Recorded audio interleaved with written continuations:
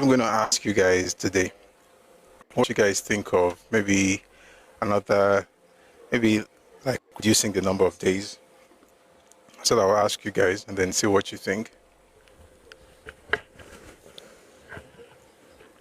Because you get in touch with some resources and you're like, man, I need time to devour these things. And then of course you also want to make sure you're reading as well. You even want Saturday and Sunday.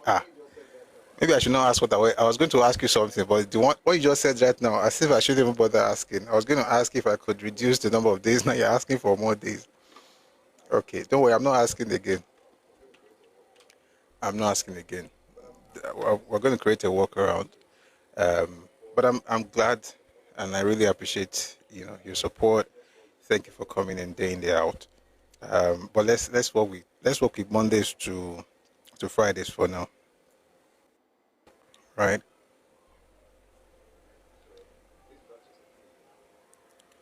Right. So days without just yeah. Oluwaseun.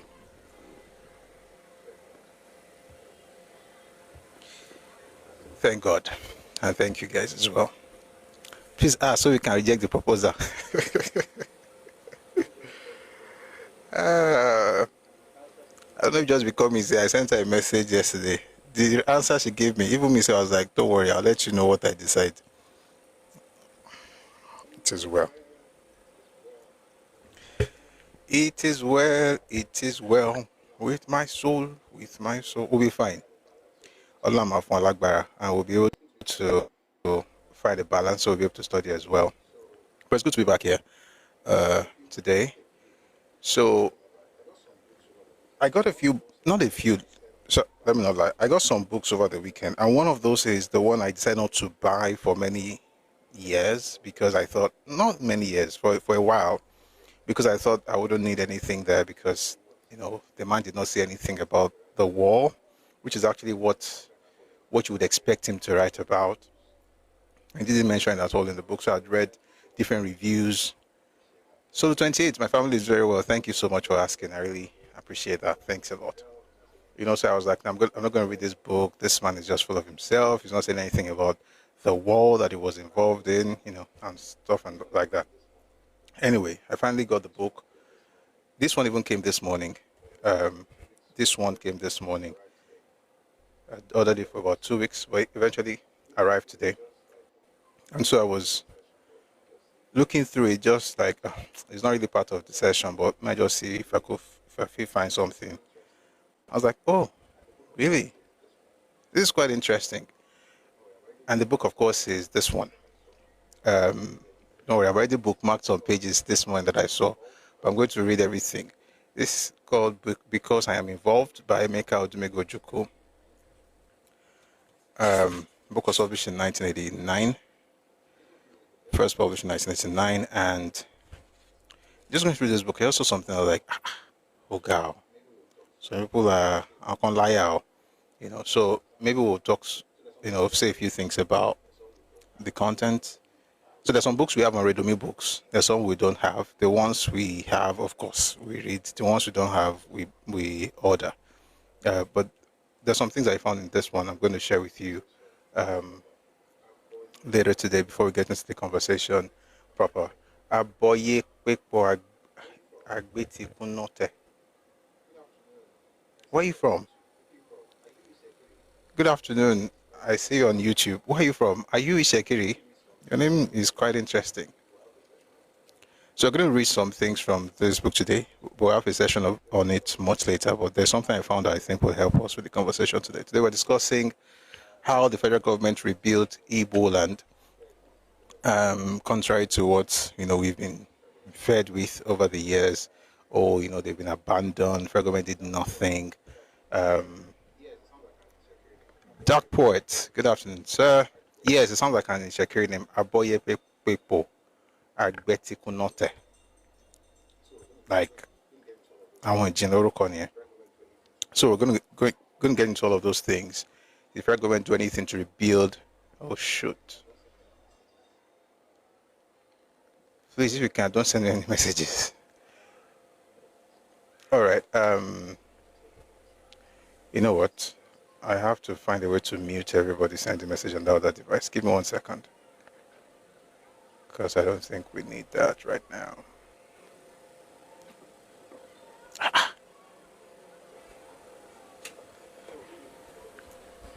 1 second, guys. So we're going to look into all those things. Is it true that the federal government did nothing to help rebuild the Southeast after the war? Now, I'm going to say something. Today's session is for all of us Nigerians, and like I always say, my primary audience, like my primary target, let me put it that way, my primary target is Yoruba people.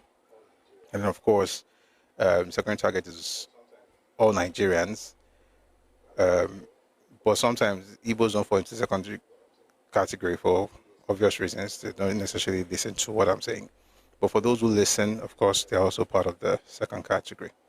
But today I want to twist it just a little bit. The primary people that I think need this thing, all of us need it too. But the people who need it the most, I believe, are folks from the Southeast, Igbo people. Just becoming, good to see you. I think they need it the most, and I'll tell you the reason. But I need to mute some things. I don't want to have videos showing. Okay, I think we're good. The reason is this. A lot of the angst that you have towards Nigeria is based on certain things you've heard. So hopefully we're going to be able to tackle some of those rhetoric. And one of such rhetoric, of course, is that there is no federal government presence in the Southeast. The federal government has done nothing in Iboland. It's abandoned. They're hated. It's because of the war. It's a terrible situation. What kind of people are these? Nigeria is terrible. All those things. We're going to check just to be sure if the things we've been told are correct, or if there are certain things going on that we've not been very observant of, especially as it has to do with the involvement or the activities of the federal government in Iboland from before the war itself, before independence. We're going to look at some things that happened before independence. We're going to look at some things, of course, that happened after the war and the work that the federal government has done. I want to say this. If folks from the Southeast listen to this, it will be a blessing. But if you don't, that's okay as well. The important thing is that Nigerians, which is the secondary category for this session, all of us must know this thing. And the reason is because we have this thing of, they don't know that they didn't do anything, they didn't do something. And then people come to you and then say, with their sub stories, you just lose guard, like they say. And before you know it, you're also crying with them. Perhaps it's because we don't know enough. So we're going to learn together today. And I'm sure we're going to have a great time. Okay? Fantastic session today. Interesting books. I'll be reading from My Command by Olusegun Obasanjo, Go One by Isao Elaigo, Emeka Ojuko's book, Because I Am Involved, Crisis and Conflict in Nigeria. Just a number of stuff that I'm sure you're going to like. Okay? So thank you for that. Mr. Lasunji, welcome, sir. But before we get into all of that, let's start with the news making the rounds in Nigeria. All right, that's what we're going to start with. But before we get in, now that we're getting into it, there was a video over the weekend. There was an interview over the weekend. And, our brother is Igbomino. Oh, nice. Aboye Pepo. Wow. Maybe one day I'll ask you, what the name means, but it'd be nice to chat with you. Who is here? Mmiri Oku. Water of the dead. Why? Water of the dead. On my live session, Mmiri is water. Oku is dead. How did you combine those two? Were you hated? Who gave you that name?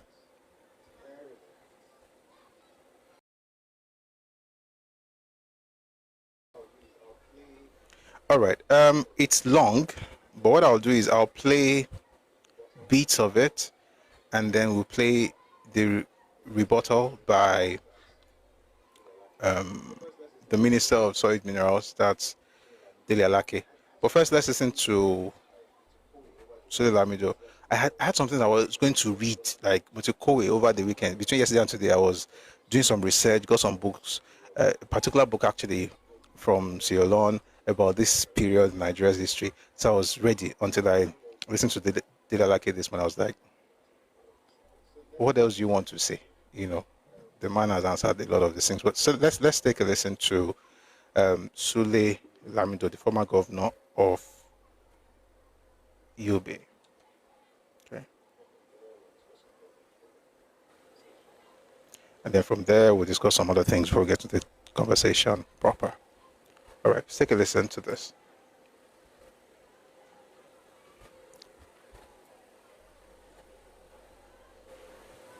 What you are asking me, because the line is breaking.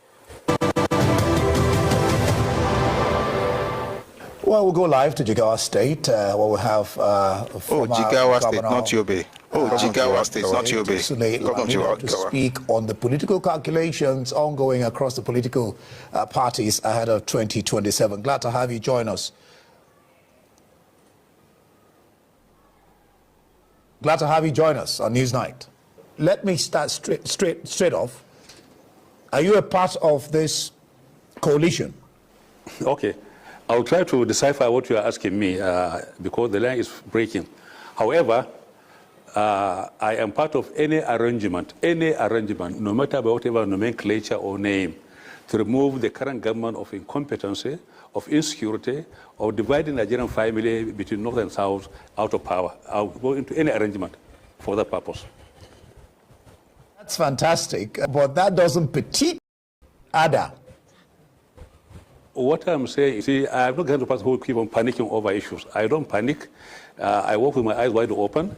What I'm saying is that today in Nigeria, we've got a government which is dividing Nigerians along North and South, dividing Nigeria along ethnicity line, and also using institutions of the state in manipulating and controlling and coercing, the opposition.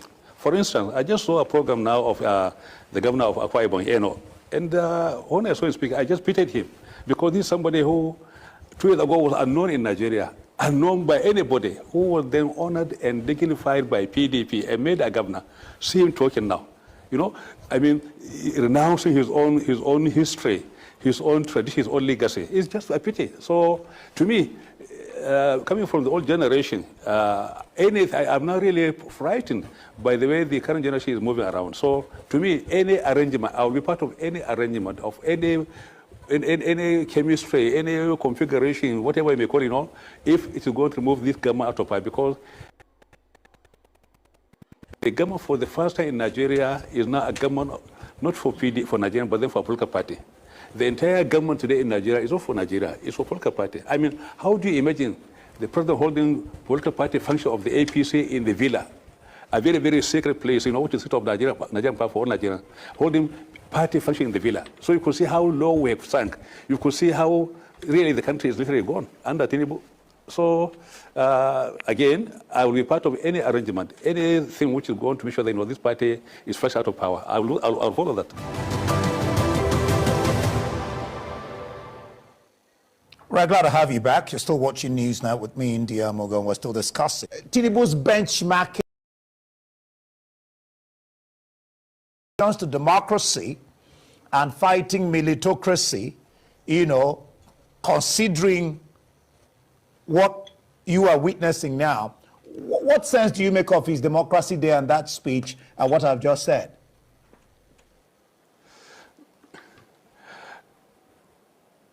Okay. You see, I feel highly entertained by Tinubu's rhetorics, the way he's dramatizing his own role, in Nigerian democracy. Luckily, we're all alive. He's gone. Luckily, we're all alive. We're all there. We're all, participants in that particular, sphere of political activity. So I was in the middle of it. Tinubu became relevant and noticeable after Abacha took over government. Before then, he was in the Senate, was the secretary of the party. And with all respect to him, you see, he was part of those people who were supporting Babangida's annulment of June 12. He was part of it. His own mother, Haja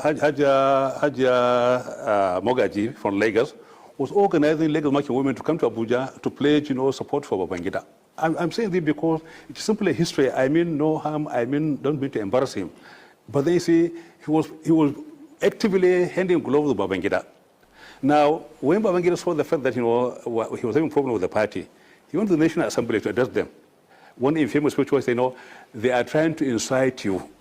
It is you they are against. Tinubu was there, and the IU became very, very firm and straight on the issue of June 12. He called a meeting, then being the only senior elected person in government at that time, as Senate President. He convened a meeting in Edo, in Benin, we going there with the governor, where we went there and reaffirmed our commitment to June 12. All right? Babangida was so angry with IU. When he came back, he removed him and put in a better arrow. He put him there so that, so that they can be aligned to Babangida, political kind of machinations. So when Tinubu today, after being a Nigerian president, decided to rewrite history, trying to maybe deconstruct history and then rewrite it, then it is a very, very amusing because he was part of the Babangida support of June 12. He was part of it. Now, it was only when Abacha took over government that Tinubu then became a so-called activist of June 12. Not only all those who are talking about June 12 in Edeko, I mean no harm, I mean no disrespect. I'm simply saying what happened during that time. All of them, those who are in Edeko, where were they on June 11? They had no part in June 12. They are not part of June 12 campaign. They are not part of the June 12 activities. What they are never, because most of them are saying, would they should down look, all of them. Because all right, so we've heard his part of the whole stuff. We're going to listen to the Minister of Solid Minerals, the Delake, respond to that, and I'm going to read something from the State House to understand, what this is all about. So I'm sure you're going to like this one as well. Please take a listen.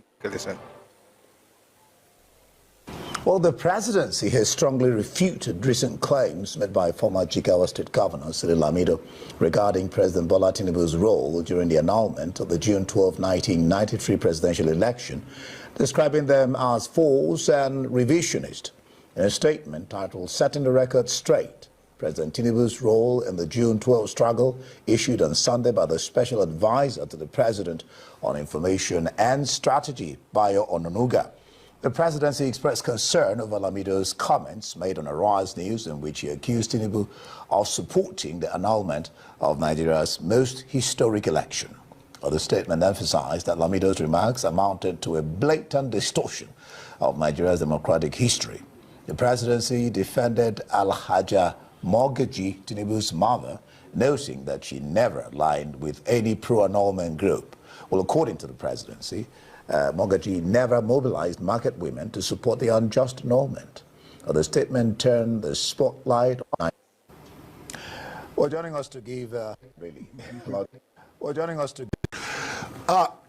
contrarily to his own entertainment perspective, I feel very appalled at his own submissions, which were, I would ascribe largely to selective amnesia at best, or medulla oblongata due to some atrophy of age, or memory loss in layman's terms. Now, Sule Lamido himself was the guilty party to the sustenance of the annulment of that June 12 election. And before I go on, let me establish the basis for my authoritative submission on this issue. Everybody knows, like you mentioned, I was the editor of Sunday Concord, which was owned by MKO Abiola, who won the election. And what most people didn't know, including Sule Lamido, was that the very first public statement of MKO Abiola to the entire world of his intention to even run for office in January of 1993, I wrote it. I wrote that statement and I advertised it in all Nigerian newspapers, all Nigerian radio stations, all Nigerian television stations. I did that. So that shows you I was in the vortex of the entire June 12 saga from beginning to till today, because the saga still goes on. So Sule Lamido did not know so many things. He was secretary of the SDP. What I must, for the sake of the younger generation, establish the parameters of the establishment of SDP and the dynamics within the party at that time. Social Democratic, don't forget that IBB established two major parties, a little to the right, a little to the left. And the National Republican Convention, NRC was to the right, SDP was to the left. Now, Sule Lamido was secretary of the SDP because prior to then, he was posturing as a leftist, as a socialist in the Nigerian political space. And everybody who is old enough or was old enough at that time knew this. Anyway, so he was SDP secretary. The late Tony Aneni was the chairman. Now, unknown to Sule Lamido, even Tinubu played a critical role in the emergence of MKO as candidate well before the election. Tinubu emerged as candidate of SDP in Jos at the Jos primaries in March. I was there. In fact, while that election... MKO. Sorry, MKO, sorry. MKO. Tinubu was also there. Now, there were two factions that formed the nucleus of, or the caucuses of SDP. One was led by the late General Musa Yar'Adua. Download Glovo, order from your favorite restaurants in town, and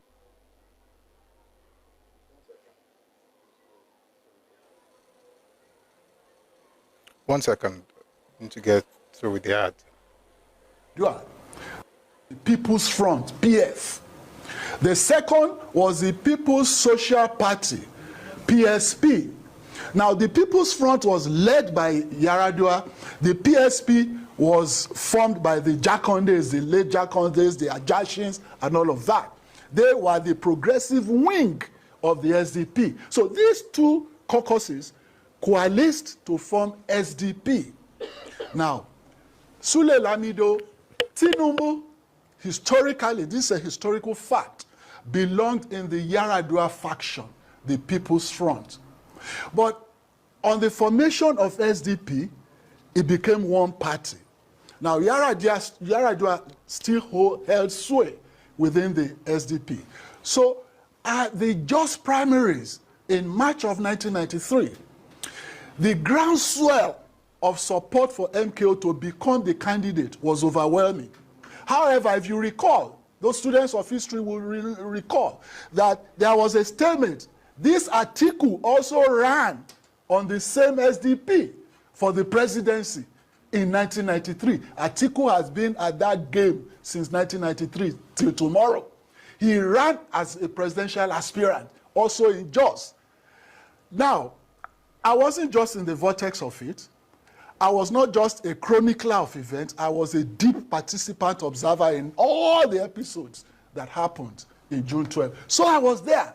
Atiku ran, the Kingibe ran, MKO ran. There was a stalemate in the first ballot. There was a tie between Kingibe and MKO. So there were horse trading and negotiations to get Atiku to drop his ambition and align with the MKO group.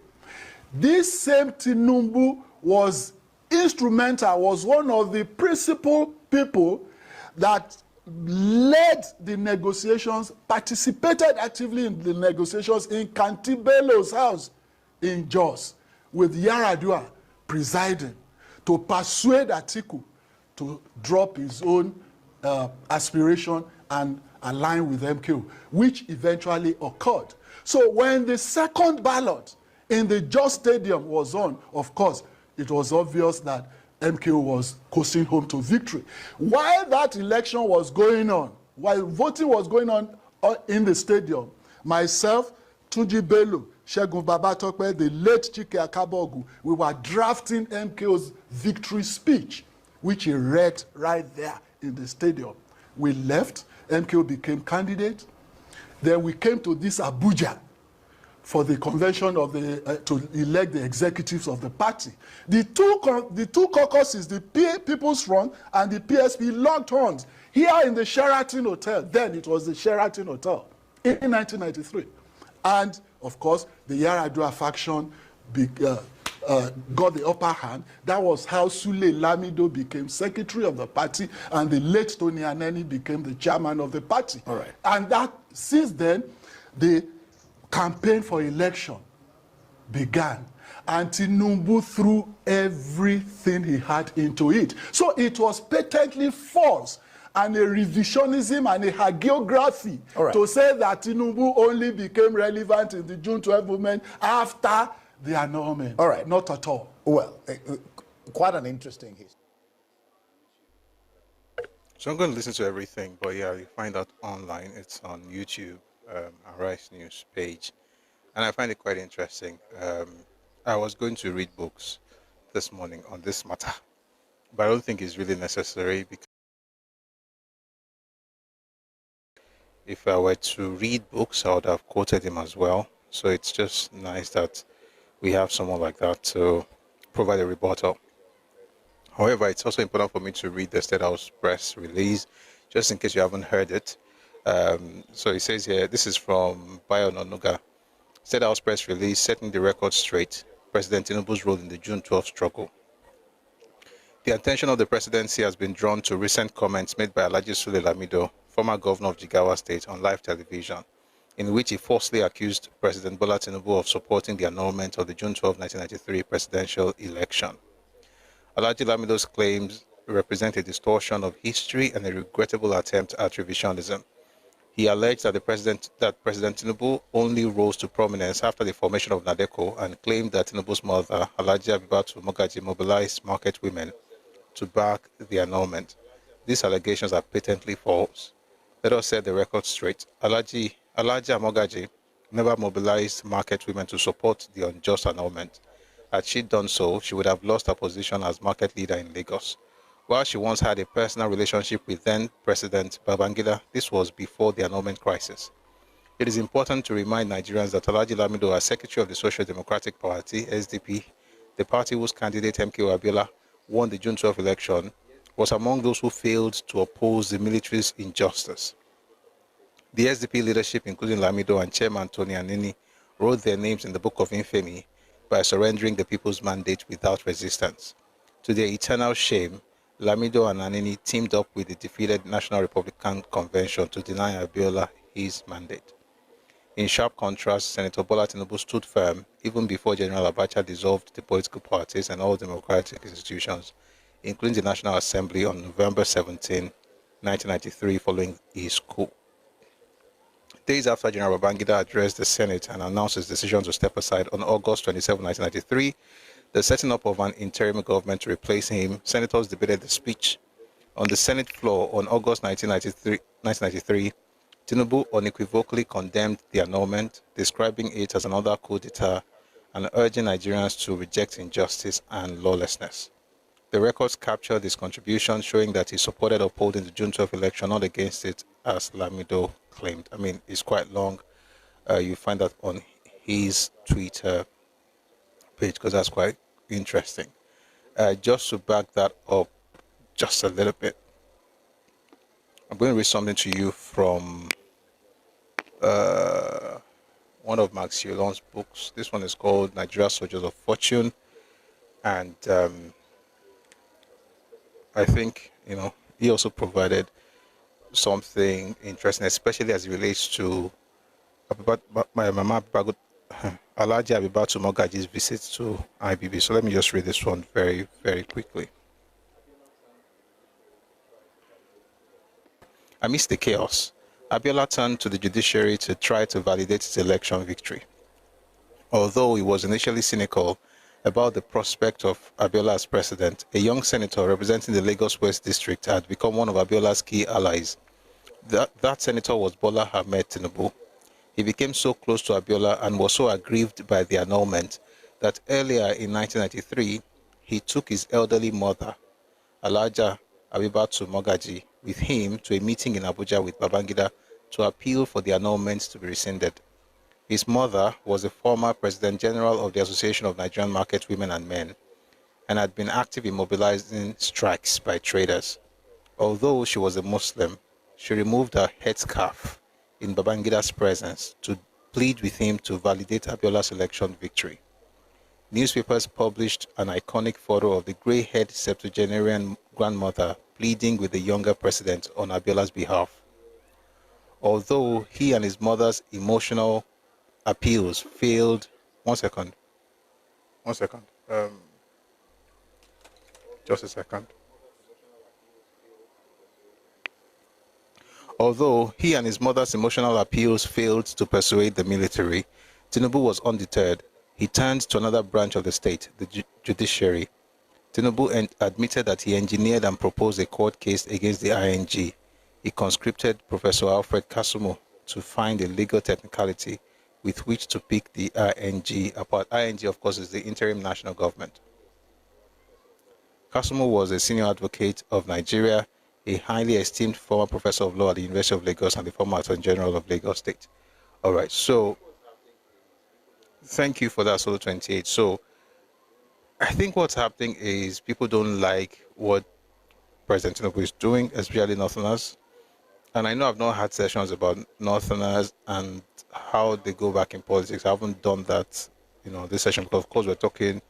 For now, if you notice, we've been speaking more on the 60s to the 70s, and the last couple of weeks it's been more 66 to 1970. And we cannot lie, okay? We can't lie and, make it about them when it wasn't really about them. But one of these days we're going to have sessions. One of these days we're going to have sessions that actually have to do with the role of politicians from the North and what they think Nigeria really means. To be honest, that's what Nigeria is, but that's the idea they have. And for the first time in a long time, Tinubu is essentially unraveling the old northern power structure. And if you always depended on that idea of leadership and power, you would feel disillusioned, you will feel angry, right? And I think that's what's happening. They're kicking back because Tinubu is essentially changing everything without even having to throw his weight around, which is quite nice, to be honest. And I think this is what Nigeria needs. Nigeria requires a structure that allows people to thrive regardless of where you're from, and that doesn't have this thing where there's the lopsidedness in the balance of power in Nigeria. So the more I see people like this speak, people like El-Rufai go on and on, you're wondering what exactly is it that you're attacking, and then you listen to them. There's really no substance. See, let me say something. If you play the role of the opposition,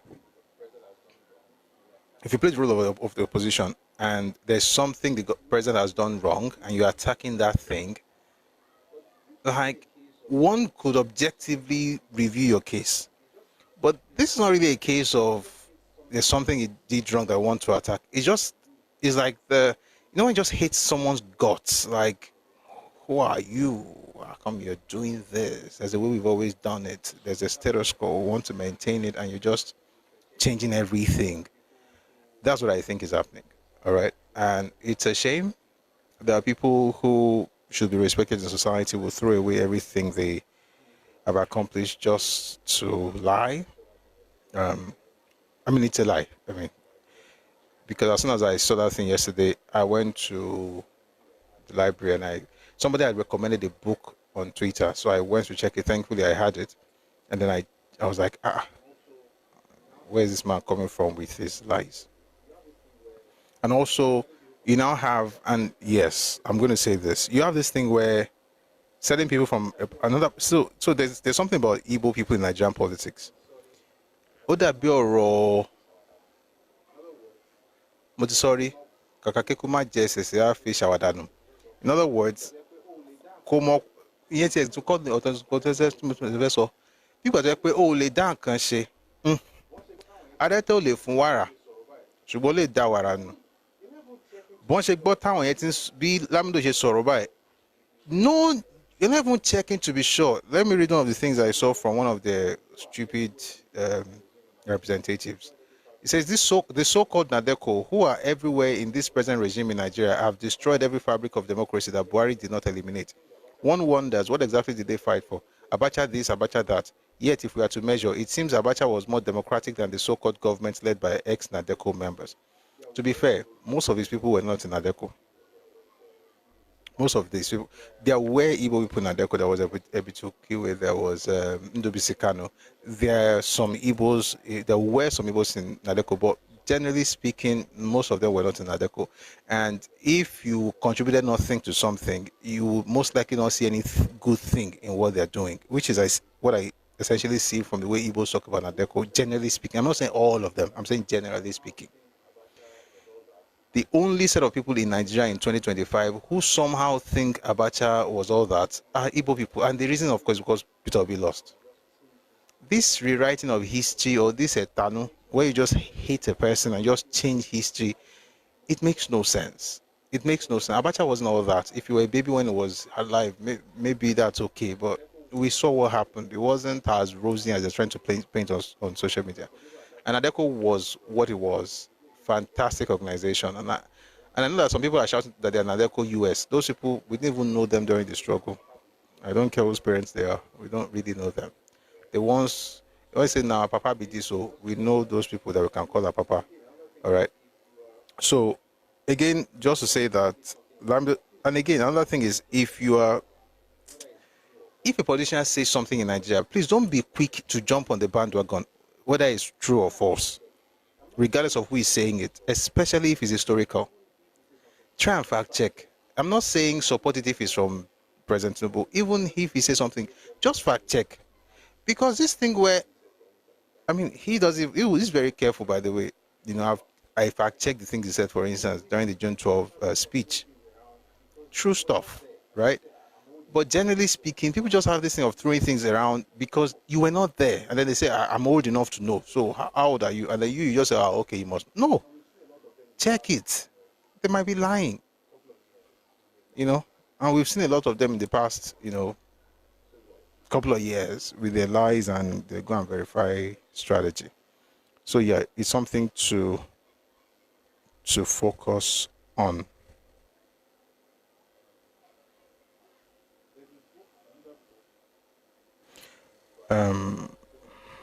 There's another book by Tony Anini, who they refer to both Didelake and Bayo Onanuga referred to him. He wrote a book, My Life and Nigerian Politics. And I'm just going to quote something from that book. Page 77, he says, I said I wasn't going to read, but I think it's a force of habit. I'm already reading. Hopefully this will be the last thing I read of this thing so we can move on to other things. So we can, if you're trying to come up, please don't worry. I'm going to bring you up eventually. Let's just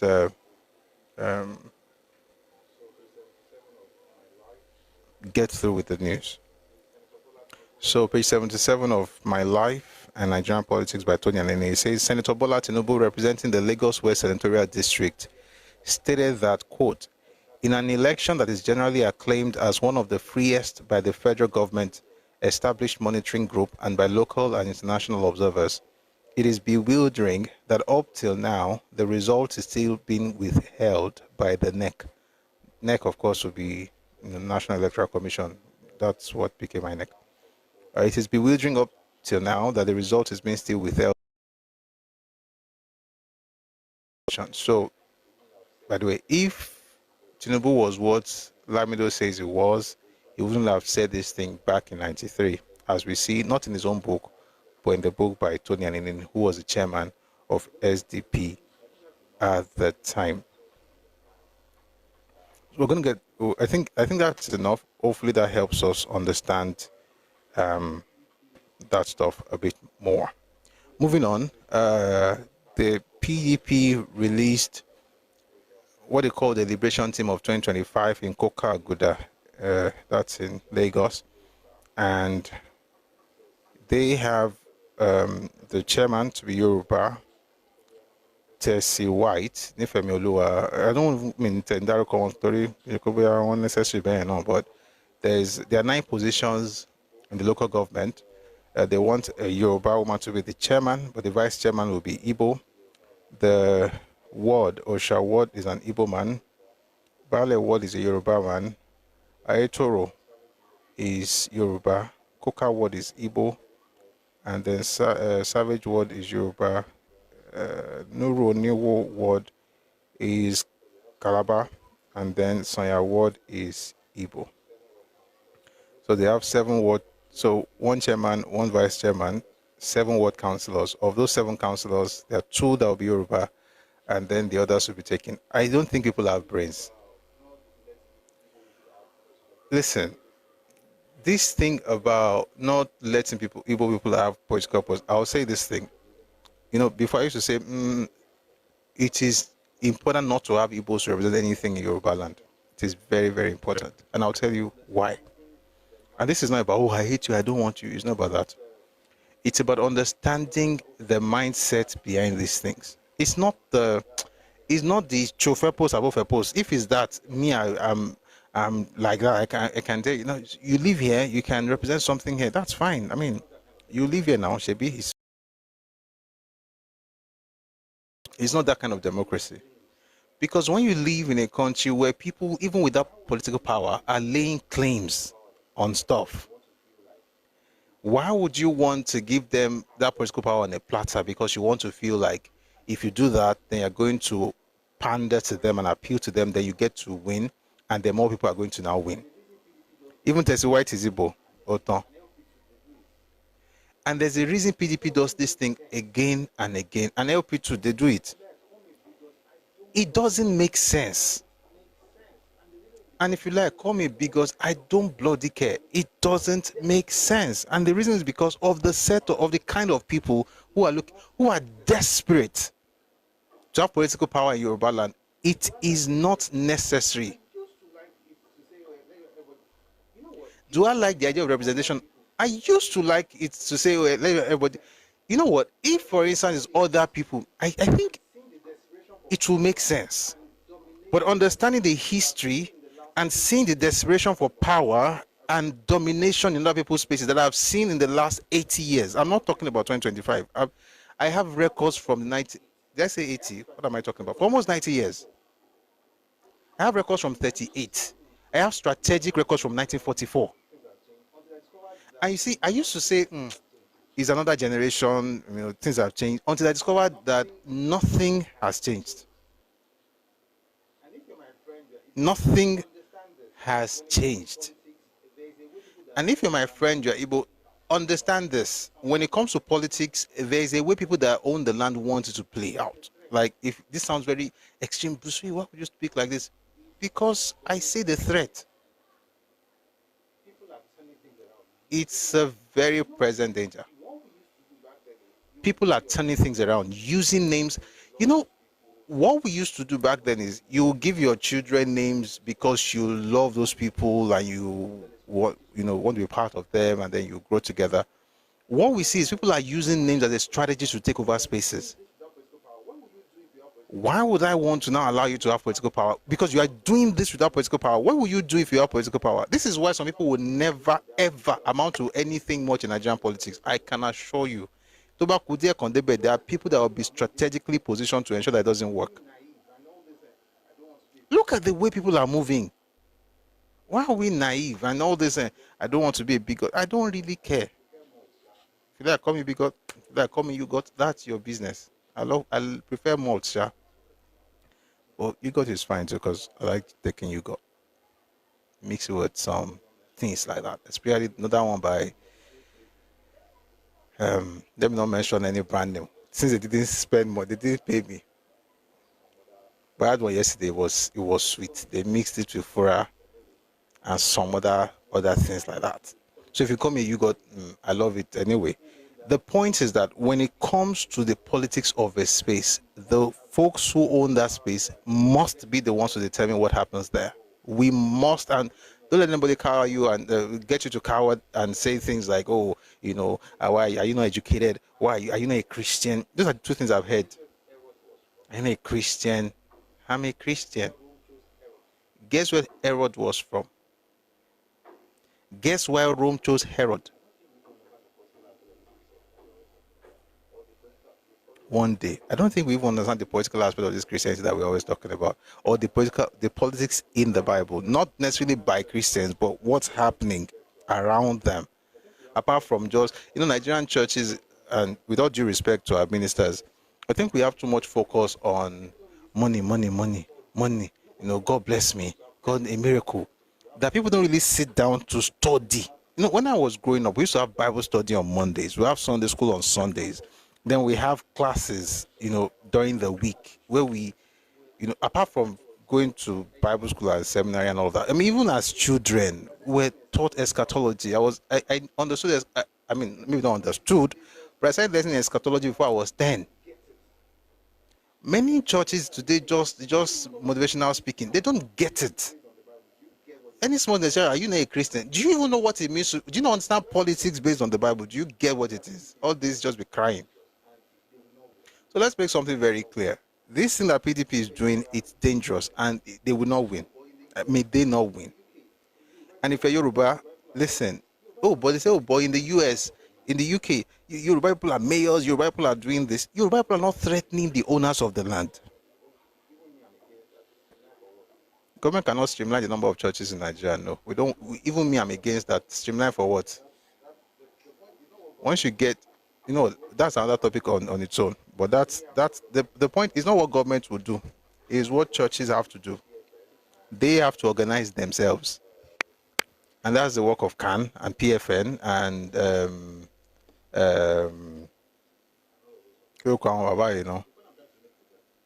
OAIC and all of those organizations. But that's not today's topic. The point I'm trying to make is that I think and I think it's not about Christians alone. Everybody in Nigeria, Christians or Muslims or even the traditional worshippers, they don't understand religion and politics. Everybody's just what they can get. Everybody's after what they can get from the God of that religion. If we are really keeping it a buck, it's a general problem of our worldview as a people. You don't go to, for the most part, everybody who is a person of faith in Nigeria, for not all of us, but for the most part, your relationship with God is based on what you can get from Him. It's transactional. And I don't care what religion you belong to. Everybody, unless of course you have, gone. There of course are exceptions. I would say I'm an exception for obvious reasons. I studied this thing for years, but there are many people like me. There are many. There are, hundreds of thousands. I'm sure very many people are educated, but for the most part, it's transactional. Whether you go to church, to mosque, or to your shrine, it is transactional. What do I give to this deity? What can I get in return? That's what we do.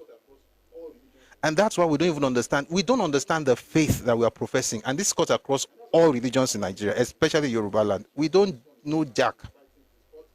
And that's why when people are fighting each other on religion, I'm wondering, like, this one is ignorant, is fighting, is pot calling kettle black. Doesn't understand jack about the religion, but so that was like, you don't know anything, you don't know anything. But look at that, it's our religion that's your problem. It's your religion that's the problem. I'm like, don't mind you. If you really get into the core of Christianity, you'll be fiercely nationalistic. You will love people. You will love everyone. You'll be, everybody should do well. But when it comes to how the space is run, do you know in the Bible, I think I've said this here before. Government, and this happened also someone is on TikTok just being stupid. I mean, don't do that. Use your brains now. You're not a child. In the Bible, governments came up with policies to ensure the protection of their own citizens. I think it's a church talk. Maybe it's here too. Maybe I'll talk about it some of these days. The kind of policies that different cities and nations use to protect their own people. And that is biblical. I am saying all of this to say that this thing where people say things like, but you're a Christian. So,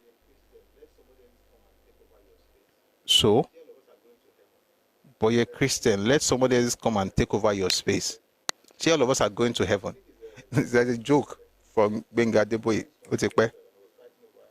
I think it's Laisa Abeshukmule. They have this conversation, and I was fighting over a piece of land, and somebody told him that, Ebi abalaye na ma file ni. O timba lo nfile from Kamo. That's what was it Abeshukmule? One of those, his characters, the characters he used. Wait, I think lo nfile from Kamo. In other words, even if I don't need that land, I'll leave it for my children. And if you don't think it's that important, why do you want it so badly? So I don't know, but PDP, the party is dead essentially in Lagos because Jando essentially put everybody the party. They moved into APC. I think it was it this month or last month? They moved into APC. So, but this pandering thing, I think you're right putting to wise up, be fair to everyone. Oh, you are here, or take this. But when it comes to determining how it runs, and I'm going to have a session on this.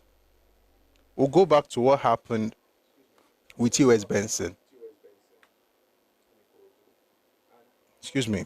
We'll go back to what happened to TOS Benson in Ikorodu, and how NCNC people, Igbo people, not the NCNC, Igbo people in NCNC frustrated Yoruba people in Lagos.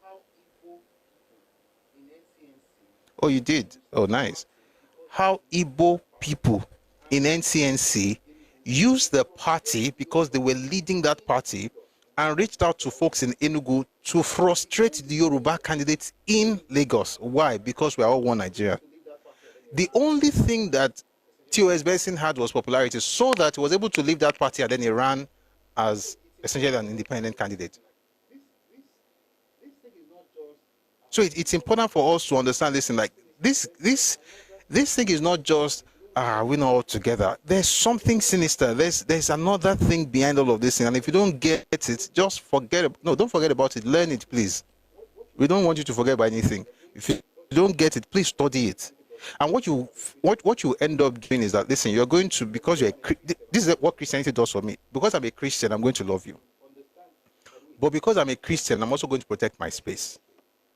And if you understand, by the way, there's nobody, I'll say it this way, there's no ethnic group in Nigeria that understands land more than an Igbo person or the Igbo ethnic group. They understand it and protect it fiercely. It's so important to them, it's a deity.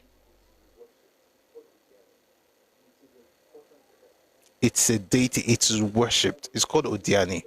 It is important to them.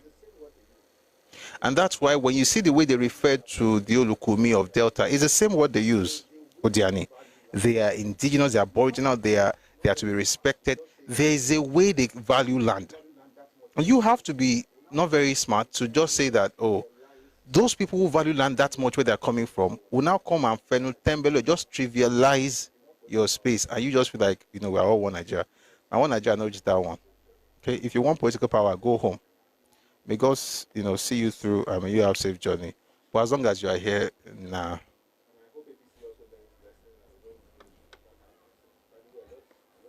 And I hope APC also learns lessons and they don't do that kind of nonsense. By the way, I just found the answer to my question. This is APC's lineup. The councillor is Hafiz Bowale. Hafiz Bowale is the Alaga, that's the councillor for Junior Ayetoro Ward. There's Ismail Olanrewaju Guntoyinbo, another Sonya Ironi Ward. Anyway, Sonya Ward. Honorable Duro Dola Suliat Oluwatoyin is in Koka Ward. She will be the councillor there. And then, of course, you have Kazimu Ibanji, Olaya Musba Adekunle, Bello Barakiz Oluwatoyin, Wahid Taufik Jibola. And then you have Aziz Ogidon as executive chairman. Good. And let nobody say something about the fact that I saw a video over the weekend. No, I saw it on Friday. I just didn't talk about it. It was Honest Bunch. And everybody was saying, if an Igbo person was the governor, would it matter?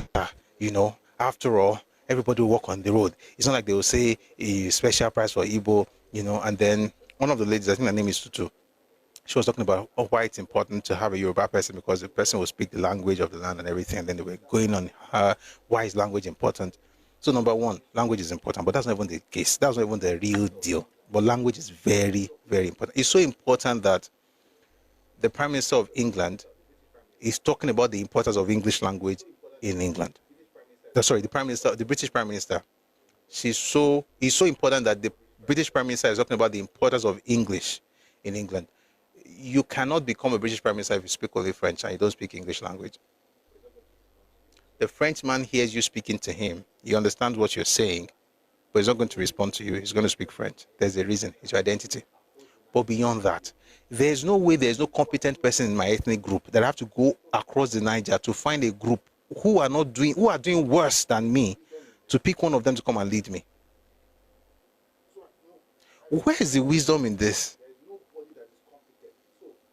So I look around my home. There's nobody that is competent. So with all these years of education in Yoruba land, all this exposure, all these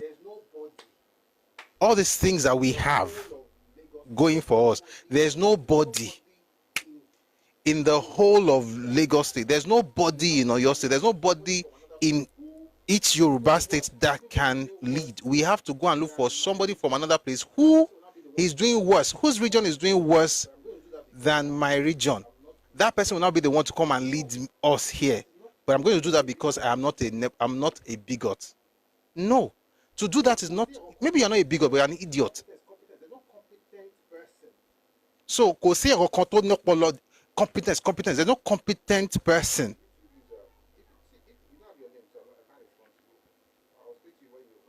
YouTube user, if you don't have your name, so I can't respond to you. I'll speak to you when you have your name. Maybe I'll send it to your dad when you have your name. But for now, so you look around, there's nobody that has sense. You have to go to it. And you know the crazy part? If I was even going to pick something from somebody, I'm picking something from someone who is doing better than me. For instance, Kaduna sent some people to Lagos State. In fact, they got people from Lagos State to teach their people how to operate certain things. They changed the civil service using Lagos template because Lagos was doing better.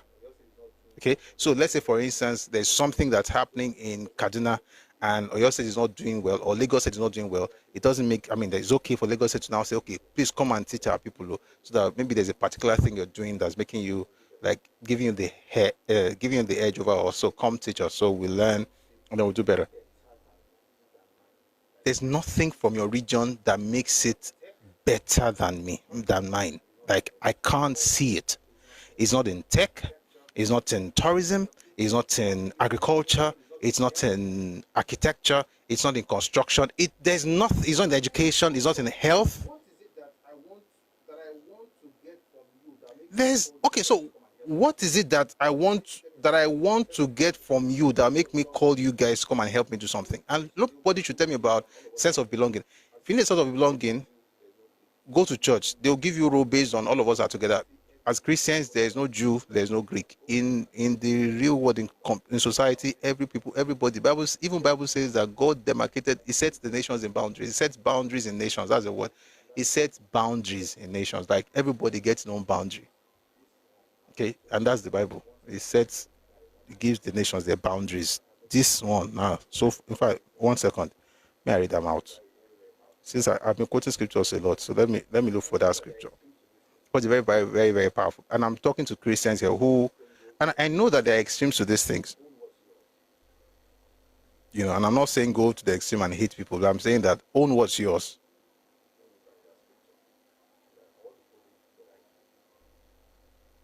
Let me find that scripture, because I want to quote it the right way.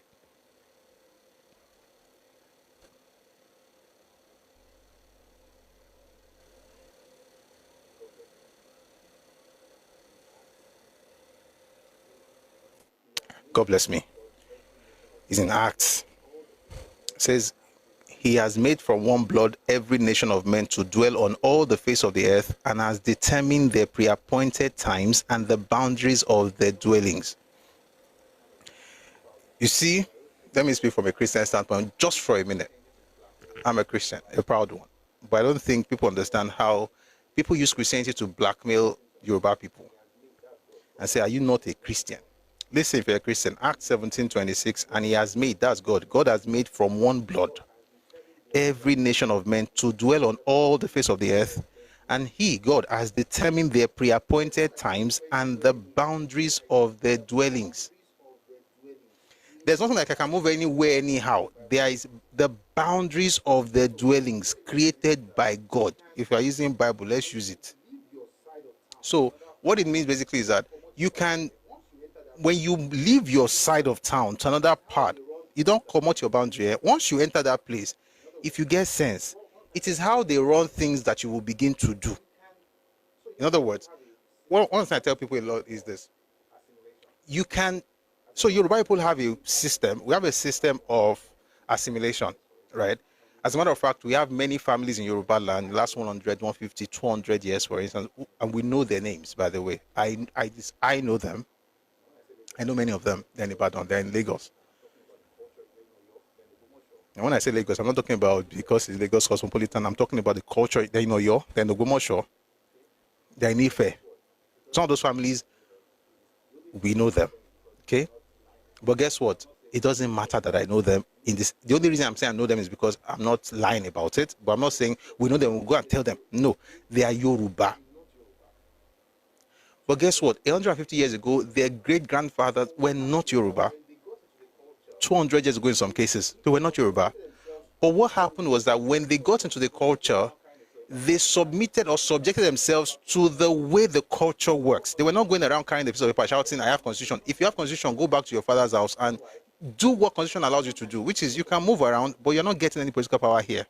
You know why? Constitution can give you the opportunity to run. Culture, people in Nigeria, they will run for life. Oh, Mama Saribi Usain Bolt, they will never arrive. The reason is because they don't understand the place of culture. Once you become one of those people, they see you as one of them. Again, we have a way of assimilating people. There are two ways. There's assimilation, there's integration. There's a way to work together, but it's dependent on us who own the land, not on you who came from wherever you came from. You have to understand how things work everywhere you go. Which makes, I'm going to play a video of what's happening in China now. Because some people, their stupidity is inbred. Like you are moving everywhere with the same stupidity. And nobody can talk. If you talk, you're a bigot. Like I said, I don't really care. I don't care to the point where I know I'm not a bigot. You know that I'm not a bigot. You just say it because it makes you feel happy. The truth of the matter is that where we are in Nigeria right now, okay? If you don't want to integrate with the culture, or if your integration has K-leg, you have ulterior motives, you are doing it because you want to gain something, people know. People know, they can tell. And let nobody say there was a Fulani mayor in Enugu in 1951. There are many there are many Igbo representatives in Yoruba land as of 1951 as well. Okay? So nobody is more open. No region is more open than Yoruba land in this country. And guess what? I'm proud of it. But it's on our terms. And if we discover that somewhere that we open door for, we can lock the door. And we'll do it lovingly. We're not hating on you. We just love our people. All right. I hope people get that basic. I don't know. Like, these things go without saying for sensible people. You know that this is how you move when you go to other people's places. Not be shouting, I want representation. Representation occur. Or representation that they give you one role. And before you know it, everybody working in that office is from your ethnic group. Have we not seen this? Just one tiny role, say, feel among. Everybody that comes through you is nepotism. So what happens when you now get the power? Oh boy, now to push everybody come out now. Say, okay, you are one of us, you have been with us, take this role. And then every single person that is coming in through you, you are doing everything at the expense of the owners of the land because it makes you feel comfortable. When people now speak up, you are now shouting. Am I shouting you? Moving on from there to other things. Today, by the way, we're discussing how the federal government rebuilt Iboland. We'll get to that later. Well, 1 second. This is more reason why the Igbos or Obingos find it difficult to infuse Yorubas or see him as a messiah. The way Igbos believed in him, Obingos has not been able to convince us now. I mean, they convince some people, which is sad. Okay, convince some people. Again, emotion, once they use emotion, once anybody, I mean, it's a natural thing. When people use emotion, you're like, oh, okay. But if you really sit down to think about it, you're being used. I'm talking to Yoruba and obedient movement. You're being used. And like I said, this is not because there's anything against an ethnic group. I'll say it this way. I would have a house. No, I wouldn't have anybody. Let me even stop. There are some people in Yoruba land that you should not allow to have any councillor. Come on, councillor. Torí àti jẹ́ councillor àti sọ pé it is no man's land. Tó bá jẹ́ councillor kí ló máa wá ṣẹlẹ̀? Àti jẹ́ councillor ẹ ti ń gbọ́ it's no man's land. All of us own this place. Waiting they talk. When you come become councillor, wetin go happen now?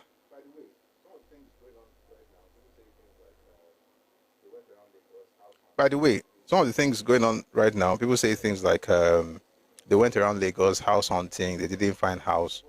You know, Yoruba people are very tribalistic. And I'm like, but you bought all the land in Lagos now. I mean, no, wait though. How is it that a Yoruba person will be denying you of renting a house when you already bought everywhere in Lagos? You've bought everywhere now. Let's leave it as it is. And by the way, is it true that during Biafran War, Igbos had their property taken from them? During or after? Which one? So you're going to have to tell me exactly where. If you're talking about abandoned properties, we'll talk about it. They're going to tell me also when it happened. Then you know what? Maybe not today, but we should have a session on this abandoned property thing because the tears are everywhere. We'll talk about it, but in order to talk about it, you have to talk about what happened before the war and how the land was, what's the word now? Allocated. Because what I did was to listen to the Igbos, which of course is very important. They suffered some things. And then to also listen to the people in Port Harcourt. And I was like, oh, I like this. So, but we'll talk about this some other time. Someone on YouTube is asking, someone says Ojukwu was born out of wedlock. Bro, is it true? Hey, you can't question what people they ask. Let me answer it this way. We're going back to today's news, so we never read today's topic, eh? Let me drink something cold before I answer that question. So let me answer it this way. God's anointed. Let me answer it this way. His older sister was half caste. His younger brother was half caste. That's the answer I want to give. By the way, that's the truth, though. But I don't want to go deep. But I think you can put it together. His older brother was half caste, not outcast. His older brother was a half caste or mixed, you know. By the way, mixed here, I'm not saying not as a way to insult, though. But the older sister was mixed. The younger brother was mixed. The older sister's father, of course, is different skin color, and then the younger brother also. So you can put 2 and 2 together, and let me know what answer you come to, and then I'll let you know if you are right or wrong. Moving on.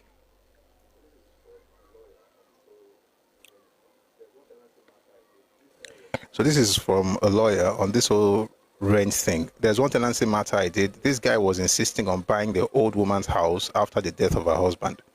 He has refused to pay rent for 8 years because he was saving money to buy the house. Every time the old woman asked for money, he would refuse to pay. He claimed to have had an agreement with the late husband to buy the house, an agreement he failed to produce, and he had been living in the house for years. The old woman was crying so bad, and his lawyer was not helping matters too. When we eventually got an order to eject him, he started begging for more time to leave. It was police that later helped us to throw his things out. Now, if this woman decides not to rent house to the man's ethnicity, people would say she's a bigot and discriminating. Years ago,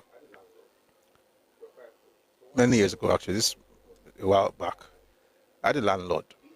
We're quite close. So one day I was at the place we were talking, and his mother-in-law was there, and then she told me a story. This was about 11 years ago. She told me a story about, I won't mention the ethnicity of the person. They rented her son's building in Lagos, like a part of the house. And then they had been there for so long. And she was asking like, I take bedroom baby, but don't law. And then somehow she said, I don't know how she knew, but she knew stuff. She said that these people are not going to live here, and that the son had to get them out. That the son had to get them out. And there are some things about rent, but beyond rent, she said that the move was as though they were trying to buy off the building, and that he needed to get them out. You see, I'll say this. I don't like, people discriminating on ethnicity, but I'll tell you one issue here. The issue is culture. There's certain things that you do according to your culture. That doesn't mean that everybody from a particular group will act the same way. But I'm saying the vast majority of a particular group will act a certain way. It's like expecting a Yoruba boy to prostrate. There's some Yoruba boys, for some reason, who will not prostrate. But generally speaking, if you meet a Yoruba boy, most likely, don't call Dada, don't call Omar Dobale. It's how you also see certain people act based on their culture. It doesn't mean everybody from that culture behaves like that, but majority of people from that space will act like that. That's what people are against. But like I said, since people have bought all the land in Lagos, nobody should, complain about not being able to rent any place. You own everywhere. All right, I'll move on from that speedily. One or two more things. So there's something from the presidency on this whole matter of Lamido that's here. Well, I can't read it, it's too long. But it's basically based on what we read earlier, just to debunk some of the things that Lamido said. Meanwhile, I'd like to play something just to let you know how people are behaving in this country, just to see how wonderful it is to be, not wonderful, how insane it is to be hypocritical. So let me play a couple of videos and then we'll move on to other things. I'll bring people up very soon, so we'll be able to get into the conversation for today. All right, so this is something from the Honest Bunch broadcast, picking up a podcast, and then just take a listen.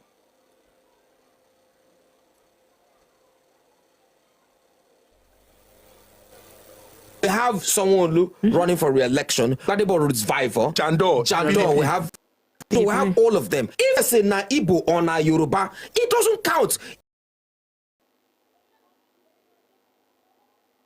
That is Igbo, just say, and you will disappear from the traffic. It's even the same color. Yoruba land. So you will not hold on, let me finish, please. Do not interrupt me. I would prefer a Yoruba person in a Yoruba land to come and rule, because there are other people that are not well educated to understand English. Even though English is an official language, I understand Yoruba people that understand that this is where our problem is from, to communicate with the market. What is their problem? To release people. Their problem is not because they will understand. Speaking the same language does not mean you are solving the problem. No, at least you will know their problems. But it doesn't mean you will solve the problem. Let me say but something. You will know their problems as somebody that comes from the same area. But it doesn't mean you will solve the problem. But you'll be able to communicate. How are you going to communicate? I understand you Igbo man good. can go and communicate in Hausa land. I understand you people. good. How would they get that? There is translation now. See, but the fish saying, why are you constantly saying, why must you do it? Must you do that way? Must you do that way? Meanwhile, way back in this wonderful place where they come from, that's very, very, open to everybody. I'd like to play something from there. He's from a great-great-grandfather is from Eza. He's from Ebony. They settled at Owo.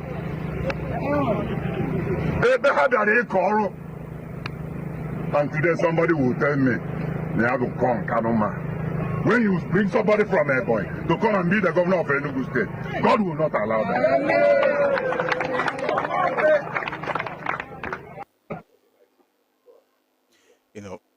Am I against what he's saying? Not really. I mean, that's what he likes.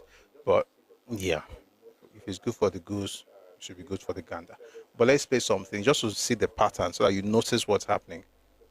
This happened several times on the podcast that we just listened to. So please take a listen to this. Wish you well in this endeavor. But I know these people. Sincerely, I know these people. These are men that love dollars more than principle. Obingo? Yes, Obi is a little bit different. But he is also a devil. But you know, he's a lesser devil. Do you understand? How is he a devil? My brother, look at his antecedent in Anambra. But he did good in Anambra. Oh, he did good? I mean, he was able to defend it, right? Oh, he did good in Anambra? I didn't know. Where are the legacy projects that he did in Anambra? Even the roads were bad. There was one video, I mean, where I see where they say the money he saved was the money they used to build airport. Yeah, that's kind of okay. I saw that video. Okay. It was the former governor of Taraba that said that. Yes, you are saving money. Naobi are not told him. See, you are saving money that you put in a bank that you have interest. Is that how to run government? Maybe. Well, you put state resources in family business, which you yourself admitted. Is that how to run business? Yes.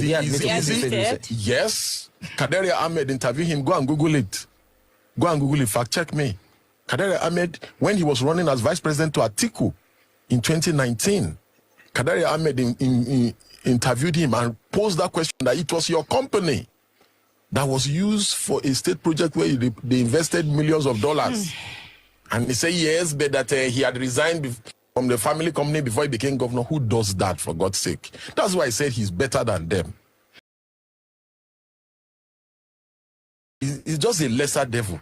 Tinubu did it here in Lagos by using his supposed company, allegedly Alpha Beta, to be running things here. Is that how to run government? Is that... I don't understand. So would you say Obi is the right man in the wrong party? You know, I wouldn't say so. I would say Sowore is a right man in the wrong party. I would say Omoyele Sowore is the right man in the wrong party. Because you see, let me tell you something.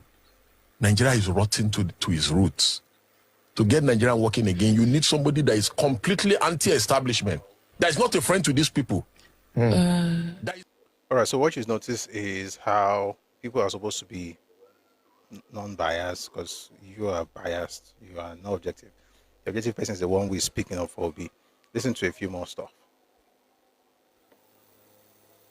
Okay, let's ask this question. You took money belonging to Anambra state government and put it in a company in which your family has interest. That's what you're telling me? No, let me tell you.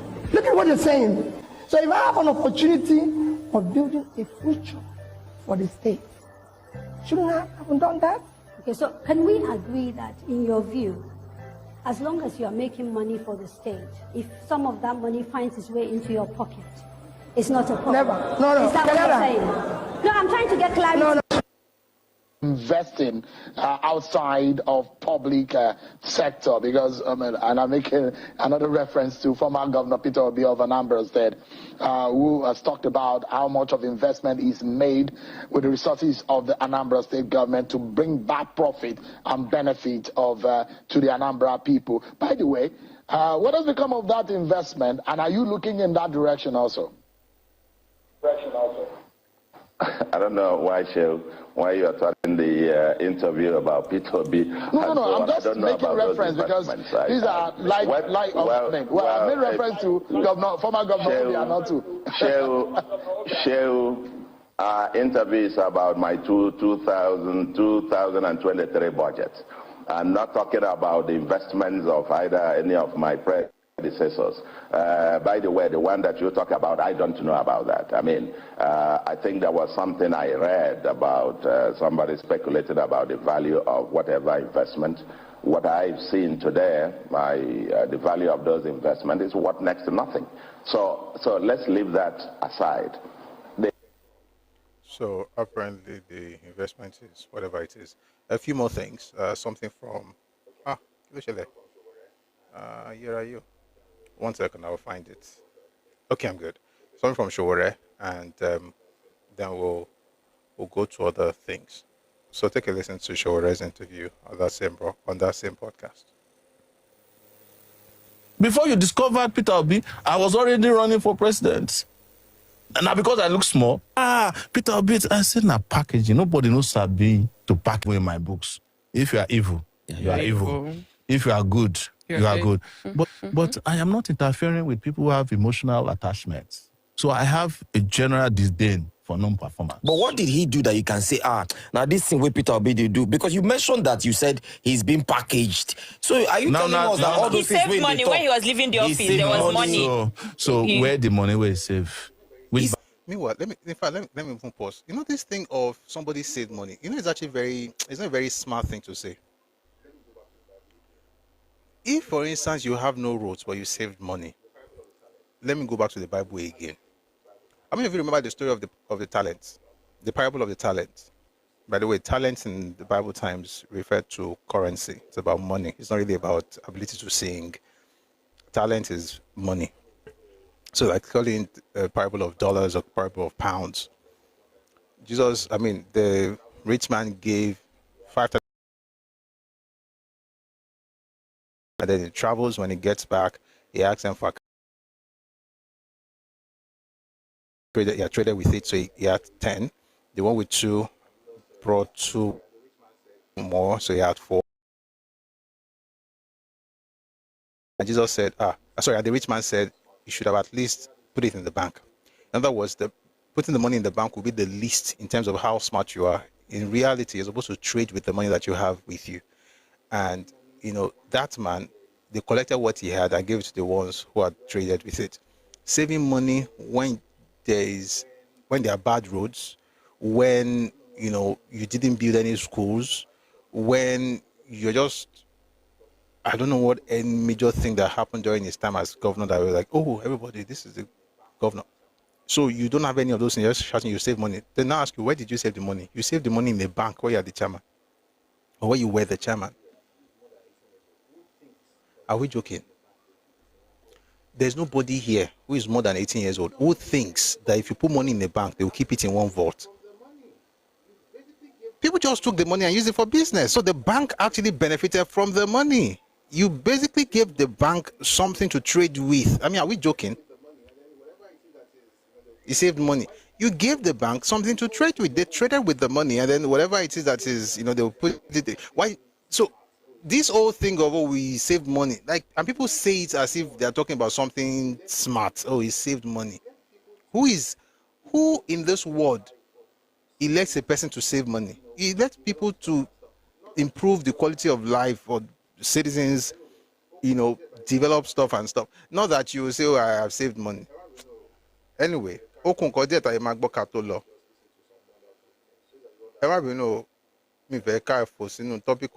to just listen to some wonderful things. Shows that you understand where people are. By the way, there is an agenda somewhere. It's important to understand this.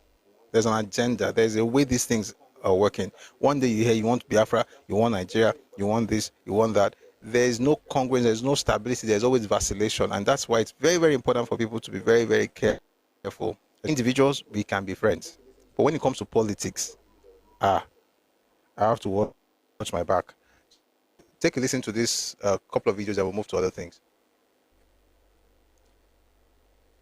Think as an Igbo man, I do not think as an Igbo man I will prefer a smaller territory to a bigger territory, because I have what it takes to compete with any human being. Accept a smaller territory for a bigger territory. Is it because I can't compete? Would I run away and go back to a smaller territory? That's kind of Okonkwo, by the way. In the next 4 years, now is the time. If we miss this opportunity, forget those people who have been promising you Igbo presidency in the next 4 years or in the next 8 years. They have been making the promises, those promises, from time immemorial, and they never fulfilled it. Now is the opportunity and the time we have. Amen and amen. Amen. So be encouraged. And your brothers are praying for you. Your brothers and sisters are praying for you.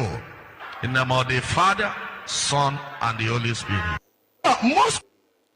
By the way, Peter Obi is standing right next to the pastor saying all those wonderful things. And while he was saving money, a few things from 2011. Peter Obi refuses to pay minimum wage. Workers in Anambra go on indefinite strike. Health workers have been on strike for over 8 months already. This was in September of 2011. So they've been on strike since January. All right. And then, of course, you have everybody talking. Meanwhile, this is a person saving money. No, he saved money. You didn't pay salary, but you saved money. It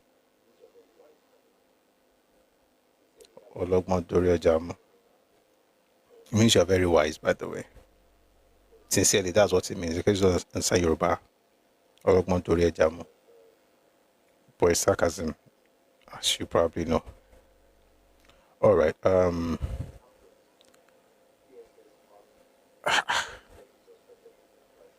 can't play this one now. DSS, Army, and police arrest 30 suspected kidnappers, cannibals, rescue traditional ruler in Imo State. Abba. No, I can't play this one. No, I can't. All right, moving on. Africa's most expensive fuel markets, cost of 1 liter as of 20th June 2025. We're going to say something about Obi before we go again, but we're seeing the news, so let's say some things here. So, cost of fuel in different parts of Africa, Central African Republic, it's $1.85, Senegal $1.75, Zimbabwe 154, Ivory Coast 151, Burkina Faso 150. No big ados be this. I thought Burkina Faso is like there's gold everywhere, there's oil is like water. Oil in our water, petrol in our water. How come Burkina Faso is spending 150 on? See all this nonsense they say on Twitter. Now only Twitter end though. People for Burkina don't even see that oil. They don't see that petrol. See everything Burkina. Now Gados be that now. Let's continue. Cameroon 148, Malawi 146, Morocco 145, Uganda 141, and Ghana is $1.39. So I mean, I'm just surprised about Burkina. That country, everything is just easy. It's not 150 cents. What was that? No, yes, 150 cents. That's $1.50. So 150 cents. We pay less than $1 in Nigeria. We want it cheaper, by the way. It should be nice if it's cheaper. We're just saying that we pay less than $1 in Nigeria. A few things before we then finally move to this. We'll bring people up in a bit and then move to today's topic. So these are some interesting stuff I found online over the weekend. I thought I should share these things with you. You will like it, I think. So please take a listen to interesting convos or submission. So this is a question that a guy was supposed to respond to. Okay. So please take a listen. Because we're fast running out of time. We've got less than 5 minutes now. Are you going to stick with the Labour Party, given the disarray that's in the party? The disarray is caused by government. Yeah, but it doesn't matter who calls. No, that's what I'm telling you. Yes. Are you going to stick I'm in Labour Party. And are you going to stick with the Labour Well, I'm there because I'm there. It's not something I can tell you now. I'm there today. And as time go on, all of you doing politician, one political party, one politician is better than the other. I feel sorry for you. Are you leaving the party? You say there's a problem in the party, it's caused by government. The man never takes responsibility for nothing. He's always telling you who caused the war, or who started the problem. He's always looking for somebody to blame. I've been hearing interviews about the problem in the Labour Party. Not once, as Peter Obi said, this is the issue, this is what we can do, this is how to solve it. Not once. And I've listened to a number of his interviews on this Labour Party issue. It's the government that caused it. It's about just outsourcing responsibility and blaming everyone else. But to take responsibility is like kryptonite. Anyway, there's one more thing. but you can't sort out problems in your party. People say they don't trust you. They see you as weak. Because how can you say you want to be president? You can't sort out things. They also see it's all about you. It's not all about the generality of people. It's a tunnel vision, ideology, and all of that. This is what you get always, right? This is what you get always in Nigeria. Because we now live in a country of propaganda and lies, and they manufacture it. The problem we have in the Labour Party is problem instigated and sustained by the government of today. Where's the proof? I don't need to tell you, but when you have a party chairman who calls a state governor a dwarf and dwarf thinking, forget about me. So it's not weak. Okay, I'm weak, but it's not weak. Is every other person there weak? So let's all be sincere with ourselves. Before they call you names. Are you hearing any answer to the question? Oh, let us be sincere to ourselves. Are you hearing anything that even sounds like an answer? Definitely not. Not. All right. And then we have some people just makes you, some people just make you feel like, may Jesus just help all of us. Here is a wonderful pastor with a powerful message for all of us. So please take a listen.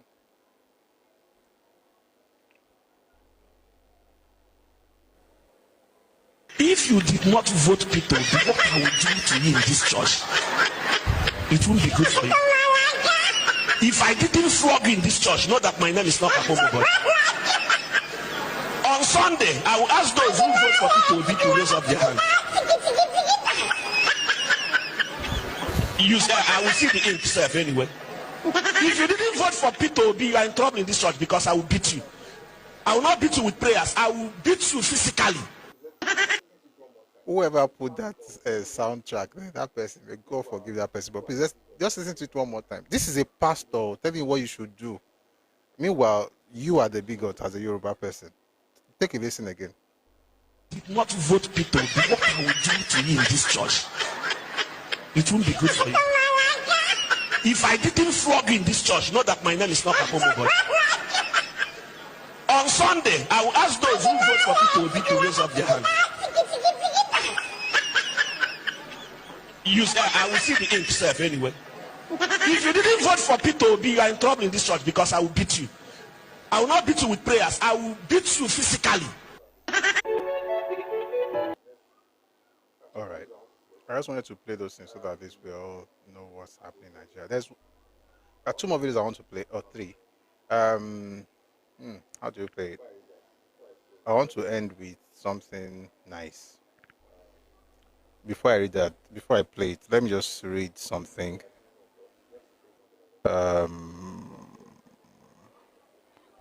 In the Latin motor, just in case you want to take advantage of opportunities in Nigeria, here's an information that I think will be able to help you in your decision making.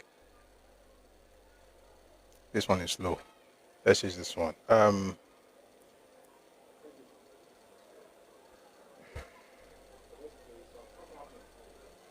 Let's go to the video. This thing is slow. It's not showing early enough. So let's play something happened in China, by the way. And this gentleman is trying to talk to his people in China, because China has gone to.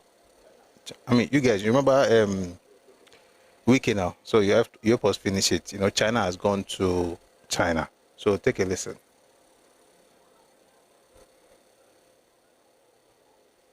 Few minutes, fellow Nigerians. Good evening. Good evening. What is happening in Gotai and on the street of Guangzhou is very, very appalling. We must speak the fact and say it the way it is. The truth of the matter is that every action has consequences. Power. A lot of times, our people are using their hands to destroy the image of Nigeria here. Nobody is under 18 here. And if you are up to 18, you are liable to face any punishment owing to what you have done. Now, we see videos of fighting. We see videos of so many things, cultism and all the rest of them. Remember in this Gotai that you people have made an epic center for fighting. I know 4 guys who fought in this place. They are no longer in China today. They have gone back to Nigeria. Yes. I know people will remember the incident. Yes, yes. Good. The day B-Lord came, one guy fought. Today, we know where he is. The reason why I'm saying this is that you came here and you are given opportunity to be documented. And all you have been doing is going from one police station to the other. It is not a norm. That is not a norm. The older people here, they wouldn't even want any authority to see their documents. That is the norm. So we have to have this orientation and understand that you are in another man's land. You bought tickets, you got visa. All you are doing in China is fighting and causing nuisance. Who are you? Terrorizing the people. Do you know that Nigerian community has the ability to write and then say that we don't want you in China again as a community? I mean, it's quite long, but I mean, thank God for people like this, you know. Like I always say, there are always exceptions, but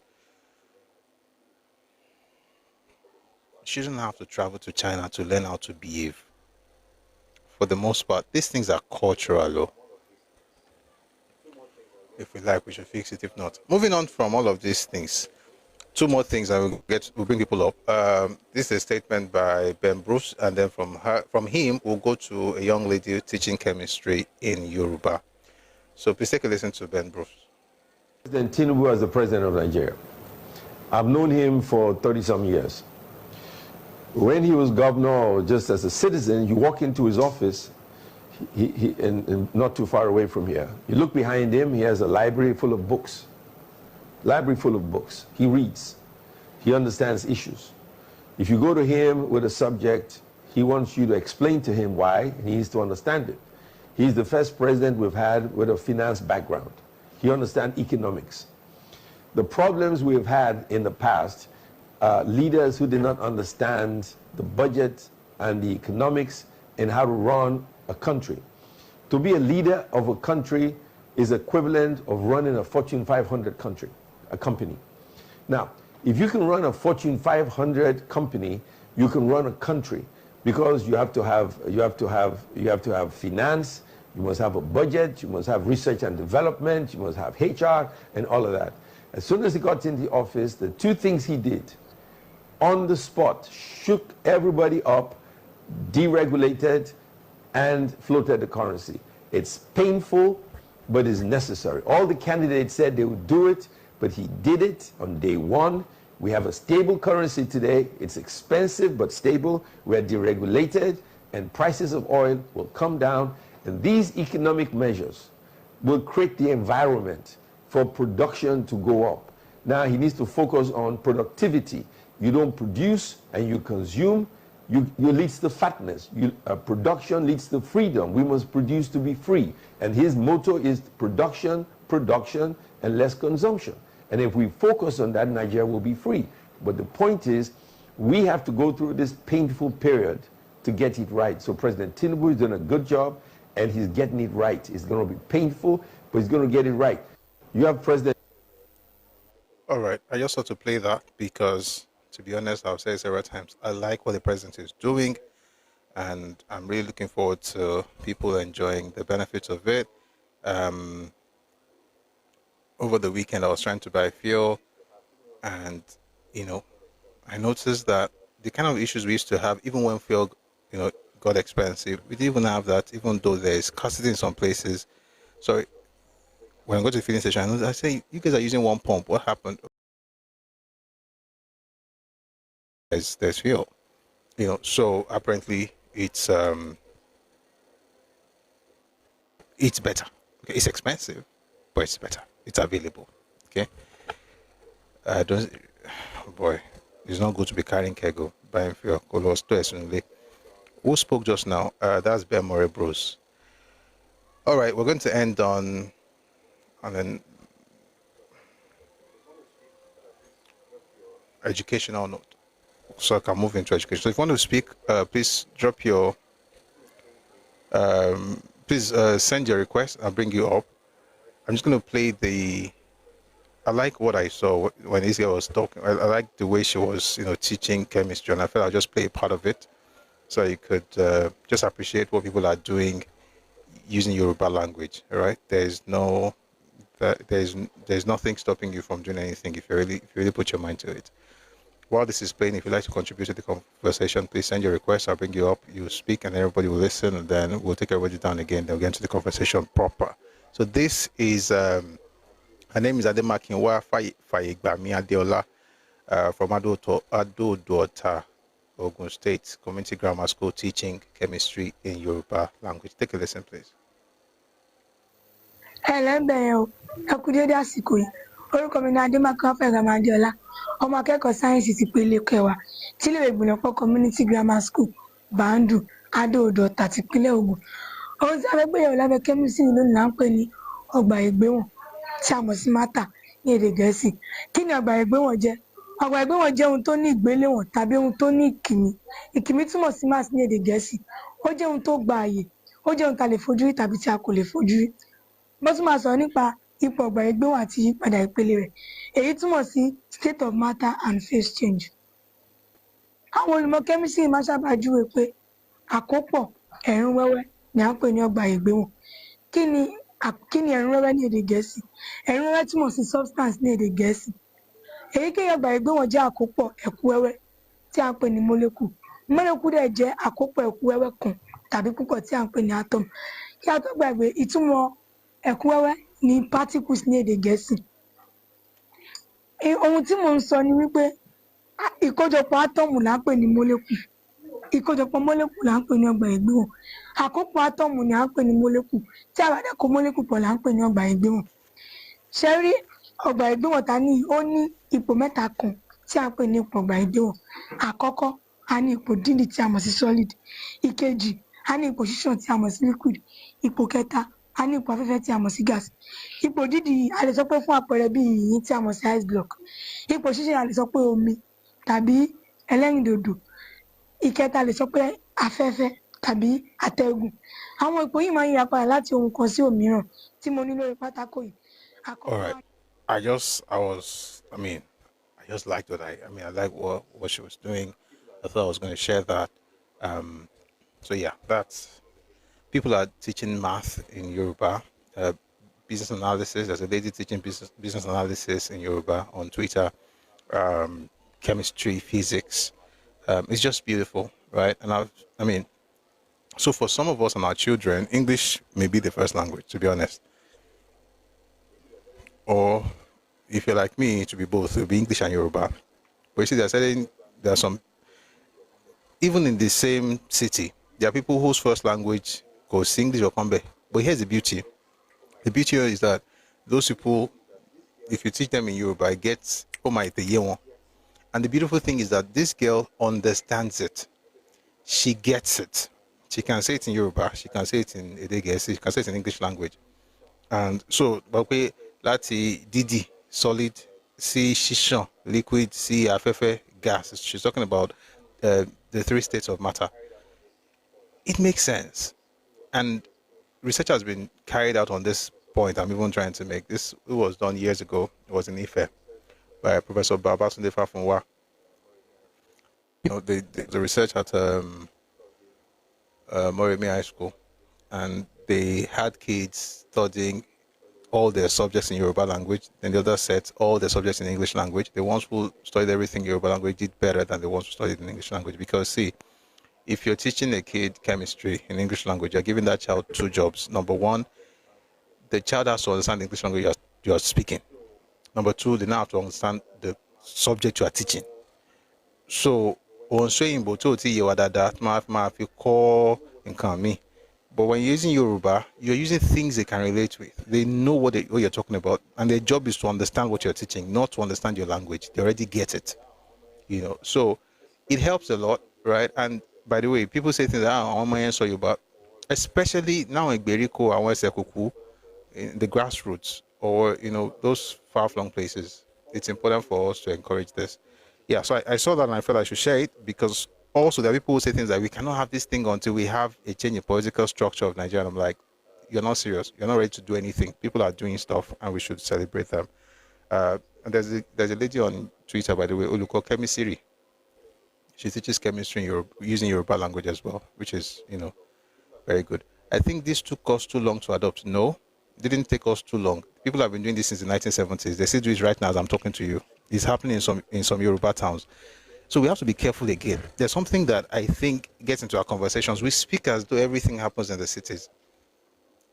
Today, as I'm talking to you, there are people being taught physics with Yoruba language. It's just that it's not like we're just starting these things. We're just bringing it to more. But because my mother was a teacher. My mom was a teacher. She retired years ago. But when she was teaching, there was a time they posted her to one far-flung place. You don't go to those places and be telling them, you see, if you understand what I'm trying to get across to you. Oh, God, I saw you ban. My mother used to teach. Of course, she would write a lesson note because a lot of lessons, you write it in English language. But the delivery, she has to code mix or else you're going to lose these kids.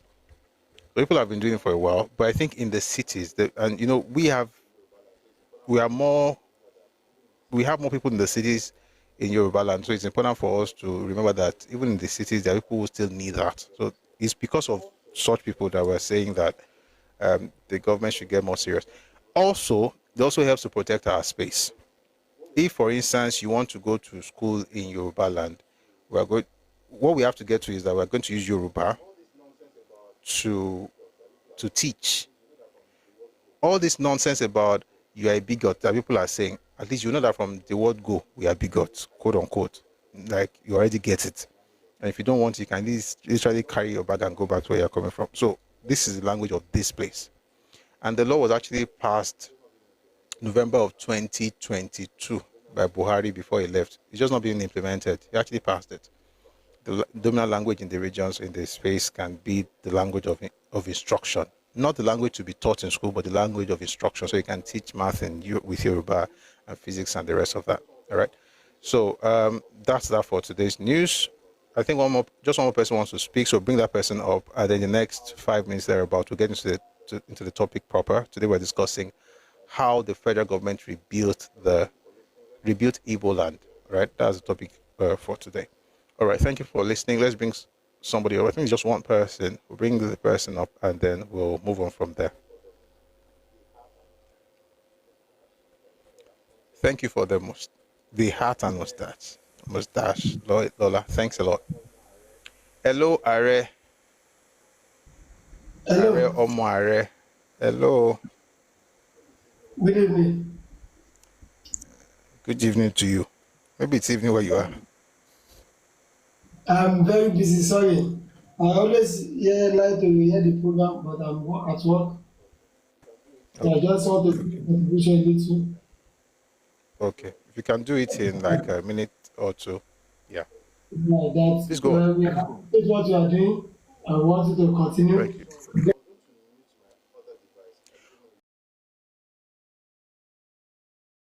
Other device. I didn't know you were the one. So please try and unmute. Sorry about that. Are, please unmute. Sorry. Good evening. Please go on. Yeah. Bye-bye. Yeah, I just want to appreciate what you are doing. And I want to encourage that you should continue doing it. God bless. Thank you. Kíákíá ni. All right. Thank you so much. So everyone, please give me 1 minute. No, it's going to be less than 1 minute actually. I'll be back in a bit. 1 second, please.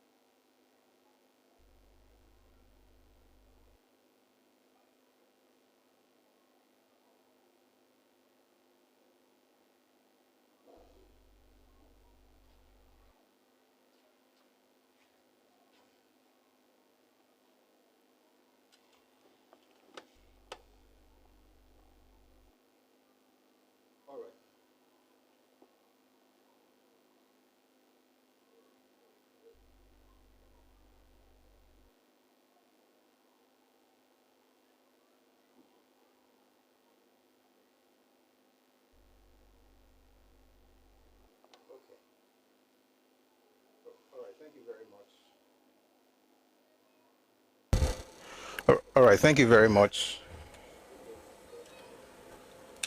Thank you for staying tuned. We're going to get into the conversation now.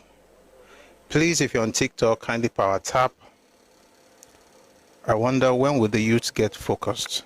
They're already focused. They are focused.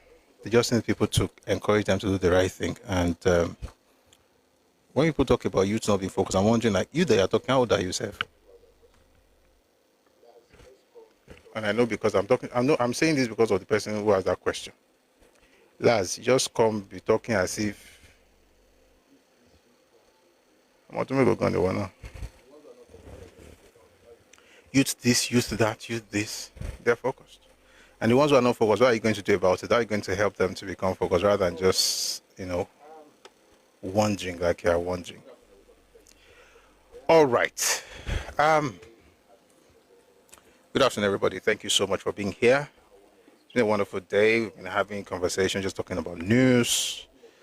But now I want to discuss something important. I'm thinking of doing a session on Victor Banjo after this.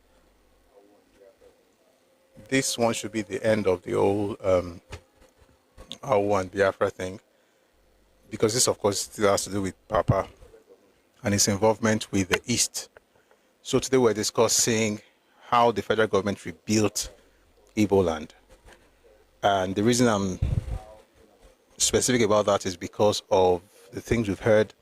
We've heard about how Iboland has been neglected, how the federal government doesn't care, how Nigeria just abandoned it, how there's no federal presence. You've heard a lot of things, but are those things true? And should we just, take those things to be gospel truth because we don't want to seem like we are hateful towards a group? By the way, let me make something very clear. Just because we're setting the record straight doesn't mean anybody hates anyone. Maybe some people hate people, but me, I don't have any bone of hate in me. I think it's a waste of energy, like I always say. I have to do this. I have to do this caveat every time because, sometimes people forget. So it's not about, any of those things. It's just that it's very important to set the record straight. Today we have a number of materials to read. Like I said earlier, I'll be reading from My Command by Olusegun Obasanjo, Go 1 by J. Isawa Elaigo. There Was a Country by Chinua Achebe. Awolowo's interview as well. We're going to be getting into some of those things. But before we get into today's topic, I would like to read something to you like I promised from, how old am I? Old enough to have more sense than to be doing what you're doing everywhere on social media, just asking me a stupid question.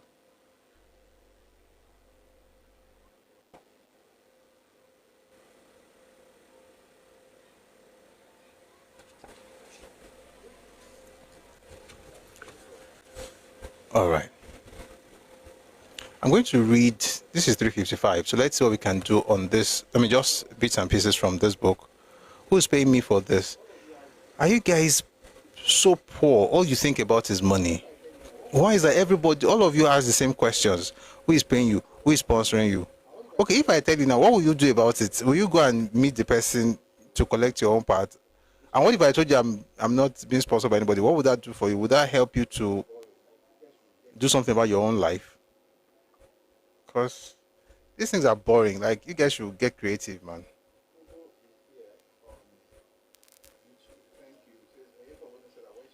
Kubo is here on YouTube. Thank you. It says Oyeka Owenu said that when she was a university student in the US, her Igbo friends were applying for and getting federal government scholarships to study in the universities, the US universities, but she just never applied. I see. It's a fair question. So let me give you 1 minute to answer your question. Okay, so why do you want to know? What makes it fair? What's the thing about it that why are you curious about that?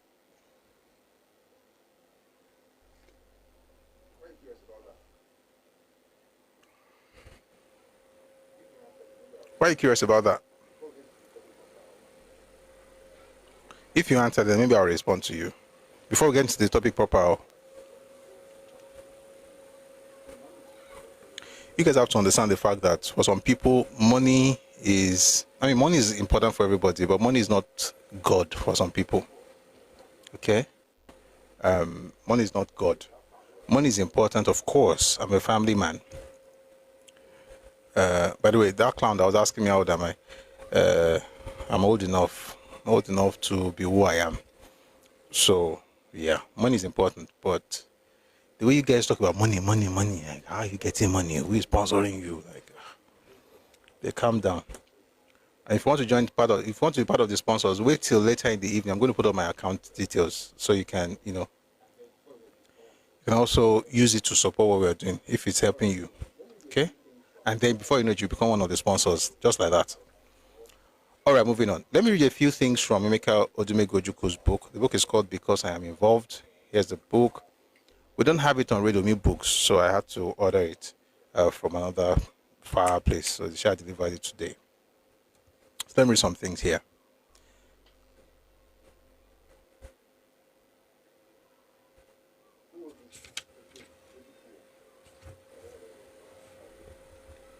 Who wrote this book? Again, is Ojukwu. So I don't want anybody to come and start getting angry in the comment section because Kilo Shewure Ton Fese Hale. Ejakawe. Many have wondered the kind of relationship I entertain with Gowon.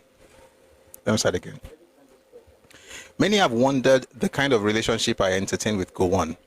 Every time this question is raised, I am amused. My personal relationship is cordial, as befits any two comrades in arms. I do not see our positions during the crisis and war as being personal choices. Both Gowon and I played roles to which we were both individually destined and in situations within which we were both prisoners. Is a lie. As young officers, we knew each other, but were not particularly friends. He served in the south, whilst I served mostly in the north. Conversations with Gowon were generally superficial. He preferred the banal yet took himself very seriously. We, a number of us, took delight in teasing his quote-unquote holier-than-thou postures. I watched the slow, deliberate yet sure transformation of both his name and character from Jack to Yakubu, and noted with apprehension all the schizophrenia that this phenomenon involved. Jack was a charmer, exuded all the naive charm of the quote-unquote noble savage, which colonialists could never resist. He was to them the ideal product of British imperialism, the ideal Nigerian mixture, the northern Christian.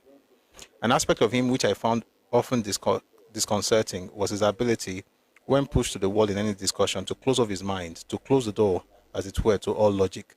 I do not think Jack liked me much, and I am sure he had his reasons.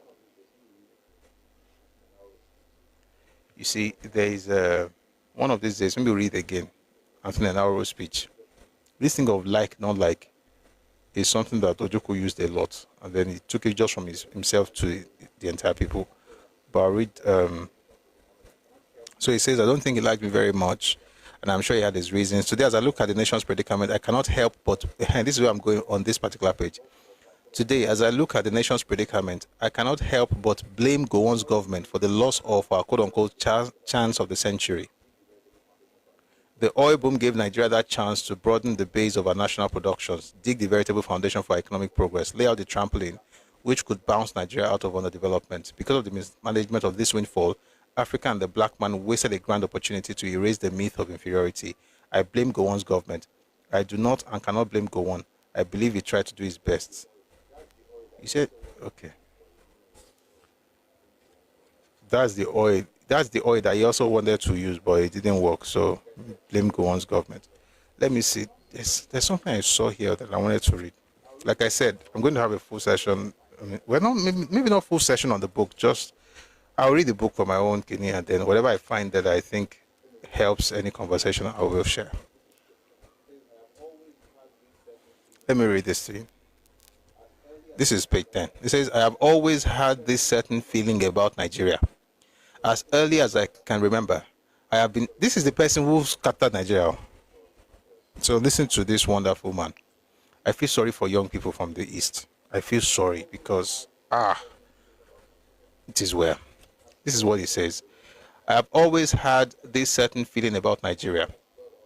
As early as I can remember, I have been fascinated by its diversity, inspired and spurred on by its almost boundless human and material resources. In the years as I grew up, this certain feeling has crystallized into indissoluble commitment to its people. A people sometimes good and rarely excellent. A people sometimes bad and often downright criminal. To its people always dynamic and ever so resourceful and always exuding so much self-confidence. This self-confidence to the untutored takes on the aspect of vaulting insensitivity. I have in particular been moved always by the poverty, squalor, ignorance, sickness, and weakness of its common folk. I have with the common folk wept in anguish when successive governments exploit them mercilessly, dash their hopes on the rocks. You would think the person writing this thing is one saint who never caused any problems. It's how people know exactly what should be done, but they never seem to get to do it, even when they had the opportunity to do it. It's amazing. It says, I have had a love. Okay. I have with the common folk wept in anguish when successive governments exploit them mercilessly, as though you didn't do it. Dash their hopes on the rocks for personal interest and self-aggrandizement. That's exactly what Ojukwu did, wasn't it? And fed them the diet of fulfilled promises. That's exactly what you did. Wow. I have had a love-hate relationship with Nigeria. When I love, it is with all the consuming passion of a mother's love for a retarded offspring. And when I have appeared to hate, it has been with the hatred of a rejected suitor. From time to time, I have quarreled with Nigeria. This has been without exception a lover's quarrel, volatile and very transient. It is for this reason that in the 13 years of my exile, I had only this one ambition, to return home to my beloved fatherland, to the people to whom I belonged, no matter what name they answered now. For years, I prepared my homecoming, first by reliving every... This is why people hate this book. Now I'm understanding. I told myself I was going to ever buy the book, but a couple of weeks ago, I was like, let me just buy it. I mean, who knows? I'm glad I bought it, but I see why people hate the book now.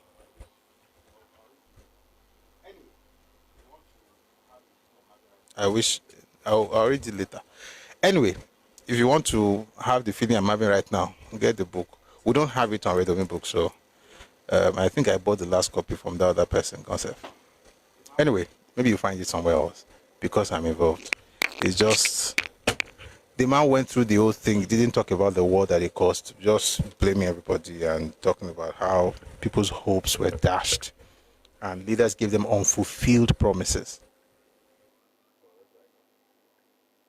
Like, that's literally what you did. But what do I know? All right. Today's session is going to be very... might get a bit intense, but I promise you it's all for the best.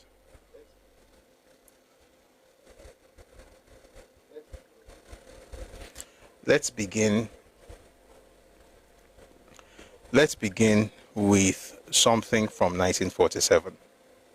I think this is going to help us understand why certain things are being done. I read something from 47. I'll also read something from 49, and then we'll move on from there.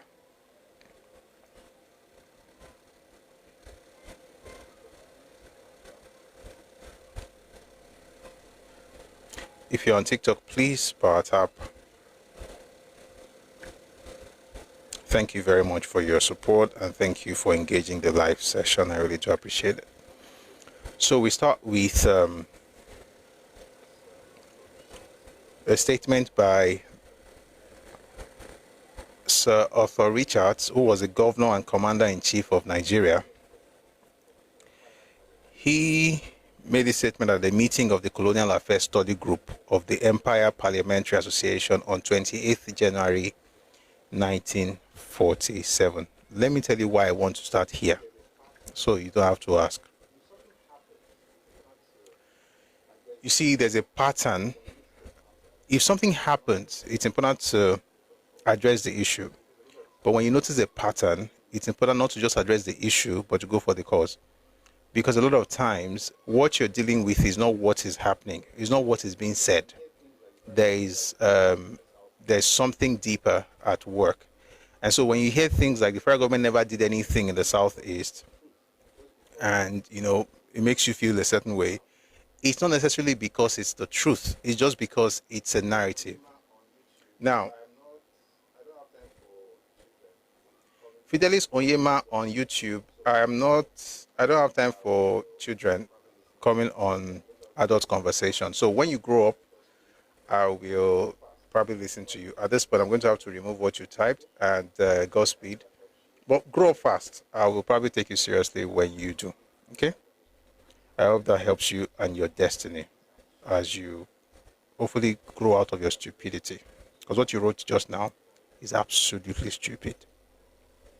But I've erased it. So you may have to write again, and then I'll erase again, and then you keep writing because, again, you are a child. All right, moving away from that. Somebody said, Ojukwu scattered Nigeria. How? So if you had asked this question before insulting me, I would have responded to you. But you say you're a lot older. I don't care how old you are. You have a brain of a baby. Don't you get it?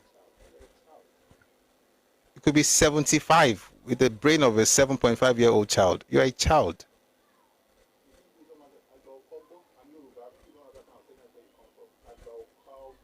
If you think wisdom has Agba Okogbo, I'm Yoruba, maybe you don't have that kind of statement where you come from. Agba Okogbo can be old for nothing. The only thing you have is just, age. You've grown older, you've not grown up. No. I'm not listening to you again. Since you preface whatever you wanted to say with an insult, I'm not going to engage you. Say, get my facts straight. You've not read one. Oh boy, charge the camera away. Where was I before I was rudely interrupted with nonsense? Let's start with... Wait, what happened today? Blessed Casey or Blessed Casey. It's like they opened the asylum today. Like all of you just, you're all over me. Did they open the asylum? There's somebody doing it on Twitter, on YouTube. There's somebody doing it on TikTok. I thought they would do it one by one. I beg, more they can slowly, softly. I never even start.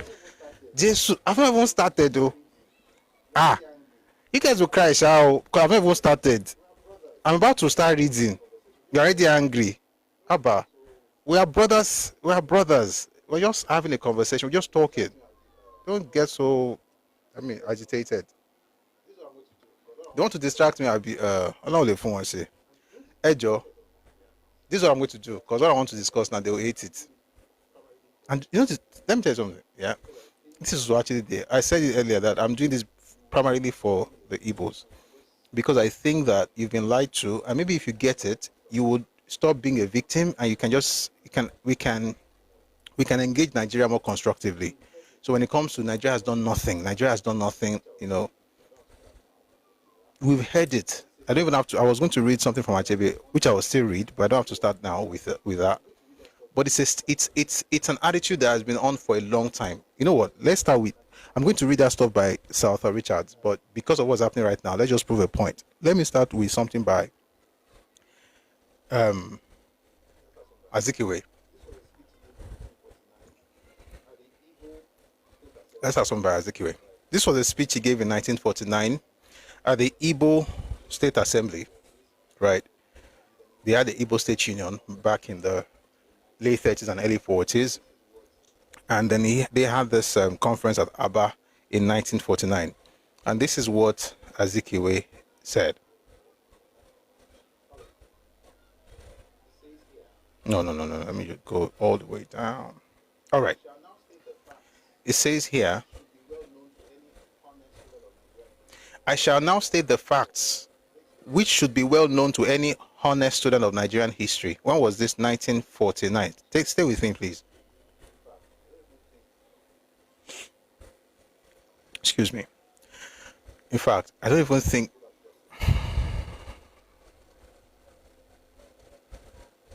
Let me go back just a bit. One statement that he made in this speech that you should know is the idea of the supremacy or superiority of the Igbo people. Azikiwe was one of the people that championed it. And I've said it several times here. If you have listened to me before, you must have heard me quote Charles Oyema. Charles Oyema had said in 1945 that the Igbo domination of Nigeria is only a matter of time. Those were his own words. The Igbo domination of Nigeria is only a matter of time. That was 1945. In 1949, Nnamdi Azikiwe said that the God of Africa has specially created the God of Africa has specially created the Igbo race to lead the children of Africa from the bondage of the ages. And then he went on to talk about manifest destiny and to give us the idea that, they're specially made better than every other group and all of that. All the while being against Yoruba people having their own organization, but saying in their own Igbo organization that they are better than everybody. Now, I'm saying this to say that whatever you hear today did not start today. It's been around for a long time. And it was quite interesting when I now discovered that there was actually a plan that was set in motion in 1944. And so what I heard in 45 and 49 did not just happen, out of thin air. It was part of an orchestrated plan. Now, if you're a young Igbo person and you didn't know this plan, I'm not saying you are to blame for it. I'm just trying to tell you what people are to deal with, and the fact that the mindset that you now have, or that the majority of people from the southeast, from Iboland, the mindset they now have is something that was inculcated in them, socially engineered by certain people who wanted something out of Nigeria. Now, you may not know why you're doing what you're doing. Sometimes some of the things you do make no sense. Especially the way you talk about Nigerian politics and Nigerian people. It doesn't make sense, but you don't know why you're like that. You're like that. No, it's not your fault. It's like that because you were engineered to think a certain way, right? So on one hand, you are better than everybody. On the other hand, you are the victim of everybody. And then you don't see the cognitive dissonance in being able to combine those two extreme positions and still represent those two things without, feeling out of place. It's because you were raised that way. Now, in 49, this is what the great Zik had to say.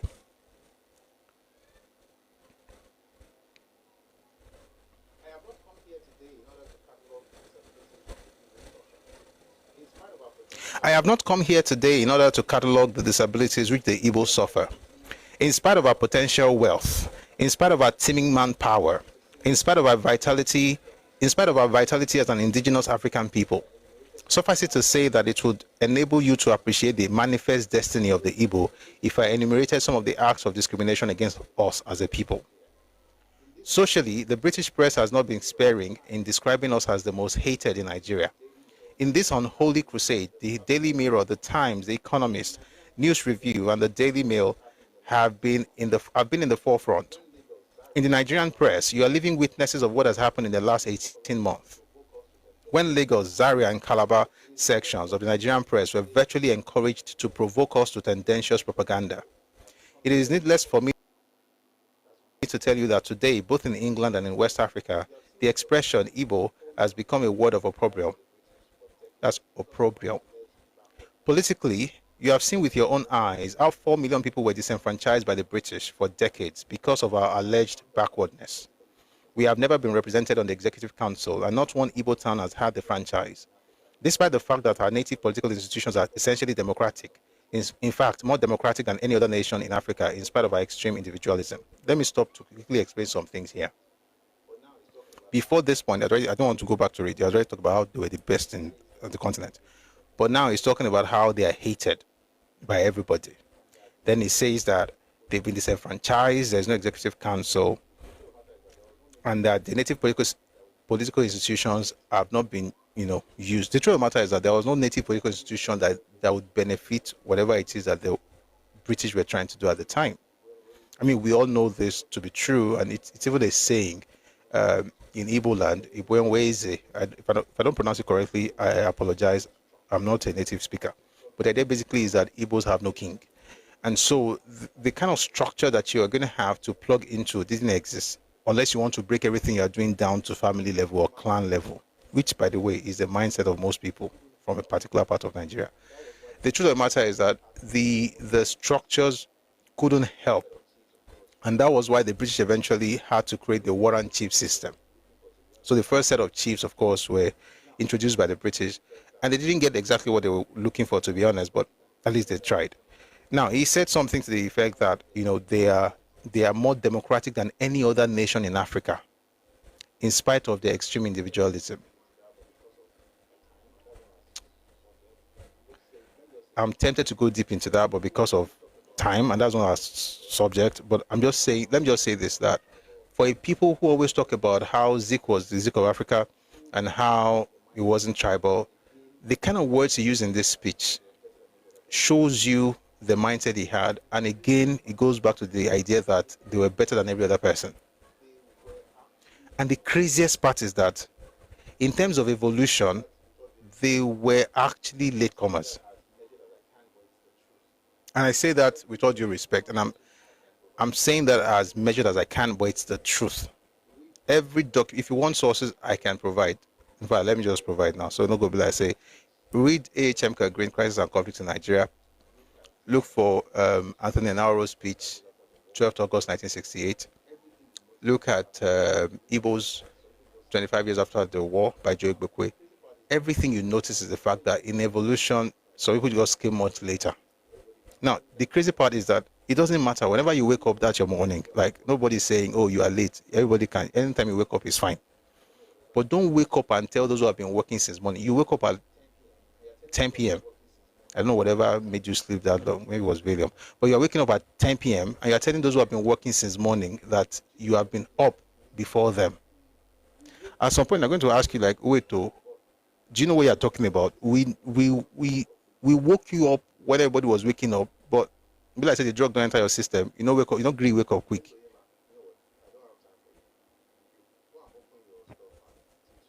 Fidelis Oyema, you know what? I don't have time for you. If you go and open your stuff and teach people your whatever it is you want to teach them.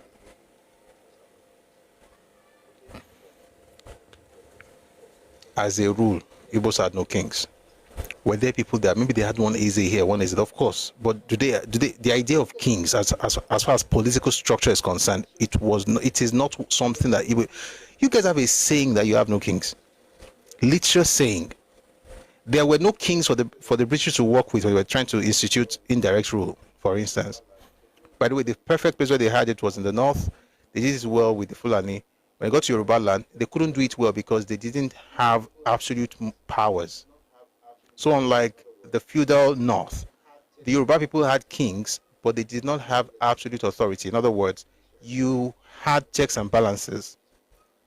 We had the legislature, we had the judiciary, and the king, of course, was executive. And so what they discovered was that these other people were going to be stopping them. So, in fact, that's the reason, let me just say, it's not today's topic, but the reason Ogboni was reduced to whatever it became was because it was the only position, and I'm very serious with this, it was actually that position that the British took over when they brought indirect rule system into Yoruba land. The Ogboni, for instance, in Egba, they were the ones who could check the king, right? They were the judicial arm of the government. And I think I said here last week. So again, it goes all the way back to how it was structured in Ife. You had the king, you had the cabinet, the Iwaefa. And the Iwaefa, of course, was a cabinet there, but it was also like the legislature. They will come up with the laws, the plans, and stuff like that. Then you had the Ogboni. They were the ones who enforced, right? And they were the ones who could also question the king. They could tell you, oh, you can't do this. They ensured that you didn't have absolute authority, unlike what you had in the north. And so when the British got to Yoruba land, one of the things they had to do was to remove the Ogboni's power as a judicial arm. And if you notice, in the 1940s, when people like when the Egba Women Association, when they were fighting for the right about taxation in Abeokuta, they wanted the Ogboni to help them, but the Ogboni could not help them. They had to write letters to the UK because what the Ogboni was supposed to do was what the British was then doing. And that's a structure that we had that was traditionally Yoruba. And so, again, if you also notice, maybe other day we'll talk about it, some of the things that led to the deposition of certain kings in Yoruba land in the 40s was also because they had too much powers given to them by the British. And so the Yoruba politicians at the time had to step in the 40s and the 50s to essentially do what Ogboni would have done if the British had not come to Yoruba land. Anyway, I said all of that to say that it was easier in some places than some other places. And you know what? It was a lot easier for the British. In the West, it wasn't as easy, but there was a structure in place. In the East, there was no structure. So it's not even about whether it was easy or not. There was no structure. They had to create the structure. It's called warrant chiefs. And I've said something to guys like the person in the comment section on YouTube. Stop fighting history. Don't go back to the past to try and change it. I want to change it. You did not have the kind of system the British needed to work with, and they had to create warrant chiefs. And even then, they had issues with your people. It's not a problem. It's the past. Stop trying to change the past. Rather, do something about today, and hopefully you have a better future for your kids. But you guys are stuck in the past trying to change history. Anyway, back to what this... So the man was talking about how they have these political institutions that are democratic, and they, that the Oyinbo should have done something what they had. I don't know. They couldn't have, to be honest. But let's continue.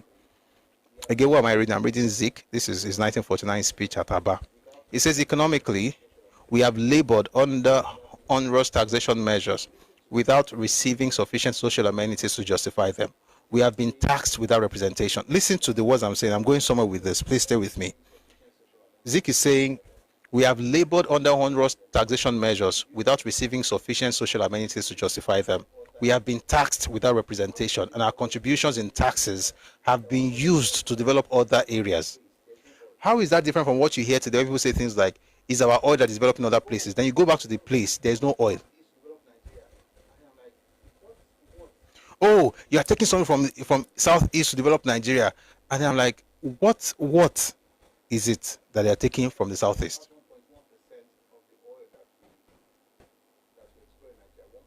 Abia said as 1.1% of the oil that we explore in Nigeria, 1.1. Imo State 0.6. Put together is 1.7. Ondo State doesn't have a lot of oil. We're just coming up. But it has 3.7%. Ondo State alone has more than those two states combined. Anambra has very little as well. But you will not let people rest by saying that they are taking something from you. It didn't start with your generation. It started long in the 40s, long ago. It says here, they've taken what is ours. We have been taxed without representation, and our contributions in taxes have been used to develop other areas. What contributions are you talking about? You're going to get the response from the government later. Just stay with me. It would seem that we are becoming a victim of economic annihilation through a gradual but studied process. What are my reasons for cataloging these disabilities and interpreting them as calculated to emasculate us, and so render us impotent to assert our rights to life, liberty, and the pursuit of happiness? That American phrase again, just like Manifest Destiny. Zeke had it on lockdown. If we use American bamboozle anybody. So, right to life, liberty, and the pursuit of happiness. So, we don't stay here for too long. I don't want to make today's session a critique of his speech. But the point is that when you look through this speech, words like victimization, words like hate, words like disenfranchisement, things like that were used over and over and over again. And there was a reason for that. One thing I like about Zik, right, having read his work and also read about him, is the fact that he's actually quite intentional about words, right? And that's one of the reasons, of course, for I want to call him the first consummate propagandist in Nigeria's history. The man had it on lockdown. He knew the words to use. What else? Victimized, victimization,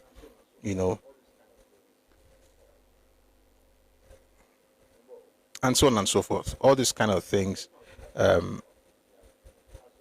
Mumbo, all these kind of things that he talked about, they have been taxed by representation, all those things. All right. Now, why am I reading this? Because of what I'm about to read now. What am I about to read? I'm about to read a speech of Sir Arthur Richards. Sir Arthur Richards was the governor and commander-in-chief of Nigeria. He said something in 1947. I want you to please listen. And please be the judge if anything has changed in the last 80 78 years. Right? Yeah. Should be 78 years, right? No, can't be 70. Yeah, that'll be 78 years. I found that the North, please take it, listen to this, please, everybody. I found that the North, which pays its taxes almost as obediently as people do in England, and which contributes more than any other section of Nigeria to the general revenue, is the part of Nigeria which had the least spent on it by the central government.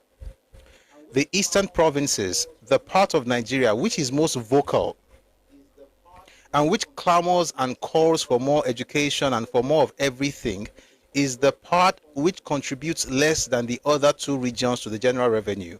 And it is also the part upon which the government has been spending the most. When was this? 1947. Why am I reading this? Put this together with what Zeke said, and you find something. You're going to put it together with what Chinachebe also said, and you find many things. And what you see essentially is a people who are loud, who clamor for more, but who contribute the least. It's still what you see with the VAT that we're talking about, or revenue generally, even today in 2025. The East contributes the least. What the East contributes in Nigeria is less than what the Northeast, where Sambisa Forest is, where they are having Boko Haram issue. The Boko Haram region Northeast contributes more to national economy as far as VAT and revenue is concerned than the Southeast. That's something. But what do you hear? Oh, we are giving you so much, you're not giving us anything in return. But guy, what do they give us? You get more than you give. You get much more than you give. And maybe today we're not going to go into the numbers because I did that last week. We're talking about how much, for instance, Oyo State alone, in the first quarter of 2025, Oyo State made almost times 3. I'm not joking, almost times 3 of what the entire Southeast made in VAT. Let alone Rivers, let alone Lagos. I begin to wonder, if one state is making times 3, if you put Southeast, Northeast, I think Northwest together, Oyo State trumps all of them, just one state. But you are the one who makes loud noise. But what am I trying to establish? I'm trying to establish the fact that the noise about we're not developed is not necessarily about reality. It's a strategy. It's a strategy. So if you say, and by the way, this is 1947, we're in 2025. This has been happening for a very long time. I'll read it one more time, then we'll move to other things. He says here, I found that the North, if I don't have to go back to the North, it just says here, the eastern provinces, the part of Nigeria which is most vocal and which clamors and calls for more education and for more of everything, is the part which contributes less than the other two regions to the general revenue. And it is also the part upon which the government has been spending most. So it's not necessarily about the reality of federal government not doing anything in the region. It's just about the region using that as a tool to get more for themselves, even when what they contribute is actually less than others. Am I the one saying this? No. Who is saying it? Sir Arthur Richards. It was the Governor General of Nigeria in 1947, and it was also the person who was in charge of the constitution that was debated and eventually passed. I think it was in 1946. Anyway, so you see that from Azikiwe, and then you see that from the Governor General. So it gives you an idea of where it's coming from. Why are we starting here? Because if we're not careful, a person might come with certain things and just say it, and you would assume that Nigeria hates the Igbos. Nigeria hates the Southeast. Nigeria has done nothing in that region. It's because you hate them as a people. When you think like that as a Nigerian, regardless of where you're from, if a person tells you that over and over again, they've weakened your resolve to even question what they're saying, because they are coming with you with an emotional argument. And the emotions there here is basically, I'm hated. That's one. If you are Igbo and you believe that to be true, it doesn't matter what Nigeria ever does, you would never say anything good that they have done. And then you always alienate yourself from the Commonwealth because somehow you think that you are hated. Meanwhile, nobody hates you. Right? So today we're discussing how the federal government rebuilt Iboland after Biafra, after the war. Okay? So we have a number of books to read today. Let's start with the one by Chinua Achebe. Again, the book is called There Was a Country. I read a lot because I think it helps us understand the mindset of certain people from certain places, because of course it was one of the representatives of the people, and these were the things that they put out there until the very end. So this is from There Was a Country by Chinua Achebe. There are many international observers who believe that Gowon's actions after the war were magnanimous and laudable. There are tons of treatises that talk about how the Igbo were wonderfully integrated into Nigeria. Well, I have news for them. The Igbo were not and continue not to be reintegrated into Nigeria. One of the main reasons for the country's continued backwardness, in my estimation, this is the most ridiculous thing to say. I've not finished reading, but I want to say something. You see, there's a book. It's in the Telegram channel. By the way, let me put that up. Please, just become, if you could, please let me, if you can, please let me type I want to type it on Guinea, on YouTube. Please check that. I'm going to put it on YouTube, and then don't worry about it. I think I can quickly type it here. But thank you for the great work you're doing in the comment section. Just becoming. I'm putting this up because of what I'm about to say. So we have a Telegram channel. It's called Redomi Global. We put some materials that can help people there. But if you want to buy books, that's on Redomi Books. But there's a reason I'm mentioning this. So there's a document that we have in Redomi Global that it's quite hard to come by. It's a book published in 1968, published by Nebu Graham Douglas, who was the Attorney General of the Eastern Region before and just as the war was about to start. He said something. Give me a second. I'm going to tell you what he said.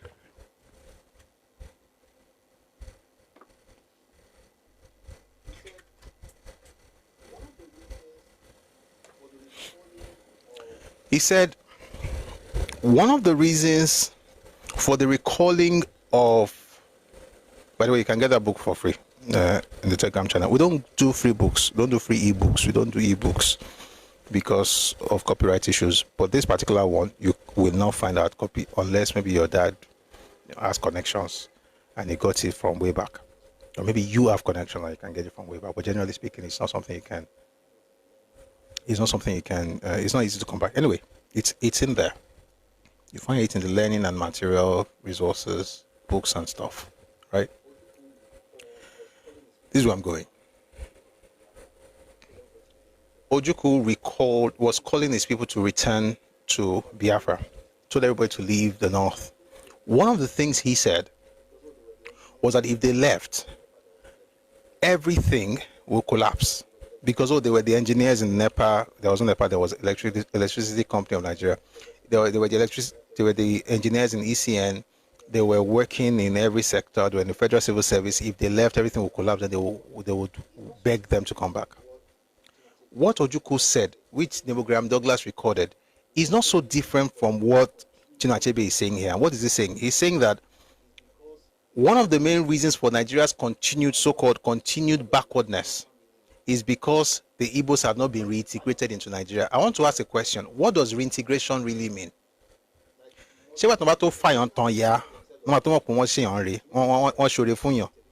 Like, must a person have to deny themselves of life to make you feel like you've been reintegrated? Because what exactly does it mean to say that you have not been reintegrated into Nigeria? You're all over the place. And you should be all over the place because you're citizens of Nigeria, so you should be able to move everywhere. So you're everywhere. You're doing business. You're trading. You're able to go back home and do whatever you want to do. You're moving freely across the space.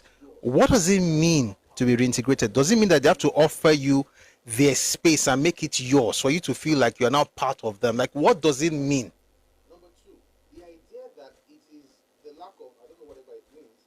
That's one. Number two, the idea that it is the lack of, I don't know whatever it means, but that because they were not integrated, that's why Nigeria is backward. My question is that when they were so-called integrated, because they use the word reintegrated, so that means that they were integrated at a point. When they were integrated, what happened to Nigeria?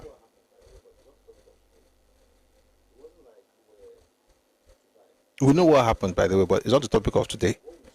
It wasn't like we were Dubai. What we saw was nepotism. What we saw was a calculated attempt to dominate everywhere. And sincerely, there are some books, I've only shared a part of it in one live. There are some things that, like I said, there's something I will not say out here. But there are certain things that were done, that were said, that if you read those things, you will never criticize the Sardauna for saying what he said in 1964. In that BBC interview. And I'm not saying he's a perfect person. I have my own issues against him because of the way he plays politics. But as far as that domination thing is concerned, if you read some materials, you will never have any issue with what Sardauna said. There's another document in that Telegram channel. Is the white paper from 1964 from Western region, from the Western arm of, from NCC, the Western Caucasus, right? Western Nigeria. Read that document. What you see is the people saying that you've neglected us, not because you've neglected them, but because you have not given them what they want. What do they want? To own the space. That's unfair. It's unfair because children, young people who hear this thing of we are hated, you've not allowed us back in, they don't even understand everything. They're just like, oh, they hate us. Now, based on what? Nobody can explain. And these young people are just angry. And we have to deal with them. Sometimes in real life, sometimes on social media. They're just angry. Very angry. And when you ask, okay, why are you angry? The person cannot explain because the real cause of the pain. And I said something last week. I said, while my heart goes out to those who suffered during the war, majority of these young people who are angry today are not angry because of the war. They don't have the trauma from the war. They have trauma from the propaganda about the war. And they are hurting on top waiting they don't even understand. Now the thing where they don't hear. Nobody say waiting happen. See, waiting happen bad. But for the most part, nobody waiting happen, they vex people. Now waiting then tell them happen, they vex them. And if you say more read books, more talk, everybody say, oh, you are a bad person. Unless you agree with that victim narrative. So all of that just to say that this idea that one of the main reasons for Nigeria's continued backwardness in his estimation is that the Igbos were not and continue not to be reintegrated into Nigeria doesn't make sense to me. But again, that's just me. Let's continue. Borrowing a large leaf from the American Marshall Plan that followed World War II and resulted in the reconstruction of Europe, the federal government of Nigeria launched an elaborate scheme highlighted by 3 R's for reconstruction, rehabilitation, and reconciliation. The only difference is that, unlike the Americans who actually carried out all 3 prongs of the strategy, Nigeria's federal government did not. Excuse me. The administrator of East Central State, Mr. Okwabi Asika, announced that Eastern Nigeria required close to £500 million to complete the reconstruction of... Sorry, I'll take that again. The administrator of East Central State, Mr. Okwabi Asika, who, by the way, they all call Sabo, but he's a good man. He was a good man. Announced that Eastern Nigeria required close to £500 million to complete the reconstruction effort. None of us recall that he received anything close to a fraction of the request. What has consistently escaped most Nigerians in this entire travesty is the fact that mediocrity destroys the very fabric. I hate it when people use the word mediocrity as though they are excellent. It's because I studied the history of when they were in charge and it was just man.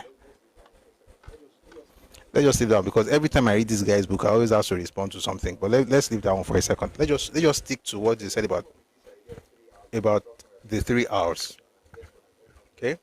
So he said, oh, we came up with this idea of 3 hours, reconstruction, rehabilitation, and reconciliation. And guess what? Nigeria did not do anything. Ukwabi Asika said they wanted close to £500 million. Let me start by saying something, children of God, with church mind.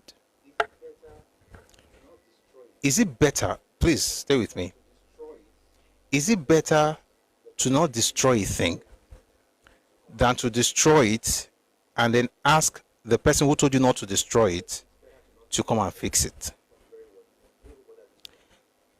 I would say it's better to not destroy it at all, from the very word go. Don't even bother destroying. Now, these people, this person, by the way, worked with the Biafran government, was running propaganda all over the place. It's the audacity to actually demand stuff from Nigeria that actually makes me wild. Like, is there no consequence? Like, do we just get to destroy Nigeria and then tell Nigerians to fix it and then castigate Nigeria for not fixing it? Continuing a tradition that started long before of just crying about everything and saying, you don't like us, you don't, like, what are we doing here? But you see, he mentioned something that Ukwabi Asika wanted £500 million, and that they don't remember him getting any a fraction of what he asked for. The question is it true? So today, we're going into some books. We've read General Achebe. Now let's read A.H.M. Green, who, by the way, was a senior researcher in Oxford. So here is what. So I'm reading a lot of books. Somehow.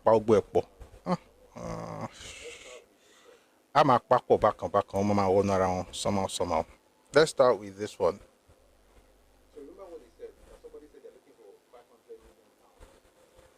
So remember what he said, that somebody said they're looking for £500 million. Let's now read. Indeed, with Ogoja, Nsukka, and Bonny in federal hands and Enugu about to fall, it did not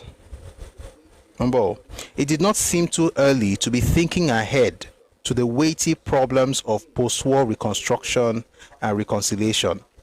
Such was the theme around which Awolowo, in his capacity as Commissioner for Finance and Deputy Chairman of the Federal Executive Council, built his 7-point program for rehabilitation and the consequent austerity measures now introduced in a broadcast to the nation on 19th October. His estimate of the war, listen to this please everybody, the finance minister's estimate of the war costing £50 million to date was simultaneously doubled to £100 million and 50,000 lives since January 1966 by the Federal Permanent Secretary to the Ministry of Finance, and then raised at the end of the year to £100 million. In Biafra alone, Dr. Okigbo, the former Nigerian economic advisor, now in the Biafran camp, by mid-1968, it had risen to an estimated £300 million and 2 million casualties. So here's what you see. Number one, the idea of reconstructing the East did not start at the end of the war. Even in the midst of the war, while places like provinces like Ogoja, towns like Nsukka, Bonny, while they were falling into federal hands, in other words, were chasing Biafra clowns out of those places. While that was happening,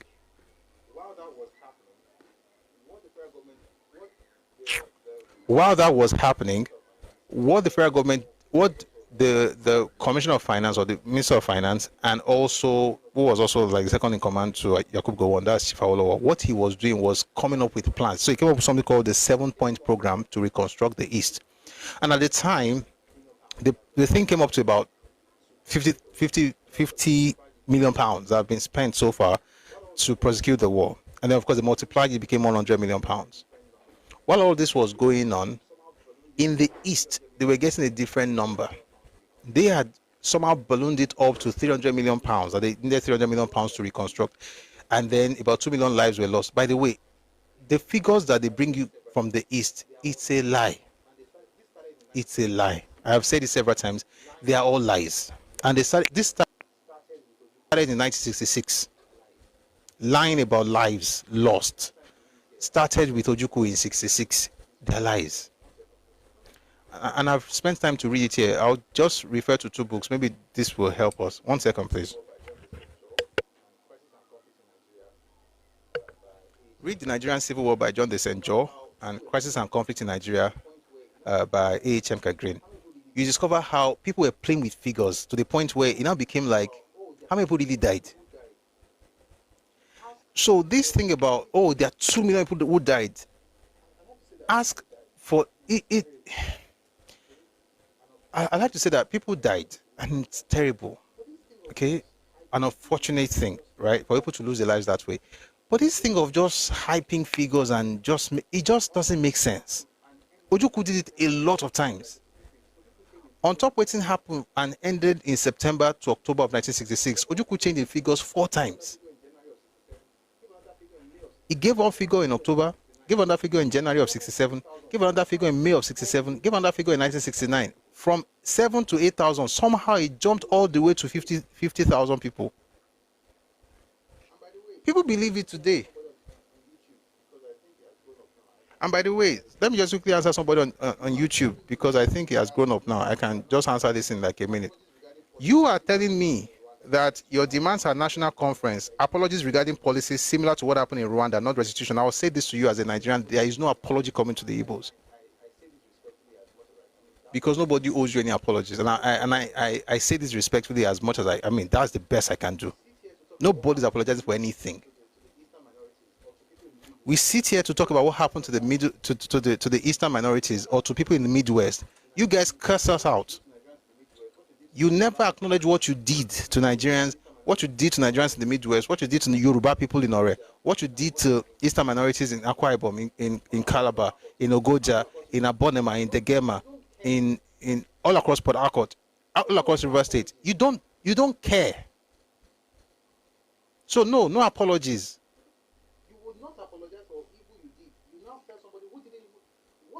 You would not apologize for evil you did. You now tell somebody who didn't even.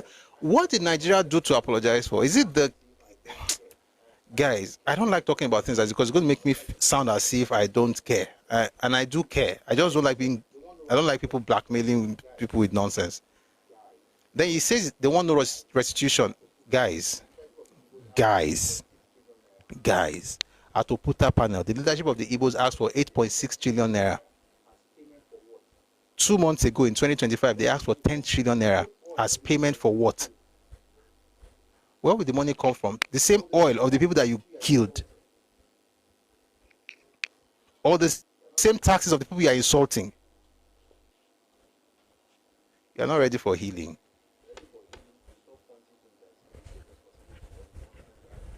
If you're ready for healing, you stop pointing fingers and you take responsibility for the nonsense that happened.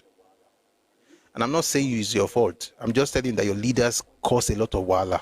And this thing of hiding behind one finger and insulting everybody and pointing fingers at everybody is not going to work again. There is no generation that will take all the, just being banal, just say things like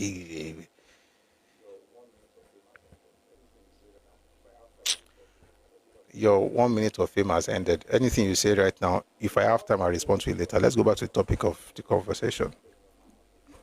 So while the federal government was talking about 50 million pounds and then they increased it to 100 million pounds, the Easterners have increased it to 300 million pounds, say they lost 2 million people. And I've said several times, a lot of people died. And of course, like I say, one person dying is one too many, right? And so it's important to acknowledge these things. However, it's also important to say that it doesn't make sense for us to be blackmailed with hyped numbers. So what do we know about the casualty of the war, or the casualties? We know that, and I've said it several times, I interviewed one of the people who fought in the war. It was just last year. The man is in his 80s now. He's Igbo. I didn't even ask him this particular question before he gave me the answer. He said, and I consider it to be the most conservative number. And I've seen it in other books as well. He just confirmed it. But I don't even say that's the only thing. But this is what he said. When you put together the casualties from all sides, from the Nigerian side, the Biafran side, the soldiers, Nigerian soldiers, Biafran soldiers, the Midwest, the West, because you guys somehow flew all the way to Ore to come and look for trouble. The people in North Central, the Igala suffered, the Idoma suffered. I've never really gone deep into what happened to the Igala and Idoma people in that war. Maybe one day I will.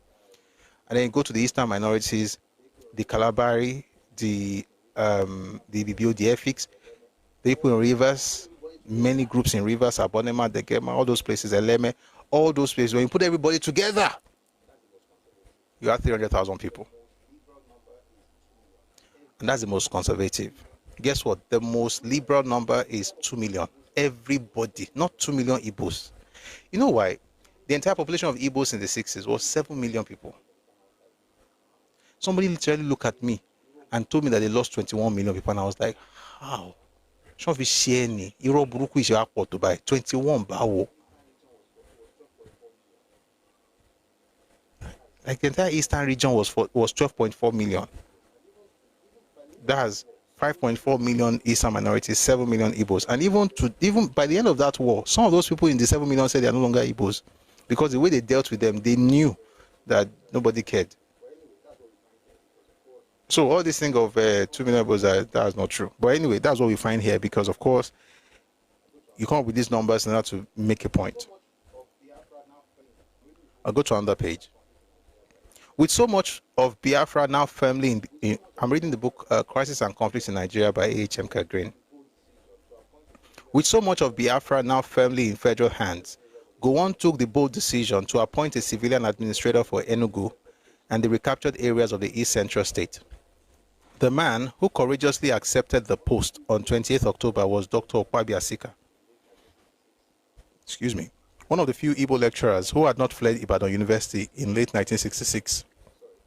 His subsequent explanation for his personal dilemma and decision, you are in a real sense of his subsequent explanation for his personal dilemma and decision, you are in a real sense the federal case, makes valuable reading and contrasts with the concurrent pro-Biafran sentiments. You don't call me, let me take that all over again. The man who courageously accepted the post on 28th October was Dr. Okwabi Asika, one of the few Igbo lecturers who had not fled Ibadan University in late 1966. His subsequent explanation of his personal dilemma and decision, you are in a real sense the federal case, makes valuable reading and contrasts with the concurrent pro-Biafran sentiments of other Igbo and non-Igbo intellectuals. Asika appealed to Igbos to come out of hiding, and in the first of a number of notable public speeches, he urged his fellow countrymen to lay down their arms. If we have time, I'm going to read one of the speeches by Okwabi Asika. It's called Enough is Enough. And I'll say something. Okwabi Asika is a man that should be celebrated. He's Igbo. He was Igbo. He's late now. He was Igbo, but he's a man that should be celebrated. And Nigeria needs more of him. Igbos who are not ashamed of their ethnicity, but Igbos who do not look for a way to jegaba, to dominate other people in the name of one Nigeria. Folks who can actually bridge the gap. We need more people like that. But guess what? Every single person who arises to be that is named or labeled saboteur. They call them Sabo. And this, I think, is the bane of Igbo people. If you find a person who wants to work with others, who wants to, progress with others, you call them Sabo, you insult them. But they're actually the ones doing the work. The ones who are not Sabo are the ones destroying the space in the name of propaganda. Having said that, let me tell you how Okwabi Asika got the job. I'll read that from the book by Olusegun Obasanjo. The book is called My Command. You can order this on Redomi Books, by the way. My Command. It's a very good book.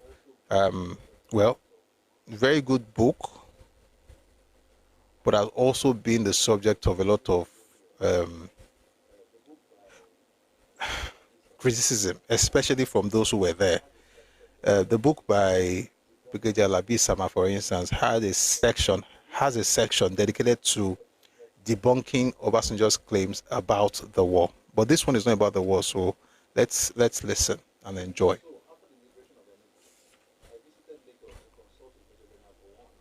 A week or so after the liberation of Enugu, I visited Lagos to consult with Major General Gowon on the general progress of operations. We're speaking here, General Olusegun Obasanjo.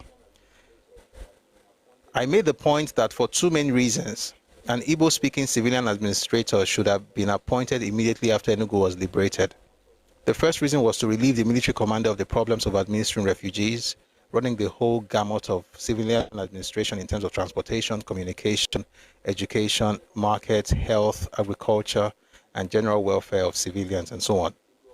The second was to show the federal government's good faith and genuine concern for the Igbos as an integral people within Nigeria, and to give the lie to the accusations of genocide made both home and abroad by appointing an Igbo man to administer the most significant liberated heart of Iboland, the secessionist capital of Enugu. At the end of our discussion, I was mandated to be on the lookout for the right type of person in Ibadan and elsewhere. I returned to my station and contacted the authorities of the University College Hospital and University of Ibadan. As it turned out, Mr. Tony Asika, that's Okwabi Asika, unlike others who had fled to the east, had just returned from vacation in East and Central Africa, where he had been offered a better job than the one he held at the University of Ibadan. He turned it down. One did not need any better evidence of his belief in and commitment to Nigeria. After a short discussion with him, I assessed him, and having the right ideas, attitude, and orientation for the job, and the following day we were both on our way to Lagos for him to have a chat with the commander-in-chief. I left them alone to size each other. I left them alone to size each other up, as this was a very important and delicate job. Major General Gowon decided to make further inquiries about Tony Asika before finally committing himself, especially as other names were already in the offing by the time. I learned later that Mr. S.G. Ikoku and an Igbo foreign service officer still in the Nigerian Public Service were considered. Major General Gowon had to weigh up all the candidates. A day or so later, he gave the green light, and Mr. Asika wrote a letter of acceptance on 15th October 1967. What I found most striking in that letter was the total absence of any demand for his personal comfort or safety. He requested only the tools of his work, reactivation of Enugu radio, public enlightenment equipment, staff for different aspects of his job, and so on. Mr. Asika's friendly disposition, his total commitment and loyalty to national cause quickly endeared him to officers and men of one division, who naturally, and as was to be expected, initially received him with suspicion bordering on distrust and skepticism. Throughout the war and against all odds, he creditably acquitted himself, lived up to expectation, and justified the confidence and trust reposed in him. As an Igbo man, he probably did as much as any other Igbo man to help reconciliation and to hasten the process of reintegration of the Igbos into our national life immediately after the Civil War. Before we go on, I'd like to read a speech by Okwabi Asika. I don't think it would be fair to just talk about him in passing without listening to him speak. Even if he's not here to speak, at least we can read his speech. So let me quickly find it.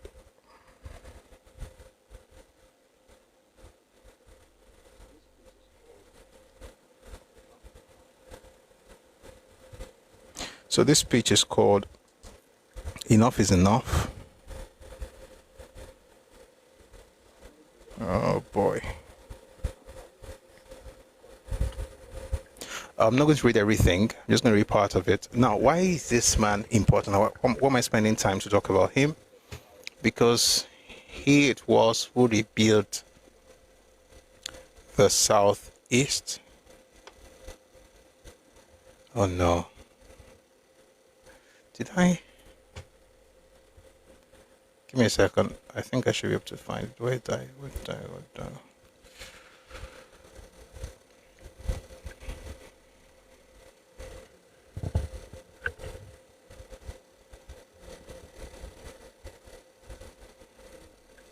Give me a second. I'm almost there. Oh no, this one is oh boy. But what's up? Can you see me, Mary? If I don't find it, I'm going to tell you what's in there.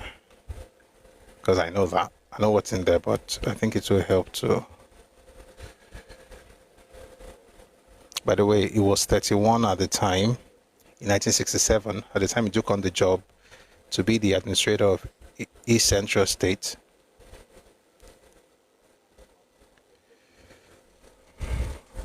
You know what? Let me check if it's on this device. If not, then I'll just tell you.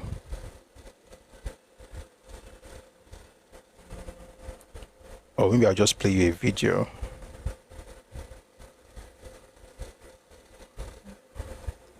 One second. Where's that thing?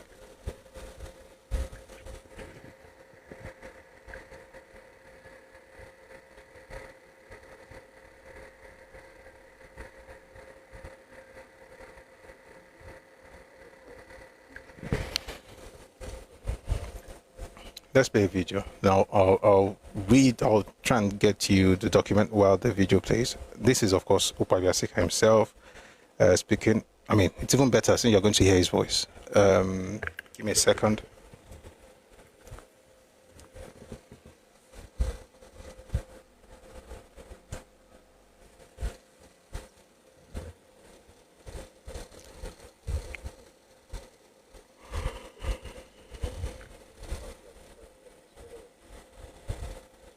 All right, please take a listen to Ukpabi Asika, the administrator of Eastern Region during the Biafran War. And by the way, folks in the East, for some weird reason, they hate him. They call him a sabo. They say he betrayed them, but I don't know what else. Would you prefer to die in a needless war? See, if you are fighting for something that even makes sense, it's understandable. But why would you want to just let your people die? Anyway, listen to him, please. I'm sure you're going to like it.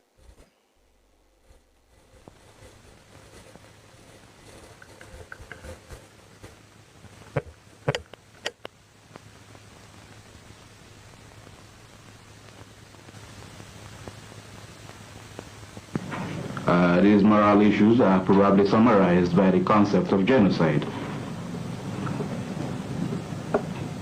I think I'm in a position to say, not only as one who has been living in Nigeria continuously now, through the many months of this tragedy, not only as a social scientist concerned much more than other people with following these events and developments, but also as one who in the past 9 months has had some public responsibility for overseeing the welfare of Igbos.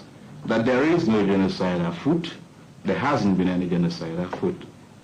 The claims that have been made by my friends, and they are my friends on the other side, about the intentions and the actions of the federal government have, I think, been clearly demonstrated to be propaganda. I would, for example, indicate that as early ago as February, in the area of Nsukka, through the effort of myself and some of my staff, we had succeeded in building up a fairly stable population of 80,000 Igbos who had returned. Unhappily for us, this fact was given some publicity by the International Red Cross, among others. And a week later, my friends on the other side sent in a weak platoon, a weak battalion, not enough to do any military harm, but enough to scare the people back into the forests. It is this type of irresponsibility which we cannot guarantee in the event of an unconditional ceasefire that we are anxious to preclude.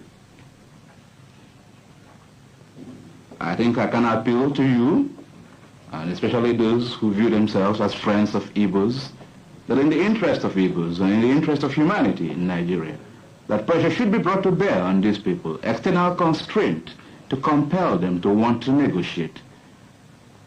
It is only then that some meaningful dialogue can emerge.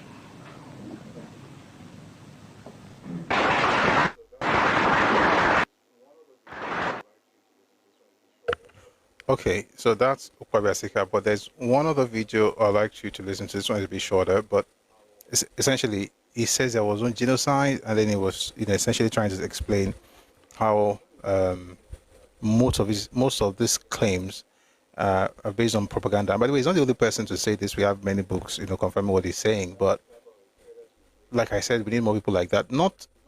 He's not a backstabber or a traitor to his race. He's none of those things they call him. He is a patriot dedicated to his people and wanting the best for his people, unlike those who didn't mind Igbo people dying anyhow, just so that their egos could be somehow sated. I don't know if that's the right word for that context, but it's not like that. So there's one more thing I'd like you to listen to, where it was calling on Igbos to forget the past. Let's take a listen to this.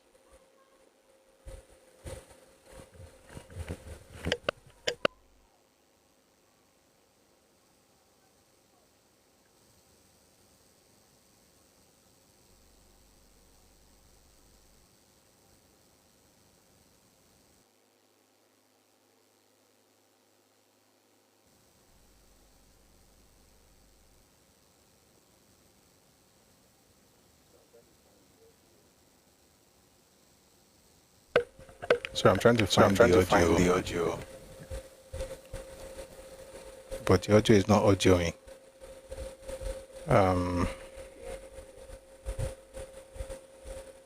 Anyway, I think the one we heard also is good.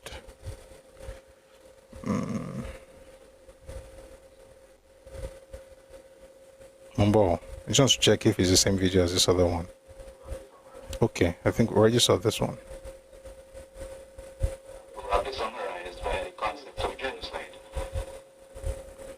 All right, yeah.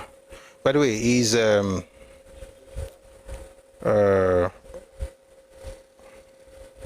Obi's dad.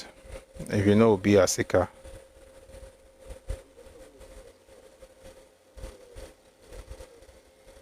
Does anybody knows Obi Asika here?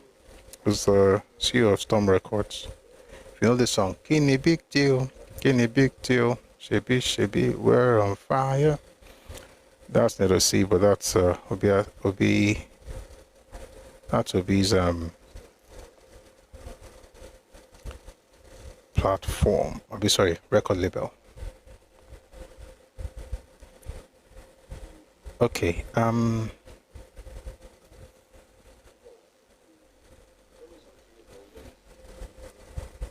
Mumbo, let me read something to you about what Azikwe had to say about him. And then, what Gowon had to say about Asika. Then we're going to go from there to other things. 1 second.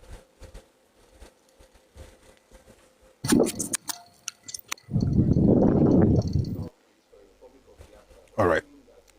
So there's a question. There are still agitations in the southeast for a Republic of Biafra. Does it mean that the 3 R's that were declared after the Civil War failed to make any impact? What is your message to the people of that region? This is Gowon. The R's stand for Reconciliation, Rehabilitation, and Reintegration, and of course, Reconstruction. The instruction I gave to the fighting troops after the war was, quote, having fought your brothers and sisters, I want you to be soldiers of peace. Do whatever you can to help them get back to their homes and places, and give whatever assistance to them, end quote. Despite what happened, a lot of courageous Igbo people that lived in the north went back to Kaduna, Kano, Jos, and so on, and got back their properties, which some of their friends had kept for them. They got them back almost immediately. The troops helped to transport them to various parts of the country. There was no question of trial. Everyone was given the opportunity to go back if they wished, but I gave a special instruction to soldiers, especially officers, because they knew that they should not have gone against the government. That was where a few retirements were made. I had Mr. Okpabi Asika, a brilliant nationalist, as administrator, and gave him all the assistance he needed. Assistance Bawo, I thought they said there was no fraction of the money. What was that man's name? General Achebe said the federal government did not do anything. Now he's saying that they gave him all the assistance he needed. Is that true? We'll confirm later. Let's finish this one. For example, the medical side and so on, a lot of things were done so that at least you could start getting the reconciliation and integration so that people would be able to go back to various parts of the country. On my message for the people of the Southeast, I will say that the Civil War has ended and Republic of Biafra is no more because people have accepted to be reintegrated as Nigerians. Do you want me to sort of say they should continue? No, don't ask the question. All right, having said this, let's now go back to, you've heard, I was going to read the Kwabasika statement, but you heard him speak, so I think that's even better. Let's go on. So this thing about, we give him assistance. That was what Gowon said. How can we confirm that? We have to read, or how do we understand that? We have to read a book. The book is called Gowon, The Biography of a Soldier Statesman. So I'm going to read, this is going to be a long read, but I promise you, you're going to like it because it answers, it answers a lot of questions, right? Why are we doing this? Because we want to see what the federal government has done, want to understand it. Have you guys ever noticed that when... Sorry, let me drink water first.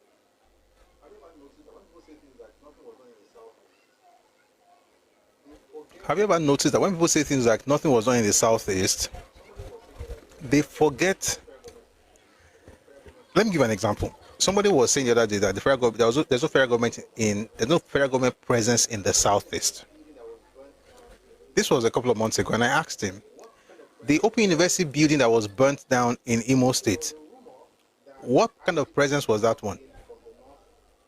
So there was a rumor that IDPs will be brought in from the north into the east. It was a rumor. Well, it was a statement that was made, but it was like a proposal. So it became a rumor like it was going to happen. Anyway, before the rumor becomes true, these guys went ahead and burnt down the building. It was a federal government building in Imo State. So the question is, if you had no federal presence in that town, how come you were able to burn down something? Was that local presence or international presence? The thing is, people don't even remember before they lie in this country. But let's get into some of these things to help us understand what happened at the end of the war. Why are we doing this? So, of course, we can help our brothers and sisters in different parts of Nigeria to know that things were done. People didn't just leave them alone and say, oh, you people are bad. No, that's not what happened. So let's get into this. So I'm reading this book. You can order this on Redomi Books as well. I think they have it.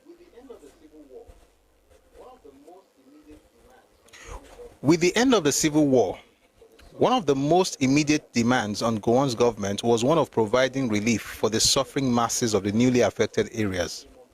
The need for shelter, food, and medicines for the war-affected population became more glaring than ever.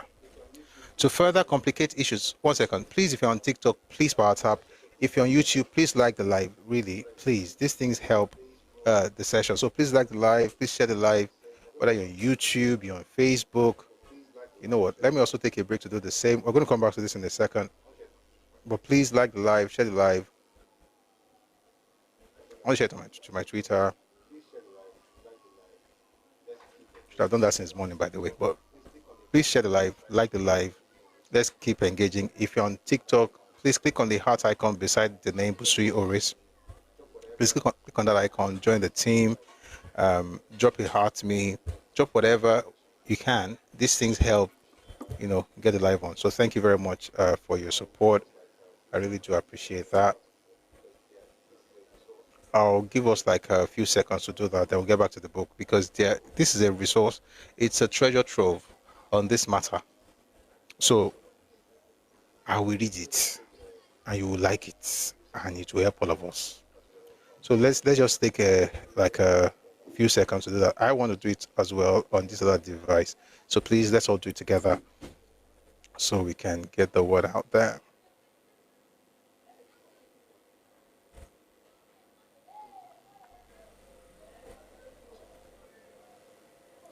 Dun, dun, dun, dun, dun, dun. 1 second though. I want to be able to concentrate so my mind won't be everywhere. Just give me a second. I should stop saying that thing. Give me a moment. Because this is definitely going to take more than a second. Oh, mommy, mo do do to me, oh, sorrow me like that. Who knows that song? Iyarisi odedede, onidiri mi, sisi uche egbe ore mi. I wanna me wa oh.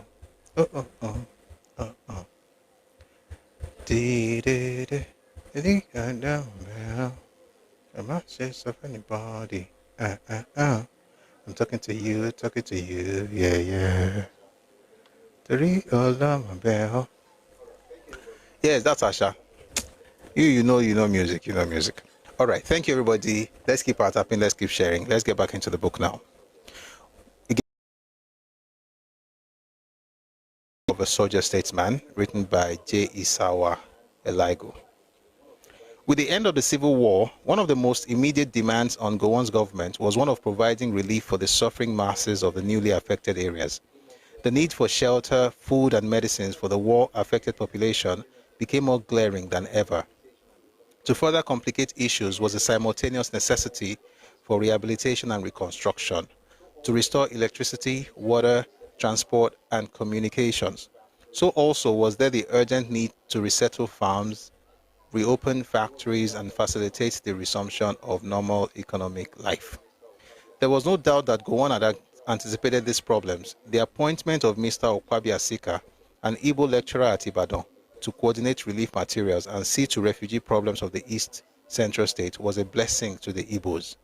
True enough, Okwabi Asika stands vilified today among many Igbo people. He, for some, had betrayed the Igbo cause, and after the war had mismanaged affairs of that state. Asika's acceptance of the job was a demonstration of singular courage and belief in principles. Even with a price tag set on his head by Ojuku's secessionist government, Asika went on to do his job undaunted. He helped a great deal later to alleviate the sufferings of Igbos. By the end of the Civil War, Mr. Okwabi Asika had re-established administrative structures in the East Central State, of which he became the administrator. His government provided a sense of direction amidst confusion, courage amidst despair, predictability amidst fluidity, and solace and support amidst misery and abject poverty. In this, Gowon's support for Asika's government was most essential, as was the immense cooperation of the military. Human memories being too short, perhaps not many Igbos have pondered and imagined what would have happened without Asika's preparatory work in Iboland. Even while the war raged on, it made the job of resettlement, reconciliation, and rehabilitation much easier than these could have been. Let me pause to say something. I don't know if I should say I want to beg young Igbo people who may be listening to me. Choose your heroes wisely. The kind of heroes that we have in the Southeast, and I'm not saying this, I mean, you don't have to take it. You can just brush it aside and say, I don't care. That's fine. But let me just say what I think would help. Not the older ones. You're already set in your ways. I'm talking to young people who may hear me. Please choose your heroes wisely. If we had more people in Iboland looking up to Okwabi Asika rather than Ojukwu, we'll not have Uwazurike or have Nnamdi Kanu or have Simon Ekpa. Because you can only produce your kind. There are many Igbo people today, young men, who don't know the name of Okwabi Asika.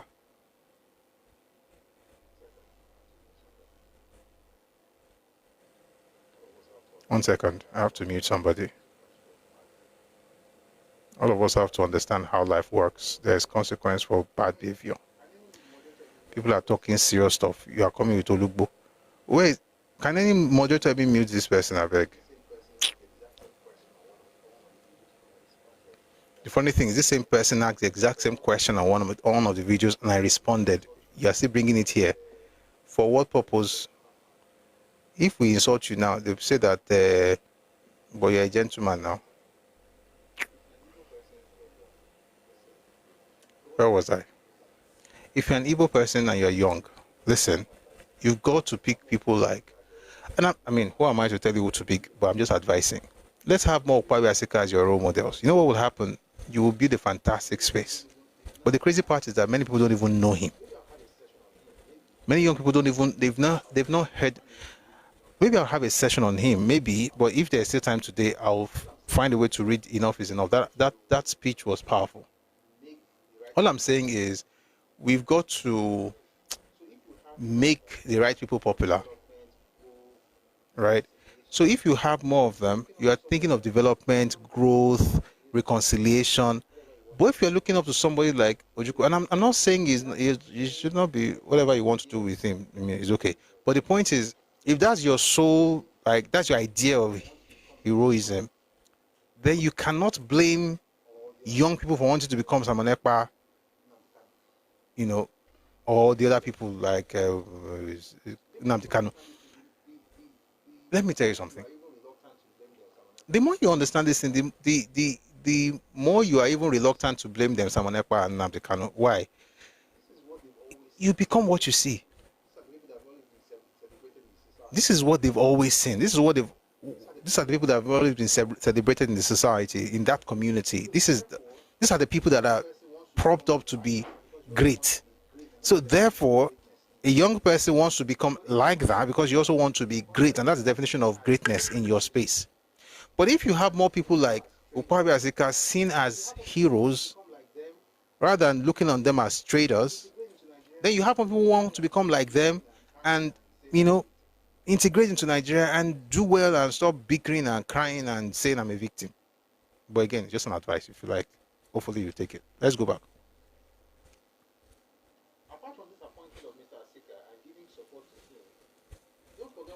Apart from this appointment of Mr. Asika and giving support to him, don't forget where we started at this point. We started with the statement by Chinua Achebe. He said they needed 500 million pounds to rebuild, and that he doesn't remember the federal government giving even a fraction of that amount.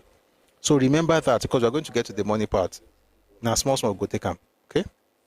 Again, we're discussing how the federal government rebuilt Iboland. Let's go on. Please power tap on TikTok. Thank you very much for the great work you're doing. Just becoming the comment section. Thanks a lot. All right. Apart from this appointment of Mr. Asika and giving support to him, Gowon also authorized the establishment of Abandoned Properties Committee. Let me take it again. Gowon also authorized the establishment of Abandoned Properties Committees in all states to administer and collect rents on all properties belonging to Igbos who had abandoned such properties during the 1966 to 1970 crisis. Many Igbos returned after the war to huge sums of money, which helped to resettle them.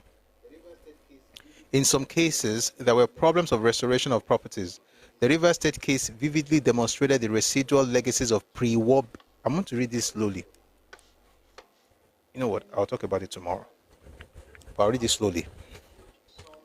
Many Igbos returned after the war to huge sums of money, which helped to resettle them. In some cases, there were problems of restoration of properties. The River State case vividly demonstrated the residual legacies of pre-war bitterness in the system. Over the years, this issue was taken care of. It is most heartening to note that Gowon's foresight led to the establishment of these committees, which became very useful later. The United States, with over 100 years since civil war, did not heal its wounds as fast as Nigeria did. I want to have a session, maybe not tomorrow, but I want to have a session. I mean, I'd like to have it with some people from Port Harcourt present. And that session is going to have to do with the abandoned properties. By the way, let me quickly say something here before we go on. Whenever you hear the idea of abandoned properties, it did not happen all across Nigeria. It's important to mention it. It didn't happen all across Nigeria. It happened in Port Harcourt. People got their buildings back. I mean, we know the story of Shubobin Balogun, who became, of course, the chairman of FCMB. And his neighbor, Alex Ekweme, whose house was left in, after he left, of course, the house was in what became derelict. People were using it, for, how people use abandoned properties. And then he took over the building, refurbished it, and then rented it out, made money on it. And then when the owner came back, he gave him the money. Now, he's not the only one, he's just the most popular. It happened all across, I know it happened all across Southwest. And reading Gowon's book, we see that also happens in Gowon's interview. It also happened in Kaduna, in Kano, in Jos. This idea of abandoned properties did not happen all across Nigeria. It happened in Port Harcourt. And let me say something, without going too deep into it. The reason for the abandoned property was not the war. It was because of pre-war animosities. there were issues on ground before the war at all. And then during the war, there was a way the people in Rivers State were also treated. If you want to understand this thing, I'm going to suggest, let's start with two sources. Number one, read Sunset in Biafra by Leche Amadi.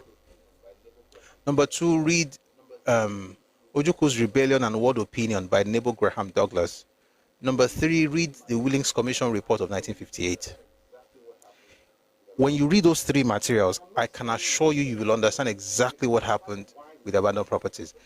And I'm not saying it's okay that they took over those buildings, but if you understand why they took over the buildings, maybe you're going to change your mind about it. Maybe you will not say take over it, but you're like, okay, at least I understand.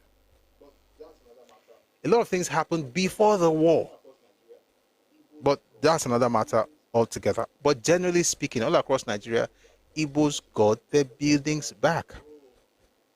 Igbos got their buildings back, and it's important to mention it because people go around the place saying, "Oh, you know, nobody abandoned any property in I don't say abandoned property in Yoruba land. By the way, everybody got their buildings back. The ones who had houses before the war. So we see number one, abandoned properties. We're still going back. We're still going to the money. So we're starting with abandoned properties. People got their houses back.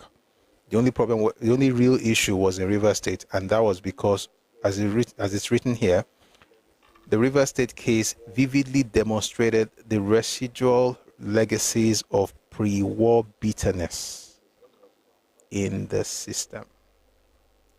I promise one of these days, let me write it down. I'd like us to discuss it.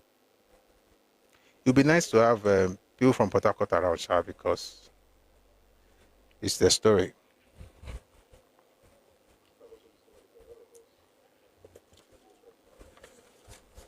What I've also discovered is that a lot of us, let me just write it down, came up with now abandoned properties. So we're going to start with Umbo.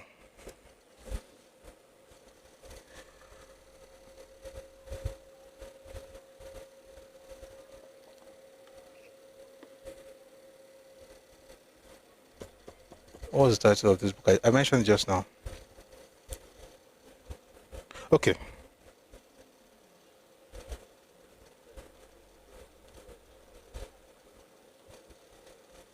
Guys, it's important to quickly write things down so I don't forget. So please allow. Thank you for understanding. And the Willings Commission report of 1958. Between that one and Victor Banjo, I think maybe we'll have those sessions. I mean, we're in a new week, so let's see how far we get with this one. All right, so that's that about the abandoned properties. Over the years, it says this issue was taken care of, and according to this writer, he believes that Nigeria healed its wounds faster than America. Again, while the war was on, Gowon, anticipating the enormity of rehabilitation work, established the National Rehabilitation Commission by Decree number 41. This commission, under its first commissioner, Mr. Timothy Omobare, had the responsibility for the collection and distribution of drugs and other humanitarian gifts from foreign governments and from international and non-governmental agencies. This committee was very functional to the achievement of rehabilitation and reconstruction programs in the eastern states. Its work assumed tremendous proportions after the war. One of the most immediate tasks which confronted Gowon after the Civil War was that of organizing emergency relief supplies to the ordinary man emerging from the war. The federal government, through the National Commission for Rehabilitation, NCR, had the Nigerian Red Cross Society The federal government, through the National Commission for Rehabilitation, NCR, and the Nigerian Red Cross Society, performed admirably well. They fed, clothed, and provided medical care for the ordinary citizen. Their work was made a bit easier by the cooperation of individual Nigerians and governments all over the country. I'll read that slowly. Their work, he says they fed, clothed, and provided medical care for the ordinary citizen. Their work was made easier was made a bit easier by the cooperation of individual Nigerians and state governments all over the country who donated food, cash, and other forms of aid towards providing relief for their brothers. Have you ever heard this kind of thing before?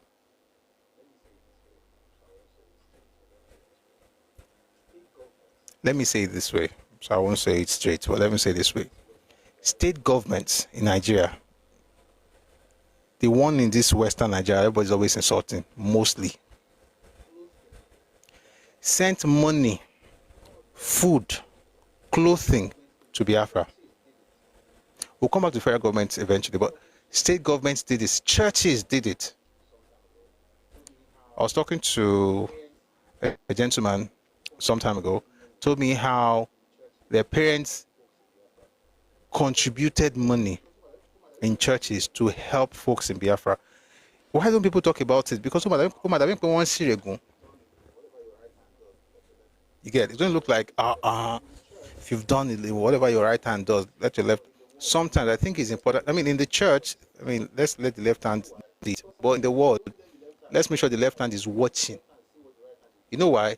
Because if you don't let the left hand see what the right hand is doing, the mouth can go and tell the world that the right hand did nothing. State governments actually assisted folks in the East. The food they ate, the money they got. This is apart from £20 though. We already talked about £20. That's why I'm not mentioning that one today. By the way, £20 policy was supposed to be a blessing. If you think it was a curse, it's because you're an ingrate. It was an ex gratia payment. It wasn't a debt that was owed people. It was something that the government did to help people get back on their feet, get to work, get back to where you're coming from. 1 second.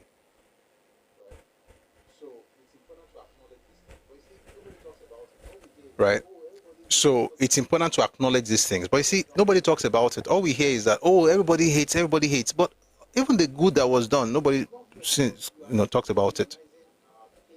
And it's not fair, because you are essentially demonizing our parents, blackmailing them, or blackmailing us by demonizing them in order to get us to give to you what you are not worthy of. And it's important to start saying these things respectfully. The book I'm reading, this particular one is called Go On, The Biography of a Soldier Statesman. It's written by J. Isawa Eligo. So it says here, one of the most immediate tasks which confronted Go On after the Civil War was that of organizing emergency relief supplies to the ordinary man emerging from the war.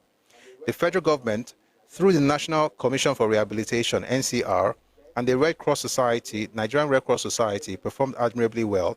They fed, clothed, and provided medical care for the ordinary citizen.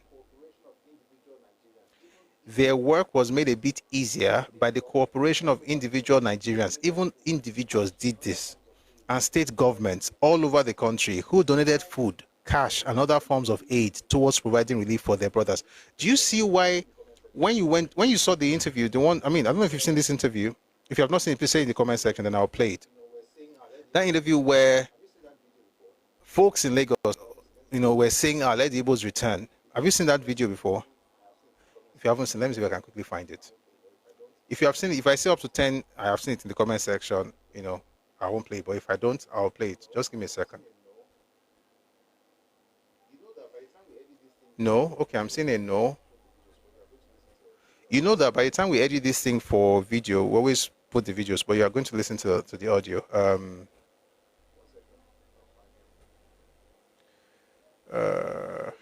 1 second, I'll find it. Sherry and Tuba Moria, no ma phone me. And Tuba Mori.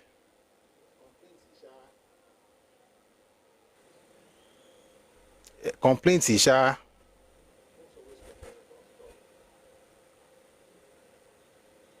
Folks always complain about stuff.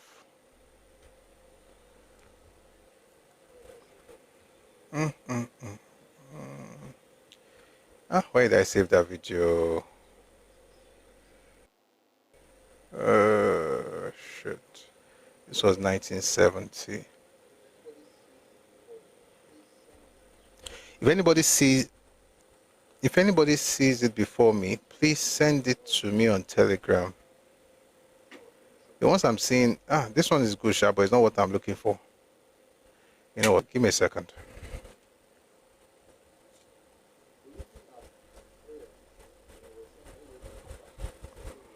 The reason our parents, were saying that everybody should come back sincerely was because they just felt like, you see, we are all one. They were wrong, shall. I mean, hindsight is 2020, so we can all say that now, but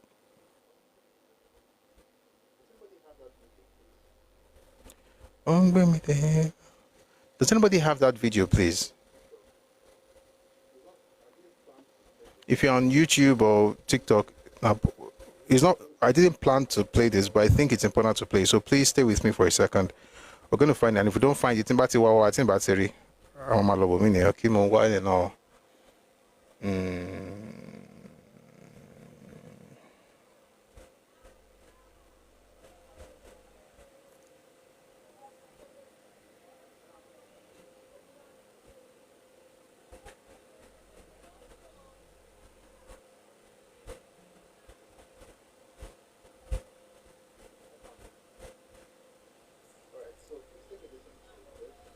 I found it.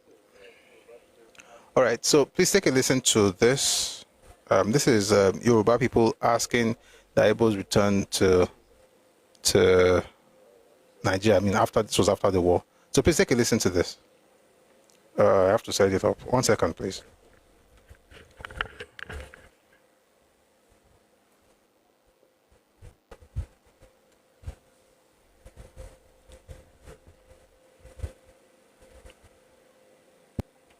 Can you accept that the Igbos will be your brothers after this war? Of course, really.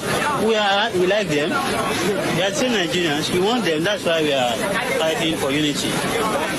Do you think they will like you so much, though, after all this? But I can say that we know that we like them. But do you feel it will be easy to integrate them in Nigeria now? Well, they are already Nigerians. What? They are already Nigerians. We never dispute them. Well, they disputed it, though, didn't they? No, they didn't dispute. Well, they were misled. Well, they set up a country of their own, called it Biafra. They were misled, not that they... They were misled. They were misled, and they've now seen the light. Do you feel that the Igbo... Can you accept that the Igbos will be your brothers after this war? Of course, really. We like them. They are still Nigerians. We want them. That's why we are fighting for unity. Do you think they will like you so much, though, after all this? But I can say that we know that we like them. But do you feel it will be easy to integrate them in Nigeria now? Well, they are already Nigerians. What? They are already Nigerians. We never dispute them. Well, they disputed it, though, didn't they? No, they didn't dispute. Well, they were misled. Well, they set up a country of their own, called it Biafra. They were misled, not that they... You see, the question you want to ask is, why would Yoruba elders or people generally, ask that these people return to Lagos? This was in 1917. Because in their minds, I mean, it wasn't even their fault. It's the fault of the leaders. So they asked them to come back, And so you understand why they would also be the one to look for, raise funds and in churches, state government to provide relief materials to folks who are returning or to send stuff to them in the East. You'd understand the way Nigerians thought of the Igbos after the war. They didn't think of them like folks who have been defeated, like losers. No. They think of them as brothers. If there's anybody that Nigerians had issues with, even in 1970, it was the leaders. It was Ojukwu and the rest of them. It wasn't the people. That was one of them just came in now. One of the grandchildren of, hate, born in stupidity, raised in foolishness, just came with his nonsense in the comment section. The truth of the matter is that if this doesn't help you, maybe go and Larry Makpata, go and hug Transformer. I'm trying to help your destiny here. We are still going to say nonsense in the comment section. The truth. See, they are also here on YouTube. Don't be saying me. Don't be saying me. If I come here right now and say, oh, everybody hates you, they will start celebrating me. Why would you hate to be considered? Why? And to feel saying,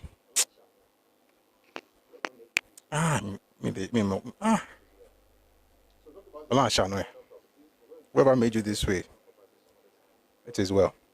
So talk about the abandoned properties. We're going to have a session on abandoned properties some other time. Just go deep into the whole idea. So that all this victim narrative is not necessary, sincerely. If you have it, that's why it's going to be very easy for people to play you. I mean, you saw, in fact, let me write this down. This, what's not this gentleman? Former governor of Rivers State. Rotimi Amechi. You saw what he said about the abandoned property thing. Politicians will milk it. They will milk it. They know that there's nothing can come out of it, but they will milk it because somehow that's the part that you have decided to hold on to. But we're saying, let's try and understand what really happened so that we heal and then we move on as a nation rather than, anyway, let's just go back to history. So, talk about that one. Now, we've also mentioned what happened with state governments. State governments in Nigeria, the West, I'm sure the North was also part of it, but I'm very sure I think the North would have been part of it, but I'm very sure the West would do it. Because, we're all brothers until you discover that the brother actually has something else up his sleeves, but it is well. Let me read that just one more time before we go on. The federal government, through the National Commission for Rehabilitation, NCR, and the Nigerian Red Cross Society, performed admirably well. They fed. By the way, what they were doing, this person who started the war has run away. So me, that I'm a descendant of those who sent you food, who sent your parents food, I should be feeling bad. But you, wait to, wait to, the person who caused the problem ran away. My parents now sent stuff to you to help you, but I should be the one to feel bad. And then the one who ran away is your hero. Is it a movie or is this real?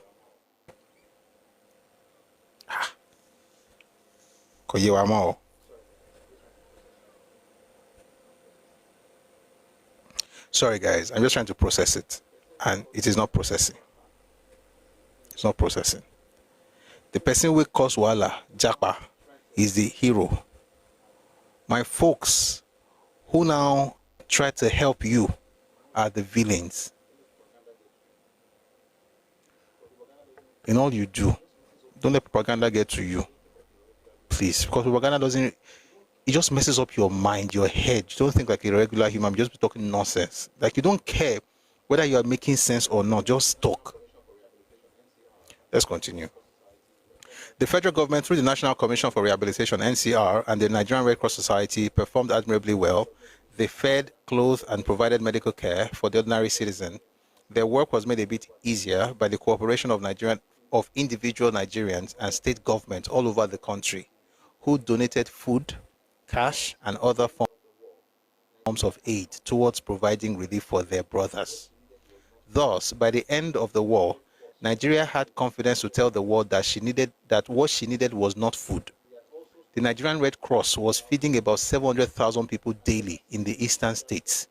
It had also stockpiled 13,000 tons of food and was assembling another 7,000 tons by the end of January 1970. As Nigeria's Commissioner for Information, Chief Anthony Enaro, clearly pointed out in January 1970, Nigeria's immediate needs were for assistance aimed at solving acute transportation problems and reopening public utilities and restoration of social services, not food. Britain's offer of 20 vehicles was very helpful at this stage of relief operations. The war was bad, but at this point, the problem was not food. They were saying, guys, you don't need food, don't send us food. We're good. We need something more. We need to fix the utilities and stuff. This is the Nigeria that people have not told us about. I'm glad we're discovering it together. Let's continue. In his broadcast at the end of the war, Gowon had called for volunteers. Listen to this section, please. Please listen to this section. In his broadcast at the end of the war, Gowon had called for volunteers, doctors, nurses, engineers, technicians, builders, plumbers, mechanics, administrators, and skilled hands. In a short time, 15 doctors and 50 nurses were rushed to the Igbo heartland to embark on mercy operations alongside 900 Nigerian Red Cross officials and 114 foreign Red Cross officials. In addition, the federal government made available 2 million naira, that is 1 million Nigerian pounds then, for relief activities. Guys, if you're Nigerian, be proud. Don't let anybody blackmail you. Be proud. It's not a perfect country, but no bad like that.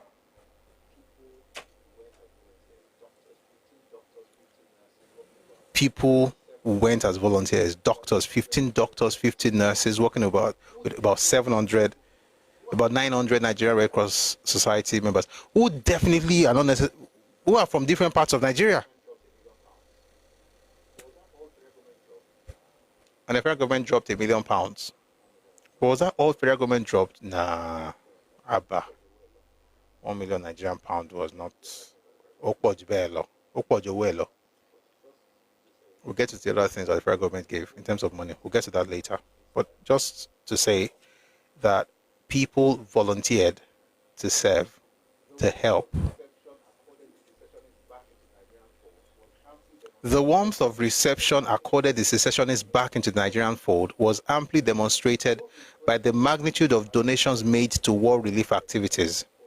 So impressed was the British Parliamentary Under-Secretary for Foreign Affairs, Mr. Maurice Foley, with Nigeria's post-war efforts he witnessed during his visit that he confessed, quote, "I have been moved by the spirit of reconciliation and brotherhood, which is guiding the Nigerian people and their leaders," end quote.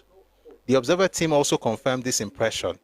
According to this team, there was no, quote, "evidence of genocide in the newly liberated areas visited," end quote. In fact, they noted that, quote, "within the limitations of available transport, federal troops are carrying food to where it is most needed and refugees wherever possible." Let me say something. There's never been history of genocide from Nigeria towards the Igbos. If you've ever seen genocide in Nigeria's history, it's from Igbos towards Eastern minorities. I said it. And I'm not just saying it. What I just said right now, go and read Ojuku's Rebellion and World Opinion. You will understand better. That book is free of charge. You find it in the Radio Meet Global Telegram channel. Or when you hear genocide, when you keep people because of their ethnicity, that happened with the Eastern minorities. All the noise about genocide, everybody that traveled down to see it is like, there was no genocide in Nigeria. It was a war. It was unfortunate. It was terrible. It shouldn't have happened, but it wasn't a genocide. Let's continue. And by the way, the Observer team that came from the UK, like, these guys are doing well. They're taking care of their brothers. We see a spirit of reconciliation and brotherhood, you know. So I would have thought that we'll build on that rather than taking ourselves back to what happened before the war with all this nonsense being spewed on social media. But guess what? We are here for it. We'll debunk all the lies. Let's continue. The relief operations were effectively handled by Nigerians within the period of the first 3 months. If Gowon had been angry with the famous humanitarians, let them keep their blood money. We don't need their help. We can do it ourselves. The way the relief exercise was handled buttressed his confidence in Nigerians. In a major act of reconciliation, Gowon announced details of reunion. For public servants, there were a number of categories. A, all those secessionists who were members of the Eastern Nigerian Public Service should return to their respective state governments for reabsorption. What are we discussing? How the federal government rebuilt Iboland. Again, for public servants, there were a number of categories. A. All those secessionists who were members of the Eastern Nigerian Public Service should return to their respective state governments for reabsorption. B. Federal civil servants transferred to the former Eastern Nigerian Public Service should report in the first instance to their respective state governments for reabsorption. They were eligible for absorption in the Federal Civil Service if they so desired and applied through their state public service commissions for transfer to federal service. C. Federal officers on posting to federal offices in the former Eastern Nigeria should report at Benin, Calabar, Enugu, and Port Harcourt to the respective state governments as agents of the federal government. State governments will then advise appropriate federal ministries and departments, which will then issue instructions to officers concerned. D. Those public servants who left posts without formal transfer and who had therefore been dismissed or had their appointments terminated were to register with respective state governments and apply through these for reinstatement in federal public service if they so desired. These are the people that Gowon and Nigeria hated. E. Officials of statutory corporations were to be covered by the above categories. The federal government was at pains to point out that reabsorption into federal and state public services would not prejudice the career prospects of those who remained in their post throughout the crisis to serve their country. An example was a typical case of, quote, where an officer had been appointed to the post previously held by a returning public official. The present incumbent will continue to hold the post, and a suitable arrangement will be made for the deployment of the returning official. This was very important because of, one, the apprehension among certain incumbents, I will explain, and two, the erroneous impression it might create that secession paid and that those who had manned the post in terms of the nation's turbulence only qualified to harvest occupational insecurity. What does all of that mean? What it means basically is this. I don't have to go through the ABC direct, five categories. The point is that the federal government allowed those people who used to be in federal civil service to get their jobs back. But they now said, if you left, let's say you were a director and you left, you went back to meet your director in Asaba. Sorry, not Asaba, in Aba.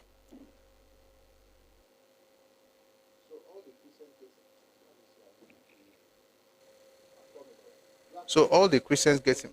Some of you sharing people in. I'm coming. Black Ben. The question is, if it wasn't done as it was done, just hold on. We'll get there. It was done. If it wasn't done, why do you think people were celebrating Ukwabi Asika? See, the reason people will not tell you this, Black Ben, is that they hate Ukwabi Asika. First, they call him Sabo. Therefore, nothing he did will be seen as right. But he helped with this. So please, let's give credit to all this. Did they do? If they didn't do it, what happened to all the people who got their jobs back? Somehow they didn't exist anymore. It's only people that. Okay, what was I saying? If you were a director, let's say let me use this better example. Let's say you're a permanent secretary and you traveled to meet the director in Biafra. When you return, the person who was the permanent secretary after you left will not leave that post though. Why? Because he has to be guaranteed, like his position has to be guaranteed. You can't say that because you were the one that was there. That means that you are rewarding bad behavior. So the person who ran away to join Biafra should come back and become the Oga. The point is that you are still going to maintain your level. We are going to deploy you somewhere else. But we cannot relieve the person who was faithful because you are returning. If you think that is not fair, then it means you're not a human being. You are a goat. Because there is no way, and this is one of the reasons people complain. No? So the one who was faithful, who stayed and did the work, should be relieved of his duty because somebody is coming back. The Messiah is coming back. Okay.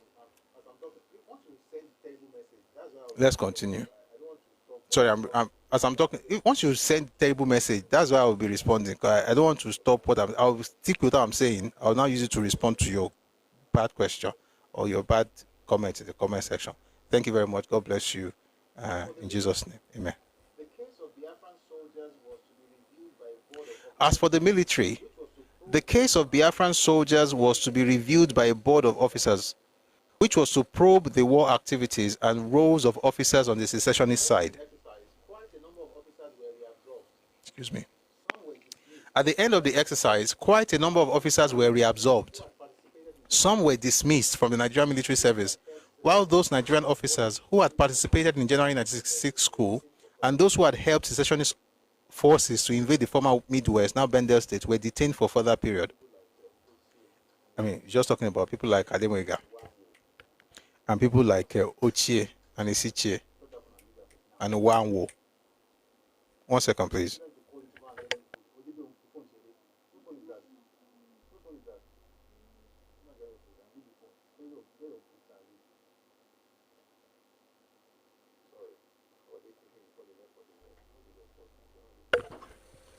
Sorry. What were they thinking before they left for the war? No be their fault. Now go on and repeat it. All right, let's continue.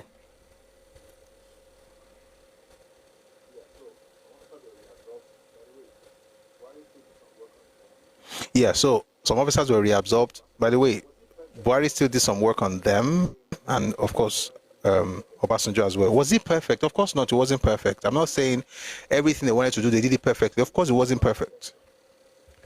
You hear me? It wasn't perfect. The issue is not about perfection. They keep doing it until they make it better. The answer is yes. But what do we hear from the East? Nothing was done. That's a lie. A big lie from the very pits of hell. Let's continue.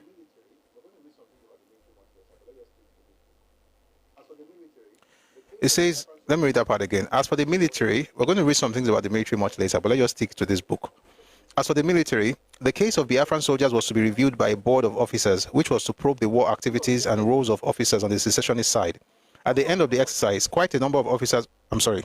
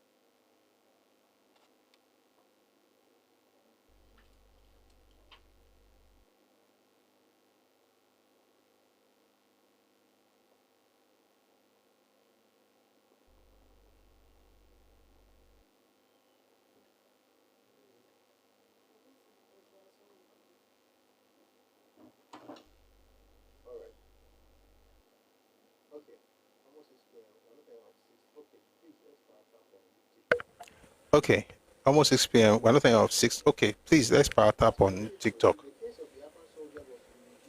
Let's continue. As for the military, the case of Biafran soldiers was to be reviewed by a board of officers, which was to probe the war activities and roles of officers on the secessionist side. At the end of the exercise, quite a number of officers were reabsorbed. Some were dismissed from the Nigerian military service, while those Nigerian officers who had participated in the January 1966 coup and those who had helped secessionist forces to invade the former Midwest, now Bendel State, were detained for a further period. Otherwise, there were no summary trials or executions like the one that Ojukwu did. There were no summary trials. By the way, I need to do a session on these summary trials. Maybe tomorrow. Let's just see how it goes. If we finish this today, we might go into that tomorrow. Then you see how Ojukwu was very wonderful in killing people who were better than him. Just putting that out there. Otherwise, there were no summary trials or executions. There were no humiliations and dehumanization. While federal forces had won the war clearly and resoundingly, they had shown compassion and magnanimity in triumph. The Gowon "no victor, no vanquished" requiem to the war was amply demonstrated in his handling of ex-rebels. Most of the properties Igbos left behind were reclaimed by their owners, in addition to rents paid on houses during the war. Igbos soon came back into the economic stream with greater vigor and determination than seen before the war. Could the reconciliation have been so fast? Few cases, if ever in history, experienced the speed at which Nigerians' war wounds healed. Sorry, let me just respond. I'm distracted by some clown who just came in, so let me just deal with that quickly.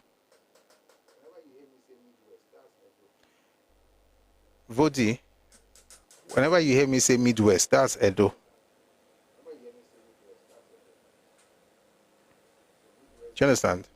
Whenever you hear me say Midwest, that's Edo.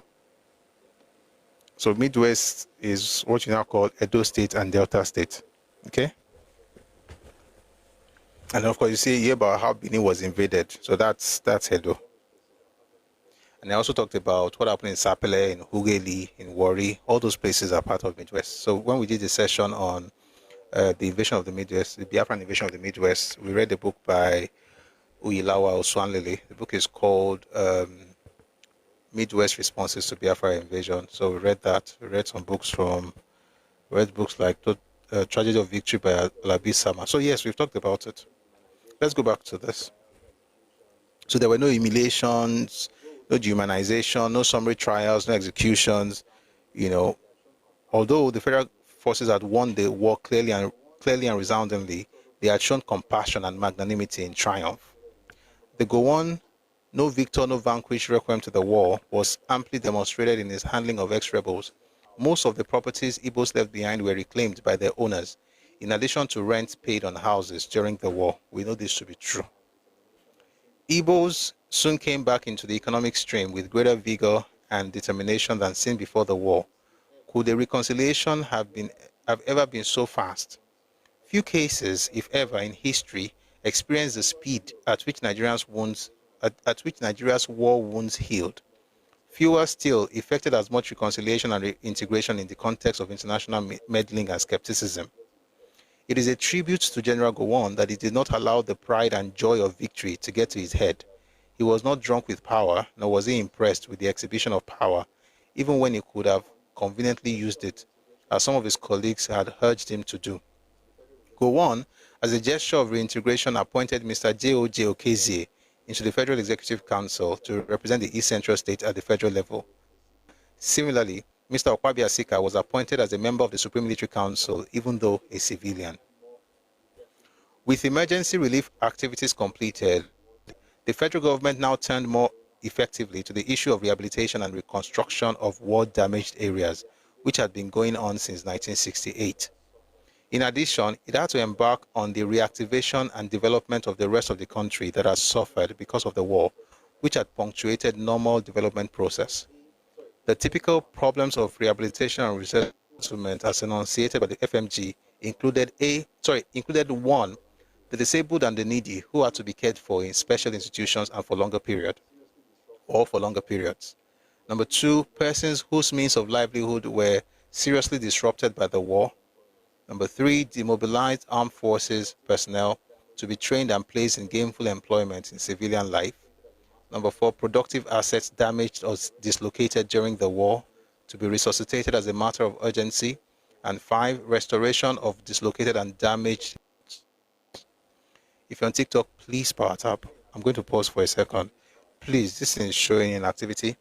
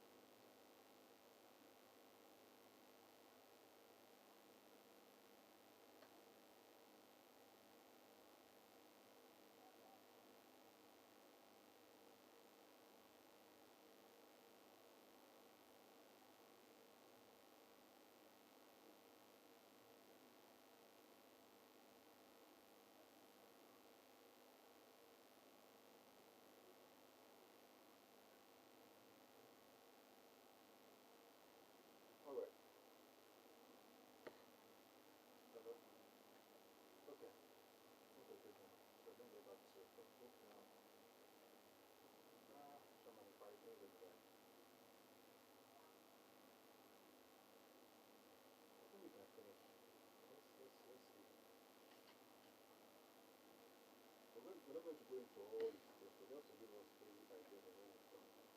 So we talked about, the plans that the federal government had. We have like five different groups we're trying to reach. At the time, we had the disabled and the needy. What's happening? Can anybody hear me? Just, can you hear me better? Let me just know in the comment section. There's a problem somewhere. Okay. So I'm wondering what's happening to YouTube.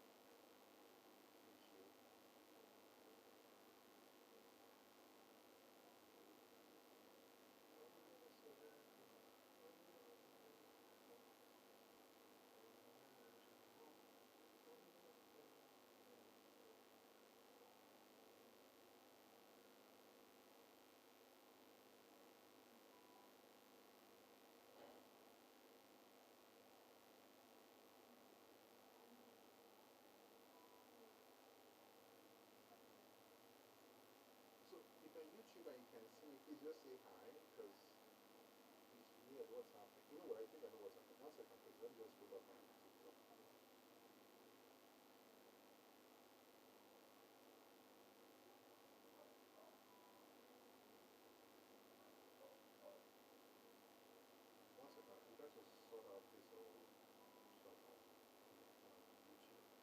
I'm trying to sort out this whole stuff on YouTube. I'm trying to sort out this whole stuff on YouTube.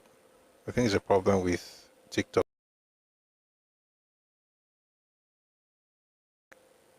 Okay. Productive assets damaged or dislocated during the war to be resuscitated as a matter of urgency. And then number 5, restoration of dislocated and damaged infrastructural services such as roads, ports, rail, and airports. In achieving the above objectives, please listen, Black Ben, who asked the question on YouTube. In achieving the above objectives, the National Commission for Rehabilitation and the Nigerian Red Cross, as well as the Nigerian Armed Forces, played important roles. As a first step towards tackling post-war economic problems and tasks of rehabilitation and reconstruction, Gowon announced his post-war budget. In his budget speech, Gowon announced a total revenue of £556 million, 556 million naira to an expenditure of 536 million naira, thus creating a surplus of 20 million naira. He promised that a post-war national reconstruction and development plan for 1970 to 1974 would be launched in 1970 with definite objectives and priorities. Now let's move to what was actually done.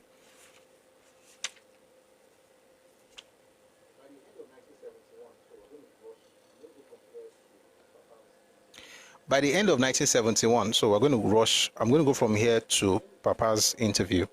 By the end of 1971, in fact, let me read something that Gowon said. So I don't want to rush through this thing. There's just something I need to mention here from what Gowon said.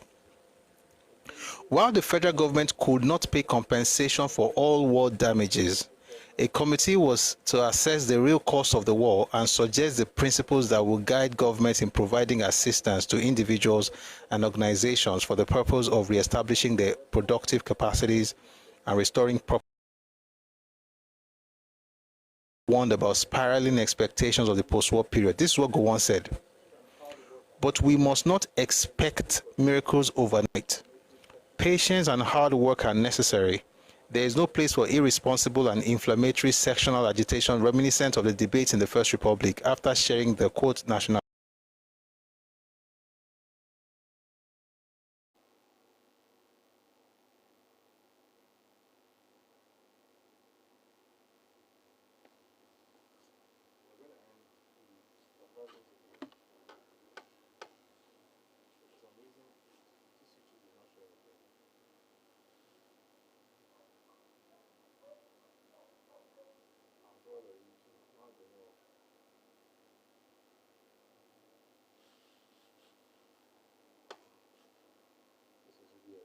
Please, if you're on TikTok, please. We have that. Please, for our partner.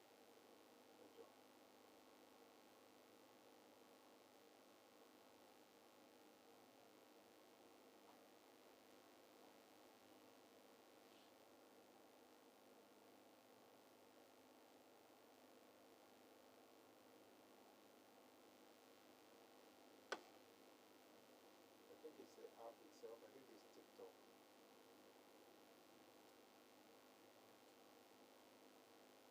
In 1937, at the Council of Yoruba Chiefs, the first meeting of Yoruba Obas took place in the ancient city of Oyo.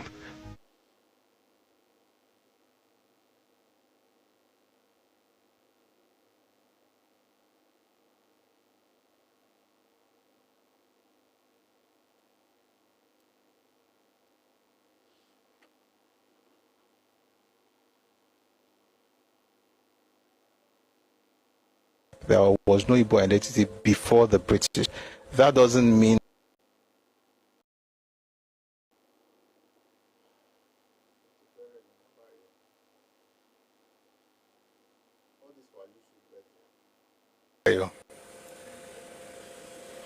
all this for you, brethren.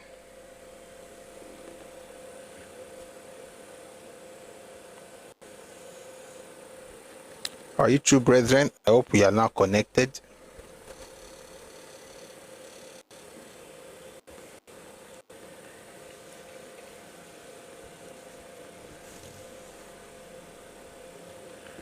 Time for you to go home anyway. Recording on YouTube automatically. That's the point, you know. So the way this thing works, the live as we're streaming right now, is going to be on YouTube, so people can go back and watch it. And we also have another way to ensure we get, you know, bits and pieces out of it that you get to enjoy on TikTok and on YouTube as well. But we're good now. We're good. TikTok is finished this part. By the end of 1971, quite an appreciable amount of work had been done with regard to rehabilitation, reconstruction, and resettlement. About 120 million naira worth of cash and materials had been expended on rehabilitation work in Nigeria within the period of 1970 to 1971. Thank you, Tom. Thank you for the response, for the feedback. The value of assistance from abroad was estimated at 64.6 million naira. Federal government rehabilitation and special currency grants totaled 33.14 million naira. The University of Nsukka received 12 million naira for its reconstruction, while 6 million naira was spent on rehabilitation of industries. The African Continental Bank was granted 5 million naira for its reopening. Thus, with massive federal aid, external assistance, and efforts of the people of the war-affected areas in self-help, Nigeria recovered faster than could have been expected. I want you to remember the amount of money that we mentioned. By the way, this was in pounds, by the way. The man is writing here. I just wanted to check the footnote. It says all amounts have been converted into naira for an easier comparative overview in the light of current usage. So essentially, whenever you see, just divide it by 2. At that time, 1 Nigerian pound was equal to, 2 naira. Okay? That's why in Yoruba, the bank is 20 naira. So pon is 2 naira. So that's pon is 1 pound, is pound. Pound, 1 pound. Okay? So again, let's just quickly go through this. 120 million naira worth of cash and materials was expended on rehabilitation work. Right? This was a place where federal government did nothing. Federal government had spent 64.6 million naira, and federal government had spent over 120 million was spent. Folks from abroad had sent 64.6 million naira, so that would be foreign assistance. And then the federal government itself on rehabilitation and special currency grants spent 33.14 million naira. University of Nsukka.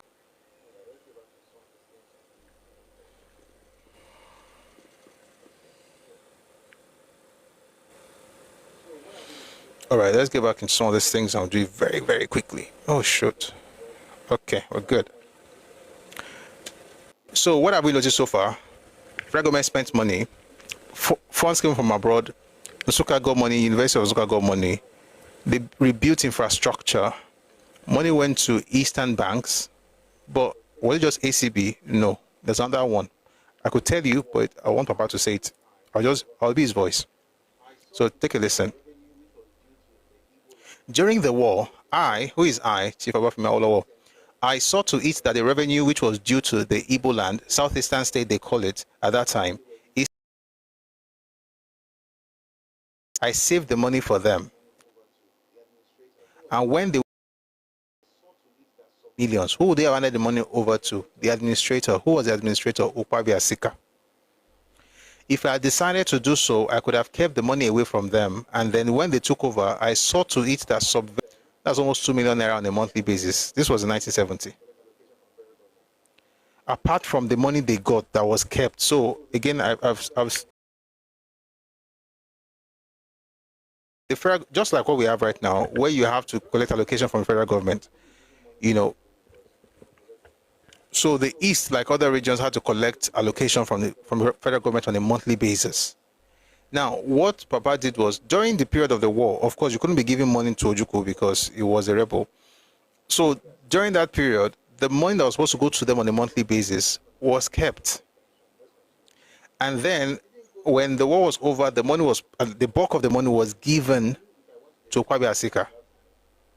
And then £990,000 was given on a monthly basis as subvention. Let's continue. I didn't go to the Executive Council to ask for support or for approval because I knew if I went to the Executive Council at that time, the subvention would not be approved because there were more. I knew I was doing what was right. I wanted the states to survive. I kept on giving the subvention, £990, almost £1 million every month. And I did that for other states, of course, Southeastern states, North Central states, Kwara, and so on.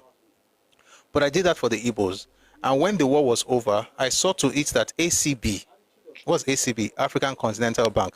ACB got £3.5 million to start with. This was distributed immediately, and I gave another sum of money.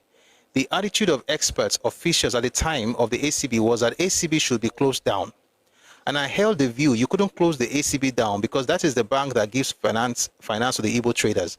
And if you close it down, they will find it difficult to revive or to survive. So it was given.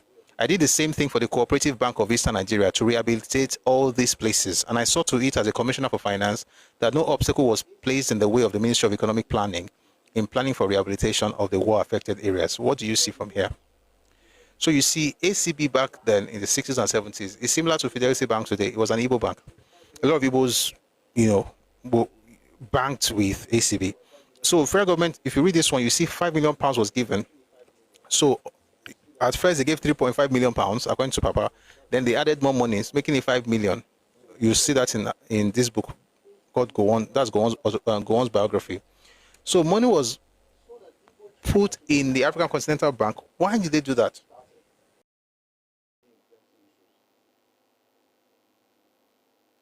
To be able to access loans, not to get plenty issues. So the fact that they were doing all of this was to help the Igbos get.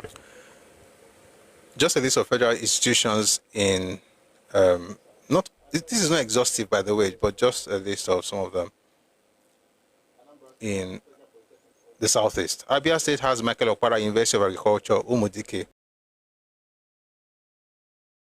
Oko, Federal College of Education, Akanoibiam Federal Tech Wana, Federal University Undufu Alike Ikwo, Alex Ekweme Federal University Undufu Alike Ikwo. I think it's the same school. Enugu State Federal Polytechnic Owodo or Owodo, Federal College of Education Eha Amufu, the University of Nigeria Nsukka.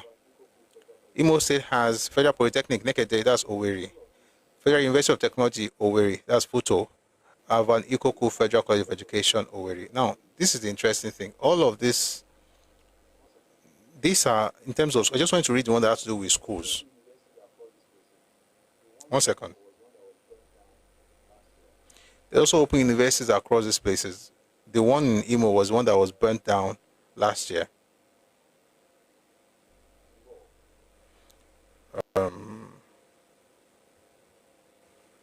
Mambo.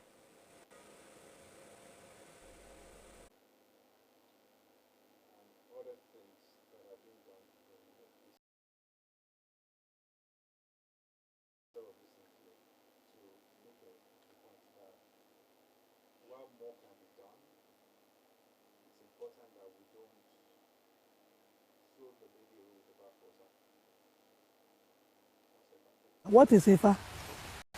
Most people don't know it. And I also said that the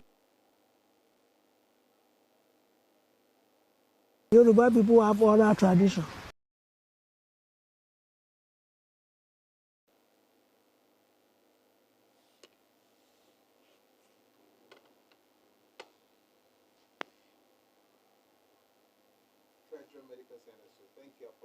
I'll never change all my colors for you.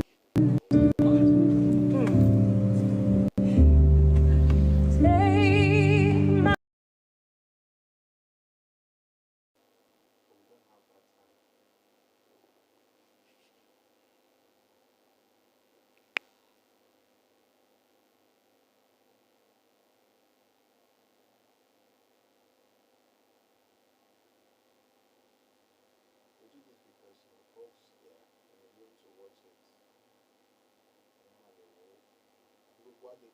There was no Igbo identity before the British.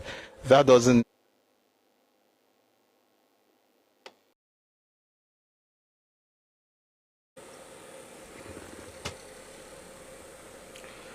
Yeah.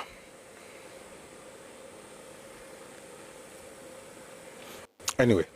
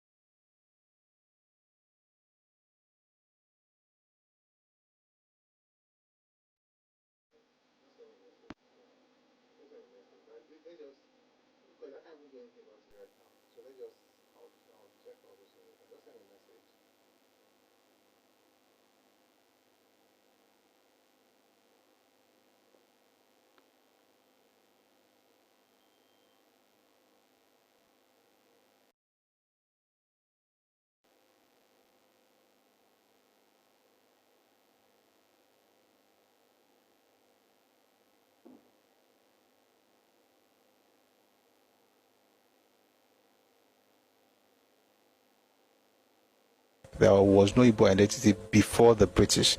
That doesn't.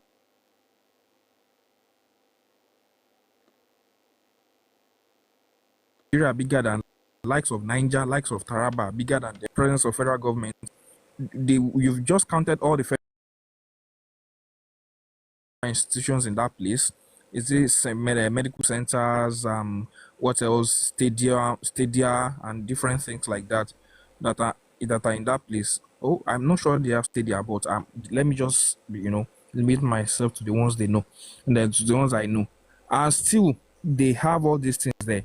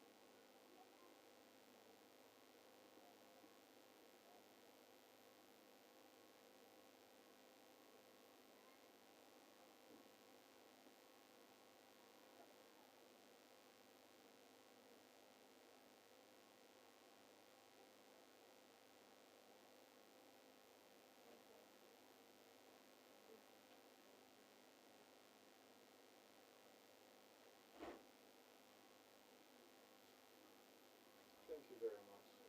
Thank you. Thank you very much. Fantastic submission. Whew. I rehabilitate. I don't know. I don't know about his family, but he's not. It's not. What he's doing is not helping him. Neither is he helping the generation. But I think a lot of people just have this thing of. It is the most famous soap in all of Africa, used across continents, copied by brands, sold in stores that can't even pronounce.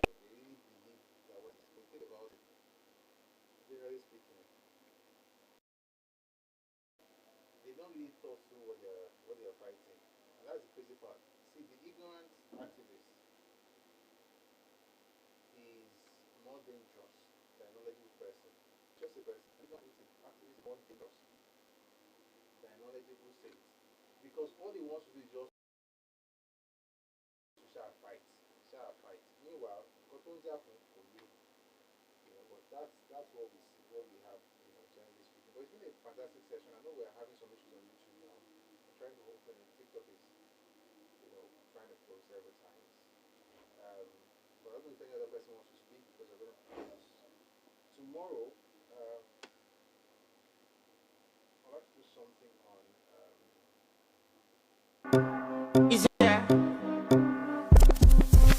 And if you hear this and then go on, bend your back, go on, bend your knees, baby, shake it to the max. Will the DJ please turn up the bass to the max? Please just rewind, let me shake it to the max.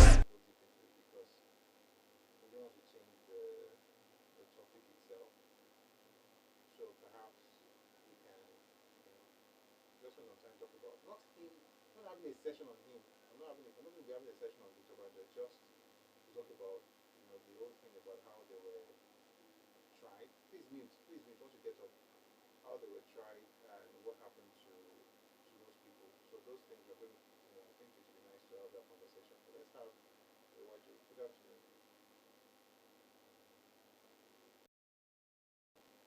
Hey, Waju, are you there? Good afternoon.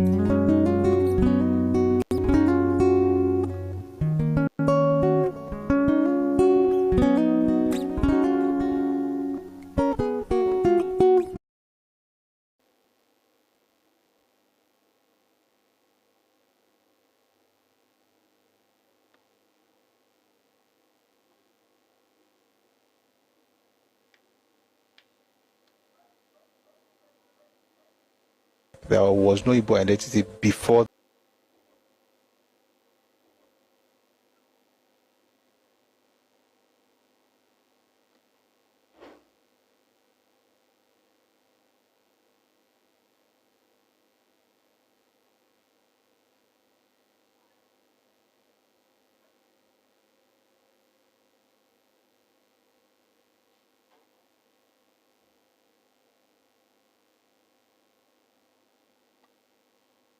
Actually, even back then, I've always been like this. The reason I did it, so yeah, so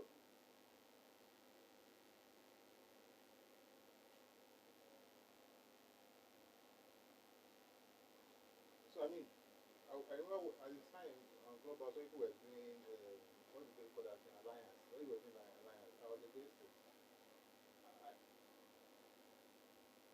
So I think for me, it's just like if there's no need to go against someone, just be watching to see. To be honest, the things we know, or we knew even then, but certain people's actions will now drive you to do more research. So when they start saying things and insulting your elders because of politics, like that's why I'm speaking the word. Yeah, you have a point.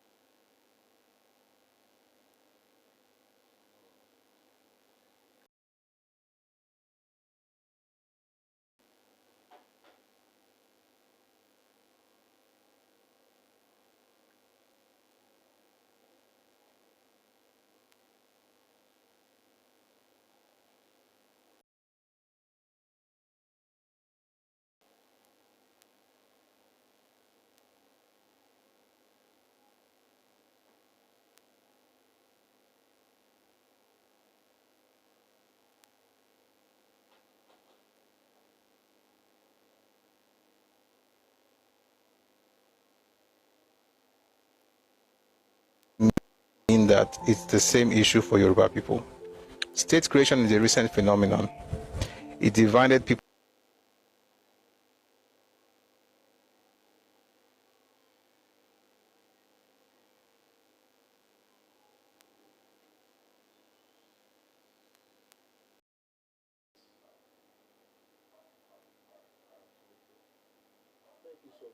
There was no Igbo identity before the British. Submission. If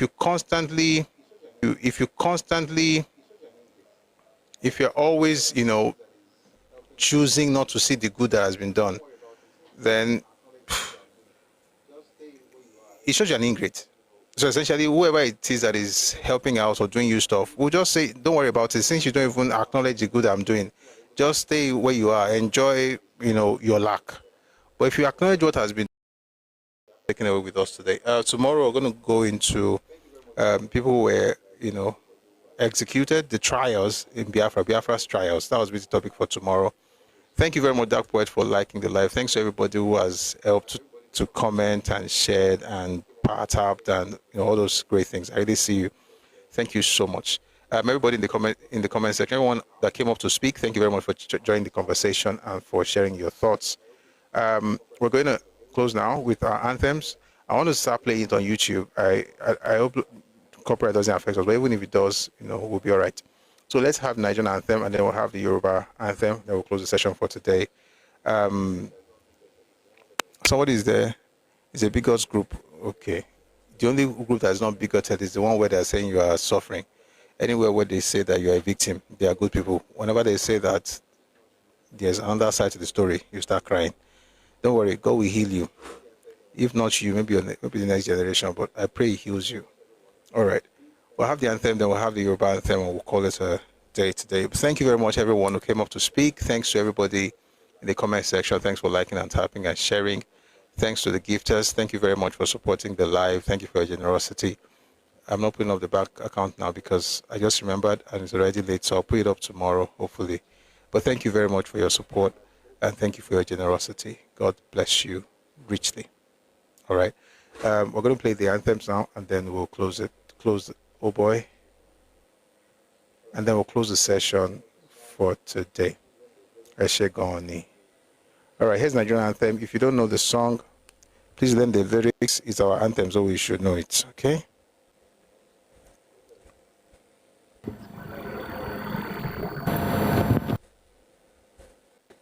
Kí ló ṣẹlẹ̀?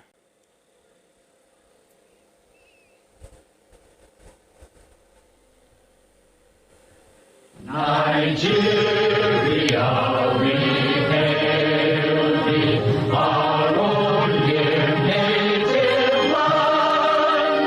Though tribe and tongue may differ, in brotherhood we stand. Nigerians home and proud to serve our sovereign fatherland. Our flag shall be a symbol that truth and justice reign. In peace or battle honored, and this we count as gain. To hang on to our children a banner without stain. Oh God of all creation, grant this our one request.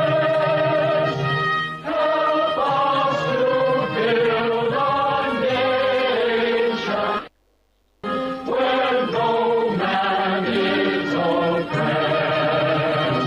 And so with peace and plenty, Nigeria may be blessed.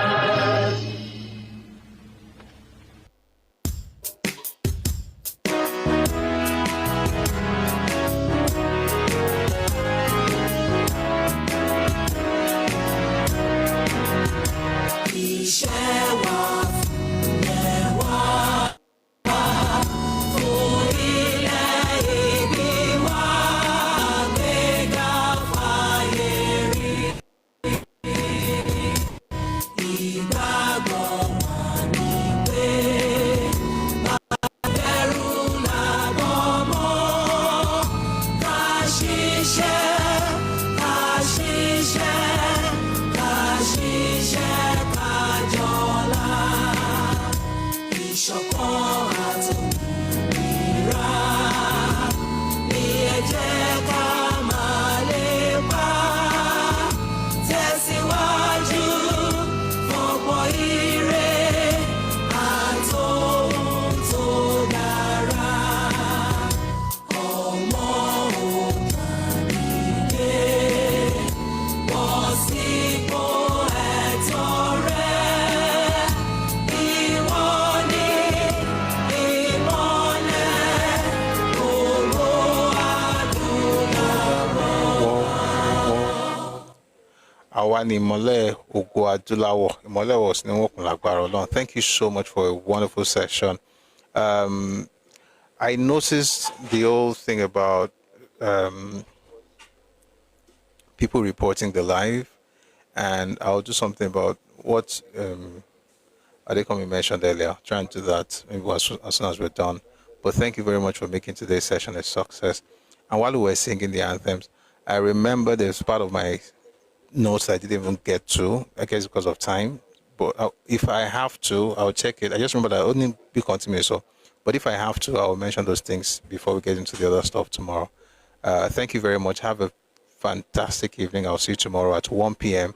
Ife time, West African time tomorrow. So Tuesday, 1 p.m. We do, by the way, if you're joining us for the first time, maybe on YouTube or somewhere, we do this Mondays to Fridays, 1 p.m. Ife time, West African time. So join us tomorrow. You're gonna have a great session. We're gonna have a great session. All right. Good night, everybody. Eshe Odaro. Bye bye. And thank you for getting us to 157K. That's good. Hopefully, we can eat our 200K tomorrow. All right. Eshe, thanks a lot. God bless you. Thank you, Just Becoming, for a fantastic job in the comment section. Well done. Well done. See you tomorrow. Good night, everyone. Bye bye.